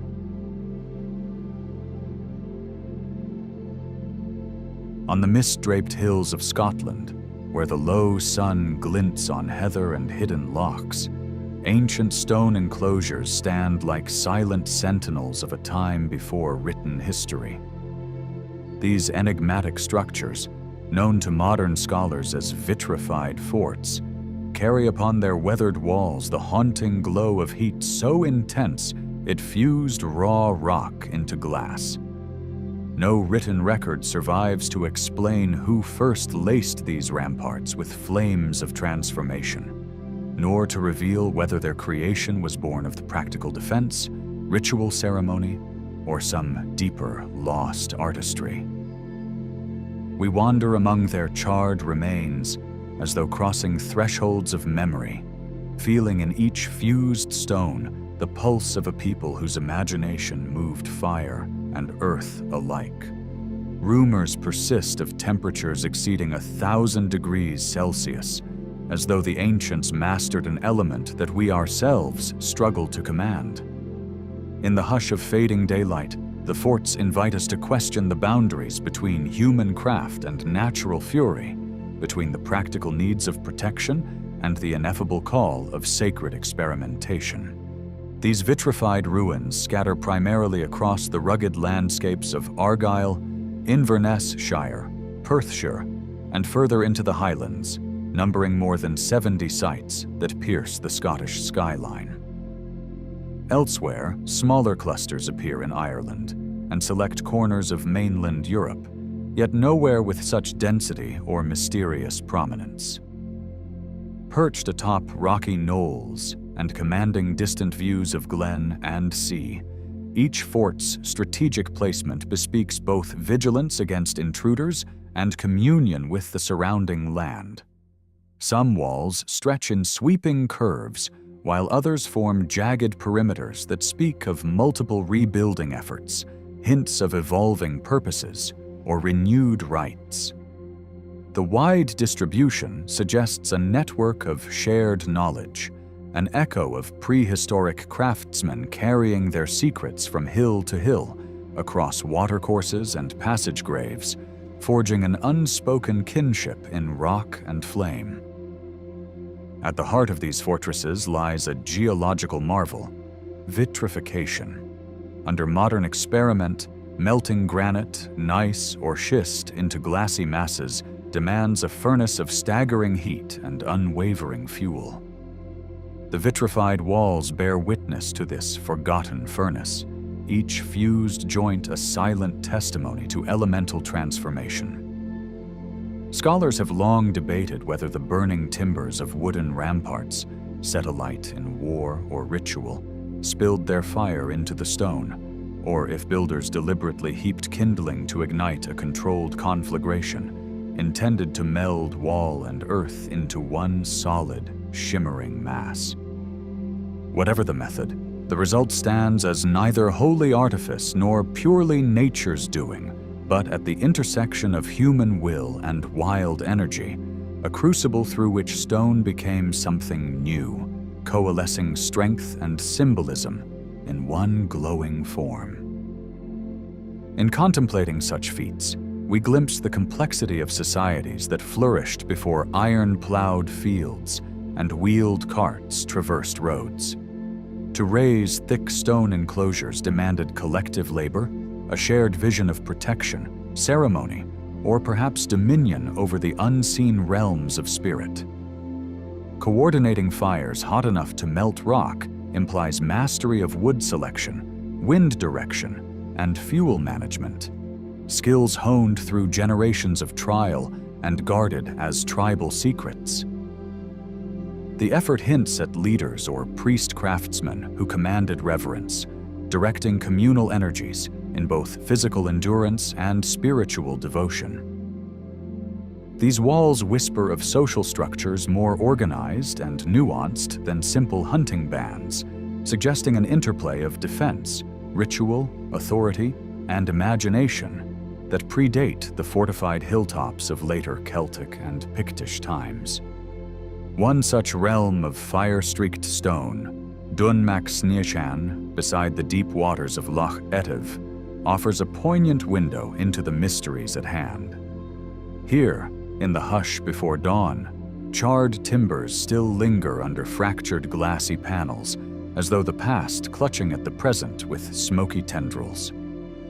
The fort's vantage, gazing out over silent waves and distant peaks, implies both physical watchfulness and ritual observance, perhaps a place where Highland clans gathered for feasts, oaths, or rites of passage. Archaeologists uncover fragments of bone and pottery, suggesting hearth gatherings in which the boundaries between life and afterlife might blur in flickering torchlight. At Dunmaxnichen, the very act of vitrification seems enmeshed with stories of survival, forging communal identity through the crucible of shared fire. Was this scorching of stone unintended, a destructive byproduct of warfare, or born of meticulous design, an ancient alchemy of rock and flame? Some propose a pragmatic theory. Rival clans set ramparts ablaze in heated sieges, only to discover that the resulting heat fused walls, paradoxically strengthening them against future attacks. Others sense a more ritualistic intent, envisioning specialists who coaxed elemental forces to bind stone in a symbolic act of renewal, purification, or a demonstration of clan solidarity. In that light, vitrification becomes a ceremony as much as a technique, a communion with the primal energy of fire, a transformation both physical and metaphorical. The lines between technology and magic blur, drawing us into a realm where chemistry dances with myth and human ambition engages nature's fiercest power. Fire and stone intertwine as both medium and message, each wall a testament to the harnessing of volatile energy for lasting purpose. Fire's dual nature, creative and destructive, resonates in the psyche of ancient peoples, a living element invoked in myths worldwide. In the rhythm of crackling flames and the glow of molten rock, they may have perceived an echo of cosmic processes: star birth, volcanic upheaval, the eternal flux of creation and decay. The forts become elemental altars, vast fields of ritual where communities confronted the raw edge of transformation. Stone, ordinarily cold and inert, was reborn in fire's embrace, its hard lines softened into glassy seams, symbolizing cycles of death and rebirth, resilience born in the heart of destruction. Some spiritual thinkers glimpse in these vitrified ramparts more than human ingenuity. They see portals to other realms or monuments to cosmic energies. They imagine alignments with thunder bolting from summer skies, channeling lightning's purity to fuse rock in bursts of arc-like heat. They ponder possible connections to celestial phenomena: the solstice sun striking a particular angle, the dance of Orion's belt at midnight grazing a hillside, the waxing moon reflecting in smelted seams as a sign from ancestors. Such interpretations, though unprovable, evoke an ancient worldview at one with the heavens, a perspective in which stone, fire, and starfire converge in a silent liturgy of earth and sky. Yet the ash and glass that coat these walls pose difficulties for modern chronology. High-heat events often consume organic matter, erasing the very clues needed for radiocarbon dating. Scholars mine adjacent soils for charcoal fragments or examine pottery shards for contextual timelines, while luminescent dating of minerals offers tentative age estimates. Each measurement arrives laden with margins of error, leaving final dates dangling between 2 millennia. 2000 BCE at the most conservative, perhaps 3000 BCE, or earlier at the boldest. In remote seasons, excavators scale desiccated slopes to brush away centuries of lichen and wind-blown soil, exposing the fused cores that defy easy classification. The forts endure as both records of past precision and unsolved riddles of time. Within the hearths and hollows of these structures lie subtle hints of ceremony: carved stone altars, fringed pathways that guide pilgrims from entrance to inner sanctum, deposits of pigment, and small offerings of bone or shell. Such placements intimate rituals of purification, community oath-taking, or rites of passage under a cloak of smoke and ember. To witness stone melting into glass could have stirred awe akin to witnessing the shifting seasons or the northern lights, a sacred spectacle binding individuals to tribe, land, and unseen worlds. In transforming rampart and rock, these communities may have sought to transform themselves, leaving behind fortresses that bore the traces of collective transcendence. Fire's role in ancient life extended far beyond forging stone. It was hearth, forge, signal beacon, and ceremonial centerpiece. In Vitruvian symbolism, flame represented the spark of consciousness, the divine gift lighting every human heart. Within the vitrified forts, fire became monumental, a deliberate act that fused community identity with elemental power. The crackling blaze, whether coaxed by tinder bundles or wild winds, would have reshaped not only walls but perceptions, anchoring myth and memory in a smoky glow that lingered in embers long after the last flame died. Evidence suggests that some forts may also have served as simple observatories, alignment markers placed to catch the rising or setting of specific stars and solstices. In the long arc of Scotland's seasons, the precise timing of harvest or winter solstice held paramount importance, and carefully aligned walls could demarcate celestial cycles.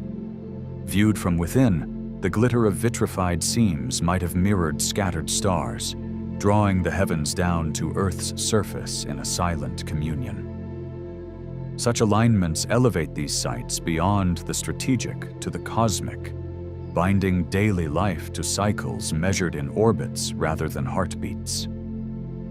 The peelback of peat and soil in excavation trenches yields more than vitrified rock. Tools for carving, fragments of pottery, beads of copper and bronze that speak of trade routes stretching towards the Mediterranean. Occasionally, human remains appear in crouched graves or within wall niches, bearing grave goods that hint at status or ritual sacrifice. Sometimes abandonment lies silently inscribed: toppled walls, broken hearths, hoarded vessels left behind, as if communities walked away in search of new beginnings, leaving charred citadels as melancholic ruins of bygone dreams. Over centuries, local folklore wove myth around these scorched stone circles. Tales speak of giants crafting their citadels by day and lighting them by night, of dwarfish smiths molding iron in subterranean forges whose fires radiated through the bedrock. Some legends claim that druids summoned spirits to dance among the embers, safeguarding clans through incantations echoing across glens.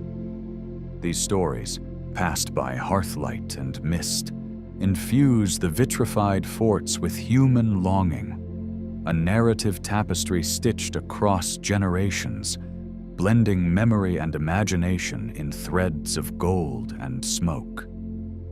Yet these sites do not stand alone in human history's grand tapestry. Across the globe, from the carved pillars of Göbekli Tepe to Malta's megalithic temples, from the stepped pyramids of Central America to the submerged streets of Dwarka, ancient peoples manipulated stone and fire in sacred conversation. Might the vitrified hills of Scotland be part of an unspoken kinship, a reflection of shared human urges to shape matter as an expression of spirit? Such parallels invite wonder at a collective subconscious, a mental horizon in which stone became symbol and flame became scripture. In challenging accepted narratives of prehistoric capability, the forts compel historians and enthusiasts to broaden their lens. They remind us that human history is not solely a march of progress measured in metal and written texts, but also a tapestry of experimental forays merging science, art, and ritual. Modern archaeology, wielding ground-penetrating radar and geochemical assays, now probes these ancient experiments, while historians ponder the social networks woven through resource management and ritual display. The forts remain an open-ended question, prompting us to reconsider linear timelines that privilege later civilizations at the expense of earlier, equally ingenious cultures. Contemporary material scientists engage in small-scale kiln trials, seeking to replicate vitrification effects under controlled conditions. Their discoveries hint at systematic approaches, layering timber, peat, and stone in precise sequences, leveraging wind corridors to amplify heat in natural chasms, designing drain channels to feed air to buried fires. Though such experiments can produce glassy seams under modern oversight, they also underscore the logistical feat our ancestors achieved without metal tools or industrial fuel supplies. In echoing these ancient methods, today's engineers glean lessons in sustainable heating practices, carbon management, and site-sensitive design. Proof that the past can illuminate the future. In Scotland's cultural memory, vitrified forts remain potent symbols of ancestral resilience and creativity. They anchor regional identity, linking present-day clans and communities to a lineage of flame-touched stone that defies simple explanation. Festivals and heritage sites commemorate their mystique, offering guided twilight walks where visitors stand in silent awe as torches flicker against the glassy walls, forging a living bridge between past and present. These gatherings revive echoes of ancient rites, drawing people into a shared awareness of roots embedded in rock and story. Yet time's relentless breath erodes even the stoutest ramparts, and modern pressures, tourist footfall, agricultural encroachment, climate shifts, threaten to blur the edges of these sites into oblivion. Conservationists labor to balance access with protection, employing 3D scanning and digital modeling to immortalize every crack and fused plate before it wears into memory. In preserving these structures, we honor not just stone and glass, but the network of human hearts that labored and believed, whose embers still glow in collective consciousness. Beyond academic journals, vitrified forts have seeped into novels, films, and art installations, inspiring stories of time travel, ley line mysteries, and clandestine alchemies. They evoke a primal fascination with ancient crafts and the enduring question of what forces lie beneath the visible world. Creative directors stage scenes in their shadowy corridors, poets invoke their glow as metaphors for transformation, and composers weave ambient soundtracks echoing crackling fire against wind-swept grass. In every form, the forts encourage an engagement that transcends mere historical curiosity, inviting each of us to participate in the unfolding mystery. When one stands atop a vitrified hill at dusk, the glassy veins in fractured rocks catch the dying light, creating an otherworldly mosaic that speaks of both permanence and impermanence. In these moments, the forts cease being silent stones and become living palimpsests, records of labor, ritual, ambition, and awe. Their melted seams frame a deep aesthetic appreciation, reminding us that functional architecture can also be art, and that nature can be coaxed to yield unexpected beauty when mind and hearth converge. To rekindle the spirit of those long-gone builders, local communities host reenactment events, donning woolen tunics and leather garb, lighting controlled fires that glow safely but evoke the ancient blaze. storytellers and musicians gather by flickering torches, weaving sagas reimagined from fragments of archaeological data and folklore. Visitors partake in ancient crafts, stone carving demonstrations, charcoal making, weaving wool blankets, bridging millennia through hands-on practice.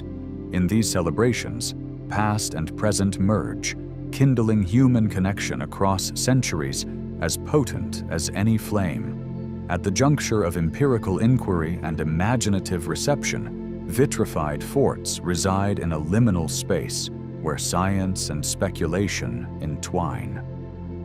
Geologists analyze mineral structures under microscopes, while dreamers trace ley lines in moonlight. Both pursuits honor the human drive to question, to piece together scattered clues of our ancestral landscapes, and to find meaning at the threshold between the known and the ineffable. The forts beckon us to hold dualities in balance: evidence and intuition, technology and ritual, stone's cold logic, and fire's wild poetry. Perhaps the most enduring mystery is their ultimate purpose. Did ancient hands intend to erect impenetrable ramparts by fusing walls into seamless glass? Or did they stumble upon vitrification in the heat of conflict and choose to preserve it as a strange victory? Were these acts defensive, symbolic, or exploratory? Each wall an experiment in realigning human and elemental energies? The answer remains buried beneath layers of earth, myth, and scholarly debate, urging us to contemplate our own motives when we shape the world around us: protection or spectacle, necessity or transcendence. In the final hush of our journey across Scotland's vitrified forts, we find ourselves enveloped in a legacy both solid and shifting. Stone metamorphosed in fire and memory. These ramparts, scorched by an ancient will to transform, hold up a mirror to our own quests for meaning in the interplay of material and spirit.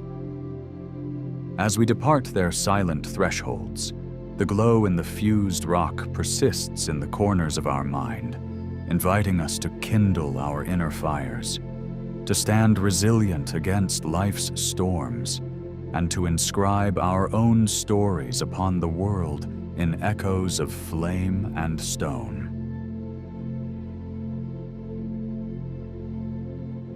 In the silent heart of the Andes, beneath wind-swept plateaus and terraced hills, lies a secret realm of winding passageways that stretch like silent veins through ancient stone. These labyrinths, carved into the living earth long before the height of the Inca Empire, extend for hundreds of kilometers across Peru and Bolivia. Their sharply hewn walls and vaulted tunnels defy the gentle curvature of natural caverns, revealing instead the imprint of deliberate intellect and unwavering purpose. As one follows their dimly lit corridors, the musty air seems to echo with the footsteps of generations unseen. In the hush of these subterranean cathedrals, one senses a presence far older than recorded history, an echo of forgotten hands that shaped stone with techniques lost to time. Gazing at such vast underground networks, modern scholars, mystics, and wanderers alike are drawn into contemplation, revisiting the boundaries of human ingenuity and asking what ancient wisdom may linger in these hidden depths. Beneath the shadows, geometric alignments hint at celestial patterns, as if the builders traced the constellations on the underside of the earth. In some tunnels, faint grooves mark the passage of light from concealed openings above, revealing not mere functional corridors, but sacred axes connecting the visible sky to the subterranean realm. The rhythm of these corridors suggests more than a simple route from one chamber to another. They move in spirals, octagonal sanctuaries, and intersecting nodes that invite reflection on cosmic geometry. Scholars note parallels with surface shrines where stone calendars and starlit ceremonies once guided ritual. Yet below ground, there is an intimacy that transcends the open sky, as though the silent depths themselves were consecrated to initiation. The stone and spirit entwine in hushed communion here, inviting a conversation between flesh, memory, and eternity. In the oral traditions of the region, these tunnels appear clothed in myth and memory. Highland elders speak softly of the ant people, tiny beings said to have burrowed into the earth to escape a world undone by fire and flood. Their voices, carried on the wind, tell of subterranean kingdoms where jewel-like mushrooms glimmered in torchlight and sacred chants rose in unison with the slow drip of condensation. These legends, passed from mother to child beside flickering hearths, refuse to be dismissed as mere fable. Instead, they beckon with the possibility that allegory might conceal fragments of prehistory, encoded in stories echoing through millennia. When approached with reverence, these tales invite us to imagine a time when humans, or beings close to our shape and soul, knew how to read the language of stone, carving secrets that survive in echoing galleries beneath our feet. As one wanders deeper into these subterranean arteries, the boundary between legend and archaeology softens. Dusty corridors lead to chambers where water drips in rhythmic cadence, like the steady beat of an ancient drum. In these echoing halls, imagination mingles with research. Fallen rocks become runic inscriptions. Shadows on the wall shape themselves into spectral guardians. While scientific instruments measure mineral composition and tool marks, the heart yearns to glimpse the spirit imprinted upon each carved surface. What lamentations, what hopes, what ceremonies once filled these spaces? With each step, the modern visitor senses a bridge between the rational study of tool traces and the poetic resonance of ancestral song. The tunnels become a liminal space where archaeology and myth converge, offering a sacred opportunity for both empirical inquiry and quiet contemplation. When European explorers and missionaries first descended into these labyrinths, they carried a mixture of curiosity and caution. In the diaries of conquistadors, astonishment reverberates through scratchy, ink-blotted pages, corridors that stretched indefinitely, rooms hewn with uncanny precision, and faint carvings defying easy interpretation. For Spaniards steeped in the classical precepts of Roman and Gothic architecture, the smooth, vaulted tunnels beneath the Andes shattered every expectation. They recorded their findings in sketchy maps bound within broader chronicles of conquest. Yet these underground passages were always noted as phenomena apart, as if drawing breath from another dimension. Many of these early accounts were suppressed or lost, deemed distractions from gold and territory, but those fragments that survive continue to evoke wonder and a profound sense of otherness. Imperial edicts, such as the orders of Charles V, discouraged non-religious excavations and cautioned indigenous guides against revealing too much. The intent was to consolidate colonial authority by monopolizing knowledge of the land's hidden marvels. Despite this, whispered murmurs of secret tunnels persisted among Europeans and native peoples alike.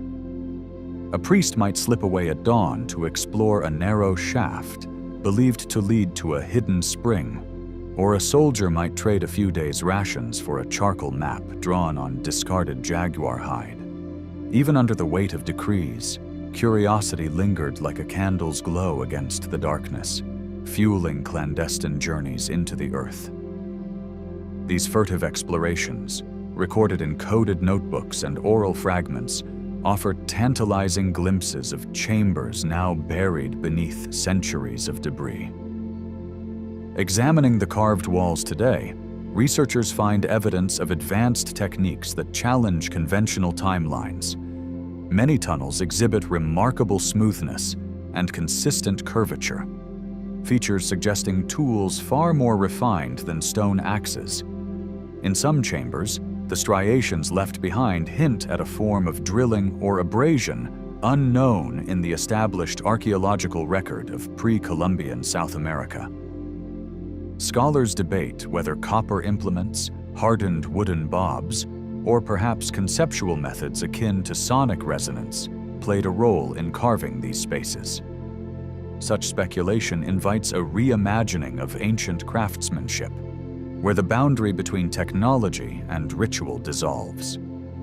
Whether the sculptors used simple grit or secret formulas for softening stone remains uncertain, but the artistry undeniably speaks to a deep, almost reverential dialogue between artisan and material. Among the most intriguing theories is the idea that knowledge flowed along ancient trade routes stretching beyond the Americas. Some researchers propose that early seafarers or lost migrations brought techniques from forgotten cultures, weaving a web of shared architectural wisdom. Yet another, more esoteric hypothesis contemplates influences from off-planet intelligences or pre-human lineages, ideas dwelling at the edges of both science and speculation. While such notions stray from conventional academic comfort zones, they echo the impulse to honor the tunnel's mystery rather than rush to tidy explanations.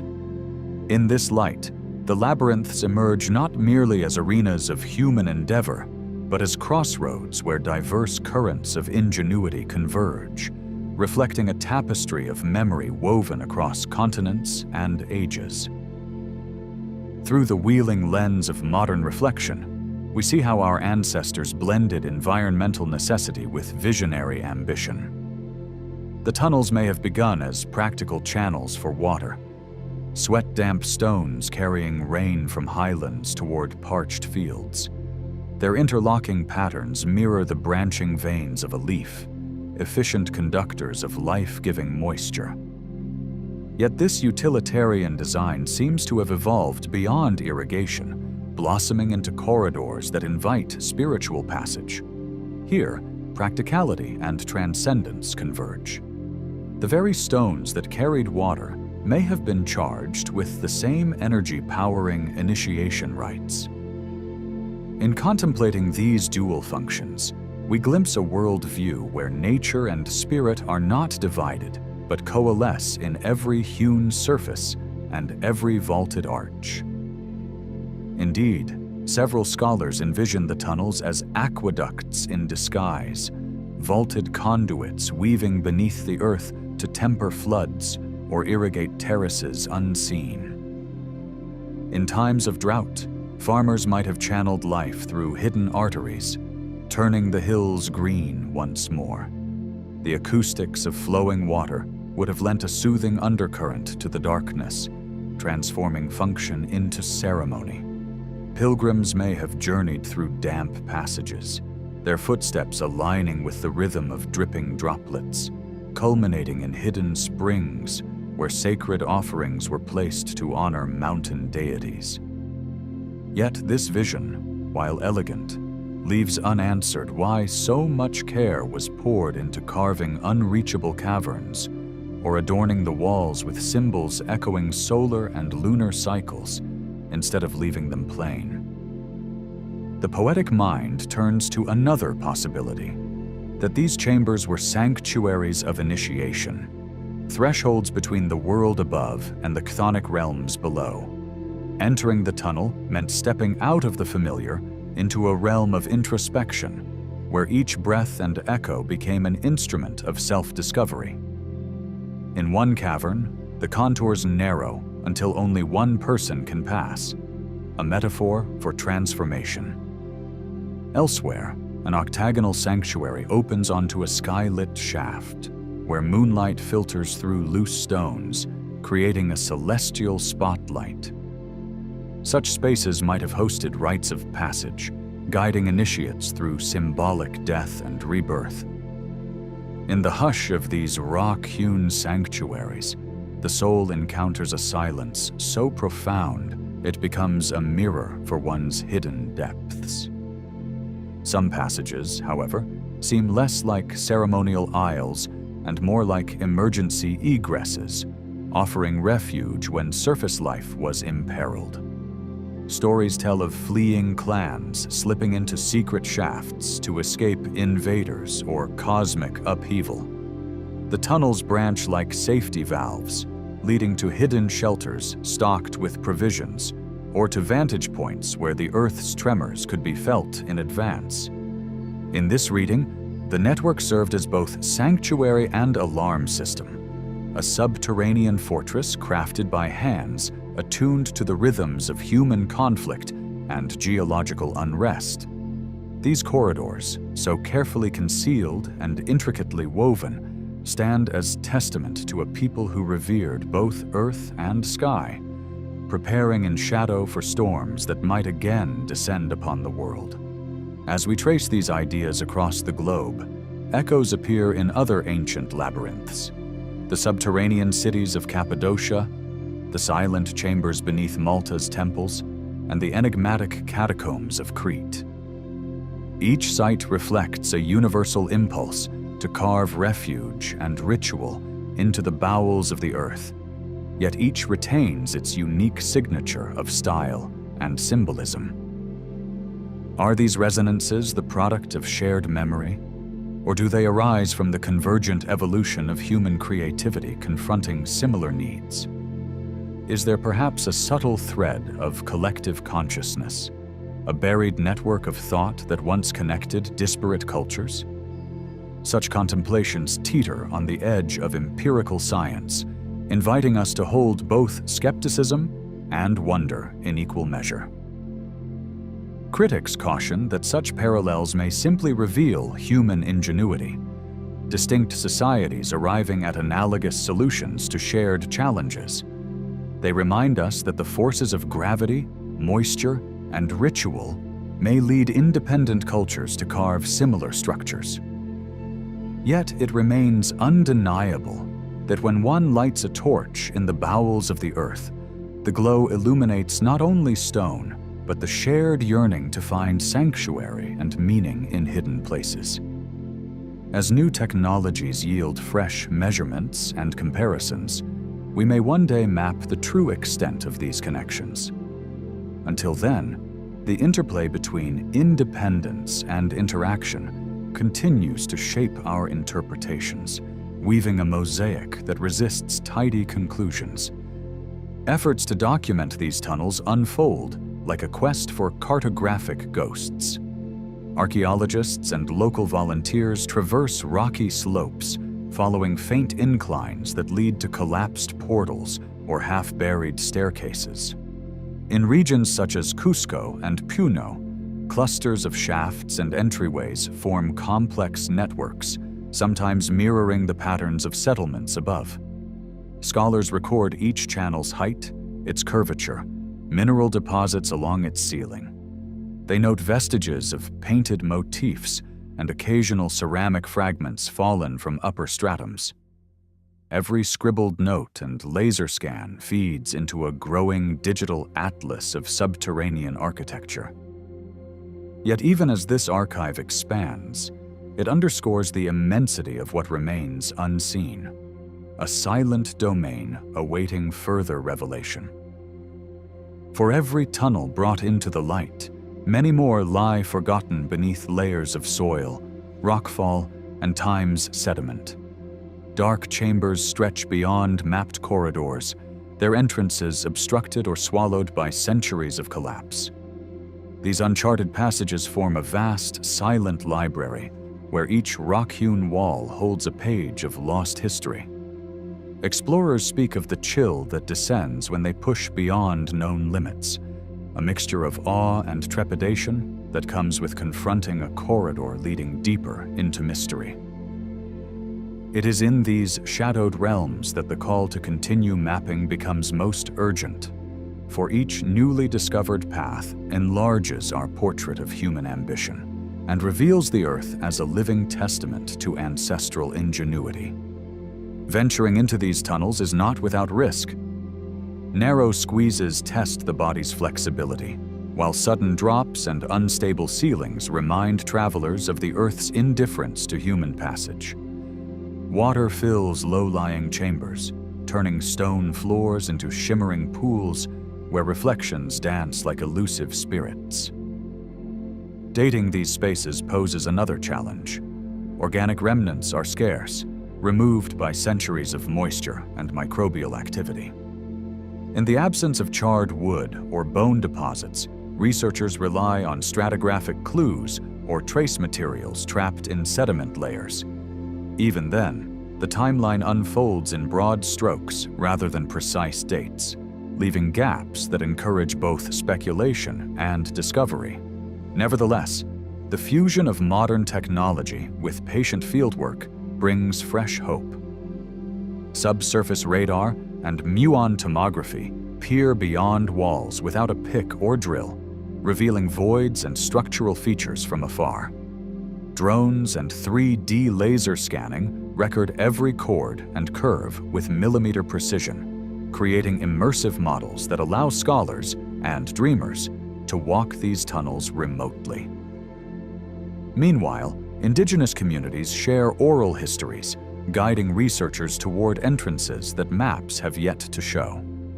This collaboration of high technology and ancestral knowledge forms a new narrative that honors both the rigor of science and the depth of cultural memory. In the hush that follows, one can almost hear the whispers of bygone architects, guiding each step in an unending journey of wonder. In the end, the tunnels of South America stand as living paradoxes, monuments of stone that pulse with life's forgotten rhythms, doorways to both pragmatic function and profound mystery. They remind us that human history is not a single straight line, but a tangled skein of ingenuity, ritual, and hope echoing through time. As we tread these ancient corridors, we are invited to become part of a vast tapestry where every carved niche and hidden turn is both question and answer, beckoning us to believe that the deepest wisdom often lies beneath the surface, waiting for the light of curiosity to bring it into view.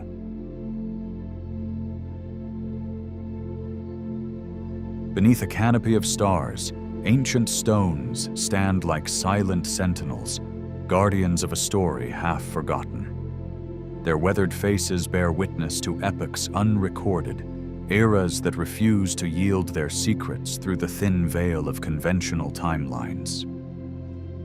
As moonlight drapes across broken pillars and sunken terraces, these monuments beckon us into a realm where time curves and memory trembles.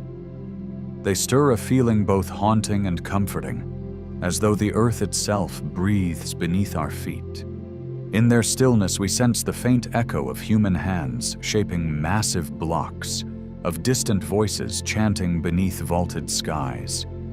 They remind us that history is not solely the sum of written records, but also a tapestry woven from shadows and breath, the hum of cosmic cycles, the pulse of land and sky. As we drift deeper into this reflective pilgrimage, we learn that our modern maps of human progress may be incomplete, drawn upon paths laid down by storytellers whose ink faded long ago. Time itself becomes a riddle wrapped in stone. Conventional chronologies speak of civilization's dawn around 6 millennia past, yet some structures push that boundary far beyond our textbooks. Their radiocarbon whispers hint at builders active during ice's last retreat, at societies whose memory vanished beneath cataclysmic floods or silent geological upheavals. When we stand before a circle of T-shaped pillars or brush our fingers along mystifying carvings, the familiar arrow of history blurs, and a spiral emerges, one that folds inward, back into ages when humanity's heartbeat synchronized with the turn of the stars. These monuments insist on non-linear time, layers of construction over millennia, renovations by hands unknown, the fall and rebirth of purpose. They propose that epochs we call prehistoric may instead represent a deeper past, brimming with ingenuity and spiritual intent. In this sprawl of shifting eras, each site becomes a prism, refracting questions of origin and survival, inviting us to embrace mystery rather than chase certainty. As our journey circles the globe, a hidden network seems to take form, an uncharted web binding sites from Anatolia to the Andean highlands, from sun-drenched isles to frozen northern wastes. Beneath continents and oceans alike lie murmurs of remote builders sharing architectural motifs, concentric rings, symbolic reliefs, alignments with solstices and equinoxes. Could a spiritual or cultural blueprint once radiate from one cradle of consciousness, rippling outward through migrations lost to memory? Or did multiple pockets of early humanity, separated by vast distances, independently converge upon similar obsessions, marking the heavens in stone, entwining earthly geometry with celestial rhythms? As we trace pathways of trade and talk, of mythic echoes and linguistic echoes, lines drawn between disparate ruins become more than mere coincidence. They suggest an invisible current, a convergence of thought unbounded by mountains or seas, a global tapestry of awareness crafted long before the age of recorded empires. At the heart of each monument lies a deep understanding of space, an aptitude for constructing both shelter and celestial observatory. Massive stone megaliths, carved with precision that defies simple tools, rise from meadows and deserts, as if summoned by architects fluent in cosmic design. Some blocks, hewn and polished, fit together with joints so tight that not even a sliver of light pierces the seams. Others stand perched along sight lines toward solar events, marking the slow arc of the sun across the horizon year after year. In these feats of engineering, we glimpse communities fluent in mathematics and astronomy, whose knowledge of angles and alignments would not reappear in later civilizations until manor houses and cathedrals rose in medieval Europe.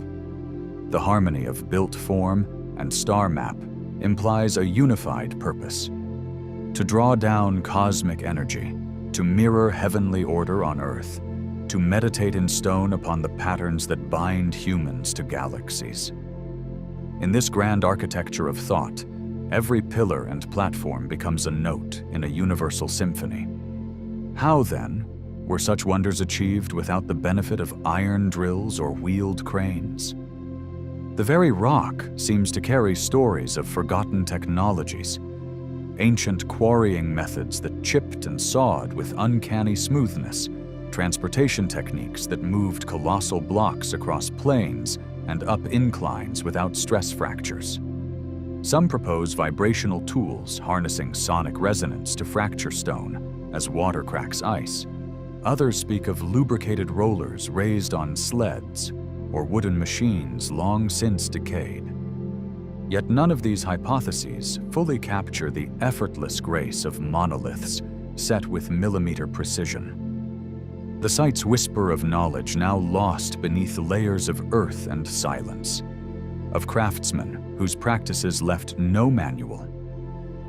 When modern researchers attempt to replicate their feats, they find only partial success, reminding us of how much ingenuity may sleep beneath our assumptions of technological progress.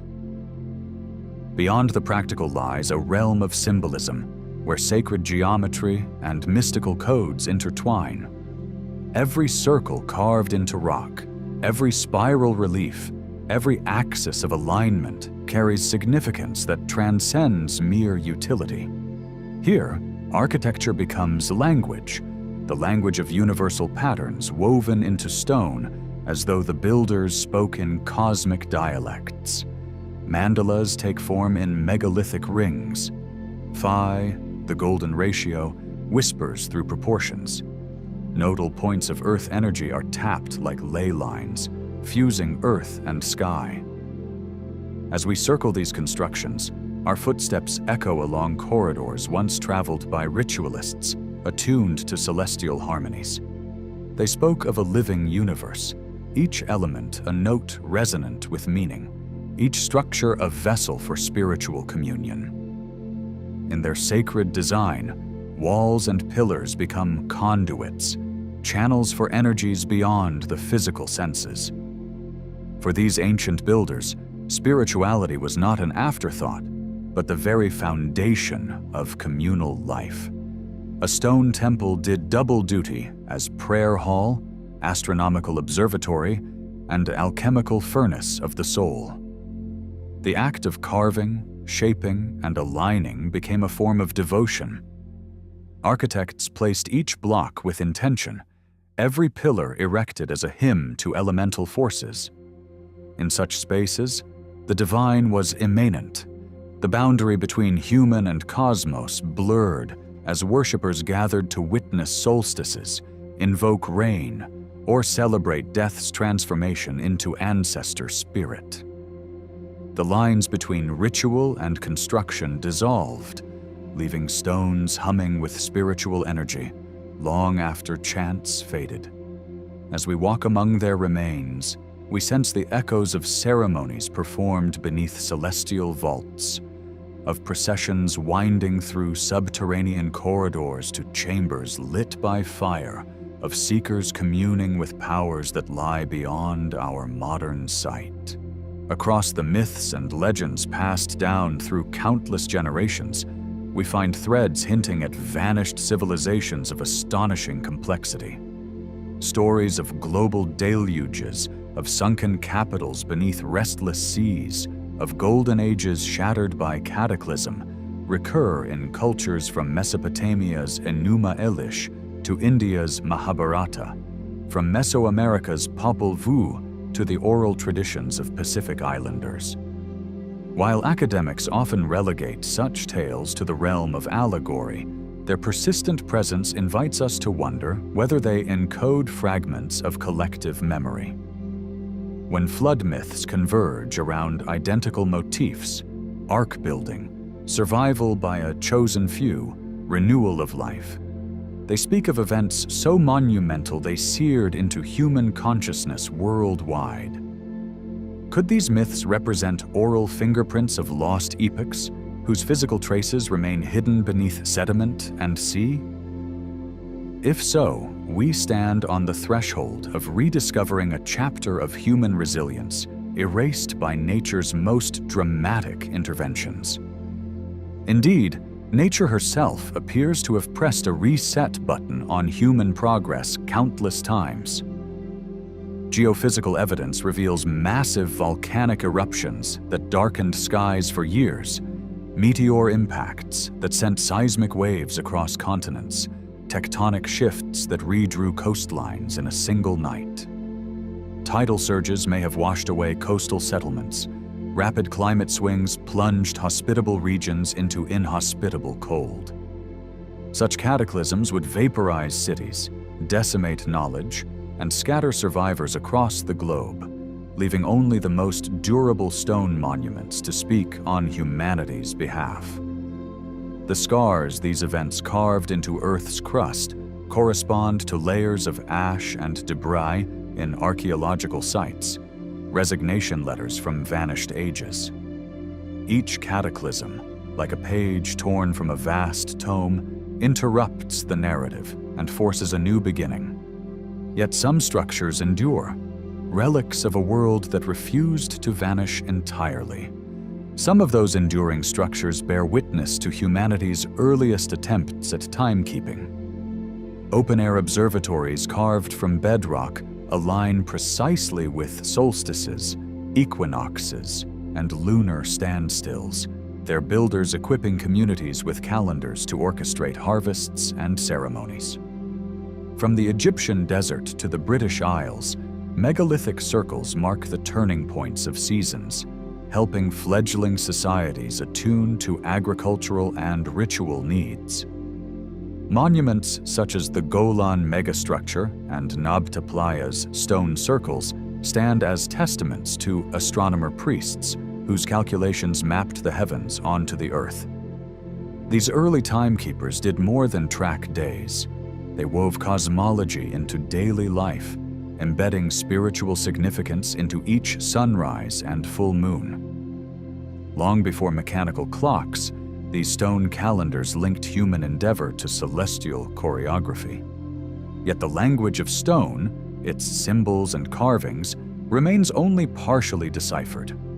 Spirals, zigzags, concentric circles, stylized animals, and geometric grids recur across continents, suggesting a symbolic vocabulary once shared or perhaps rediscovered independently by distant cultures. These motifs may encode creation myths, star charts, or mnemonic devices for oral traditions. The same spiral fandango appears in Neolithic carvings in Europe and petroglyphs of the American Southwest, while serpent motifs coil around pillars in Anatolia and Peru. Despite decades of archaeological labor, the codex enfolded in these symbols eludes final translation. We interpret patterns through lenses of modern disciplines, yet the original syntax may marry art, ritual, and astronomy in a seamless whole we have yet to fully grasp. For some, the extraordinary precision and sudden leaps in ancient knowledge hint at influences from beyond our world. Tales of star visitors who imparted wisdom to early shamans persist in folklore from the Dogon people of West Africa to the Maori of New Zealand. In popular imagination, these theories fuel visions of extraterrestrial architects who guided humanity's early steps. Although mainstream scholarship remains skeptical, the allure of a cosmic connection persists. Could distant travelers, physical or visionary, have seeded advanced ideas in receptive minds? While empirical proof remains elusive, the notion challenges us to expand our definitions of contact, communication, and cultural transmission, whether literal or metaphorical. The theme of skyborne benefactors underscores humanity's perennial fascination with the heavens. Amid theories of lost worlds and starborn teachers, a continuous thread of human ingenuity endures. Even after cataclysms and cultural collapses, survivors carried fragments of stone cutting, celestial observation, and spiritual ritual into new contexts. Megalithic practices re-emerged in Bronze Age Europe. Geometric complexity adorned early temple sites in South Asia, and heavy block masonry appeared in pre-Inca centers high above the Pacific. Each reinvention wove echoes of forgotten epics into emergent civilizations, preserving spools of wisdom despite the shredding of direct lineage. Architecture, ceremony, and myth, each functioned like strands of DNA, passing genetic-like seeds of culture through countless rebirths. Thus, a hidden continuity flows beneath the apparent breaks and leaps in recorded history. When we reclaim knowledge from these ancient chapters, we glean lessons not only about origins, but also about our relationship to planet and cosmos. These monuments stand as radiant statements on sustainable technology, passive solar alignment, earthborne building materials, integration of natural energy flows. Their geometry reflects profound awareness of environmental rhythms, suggesting that ancient engineers saw themselves as part of a living system rather than conquerors of it.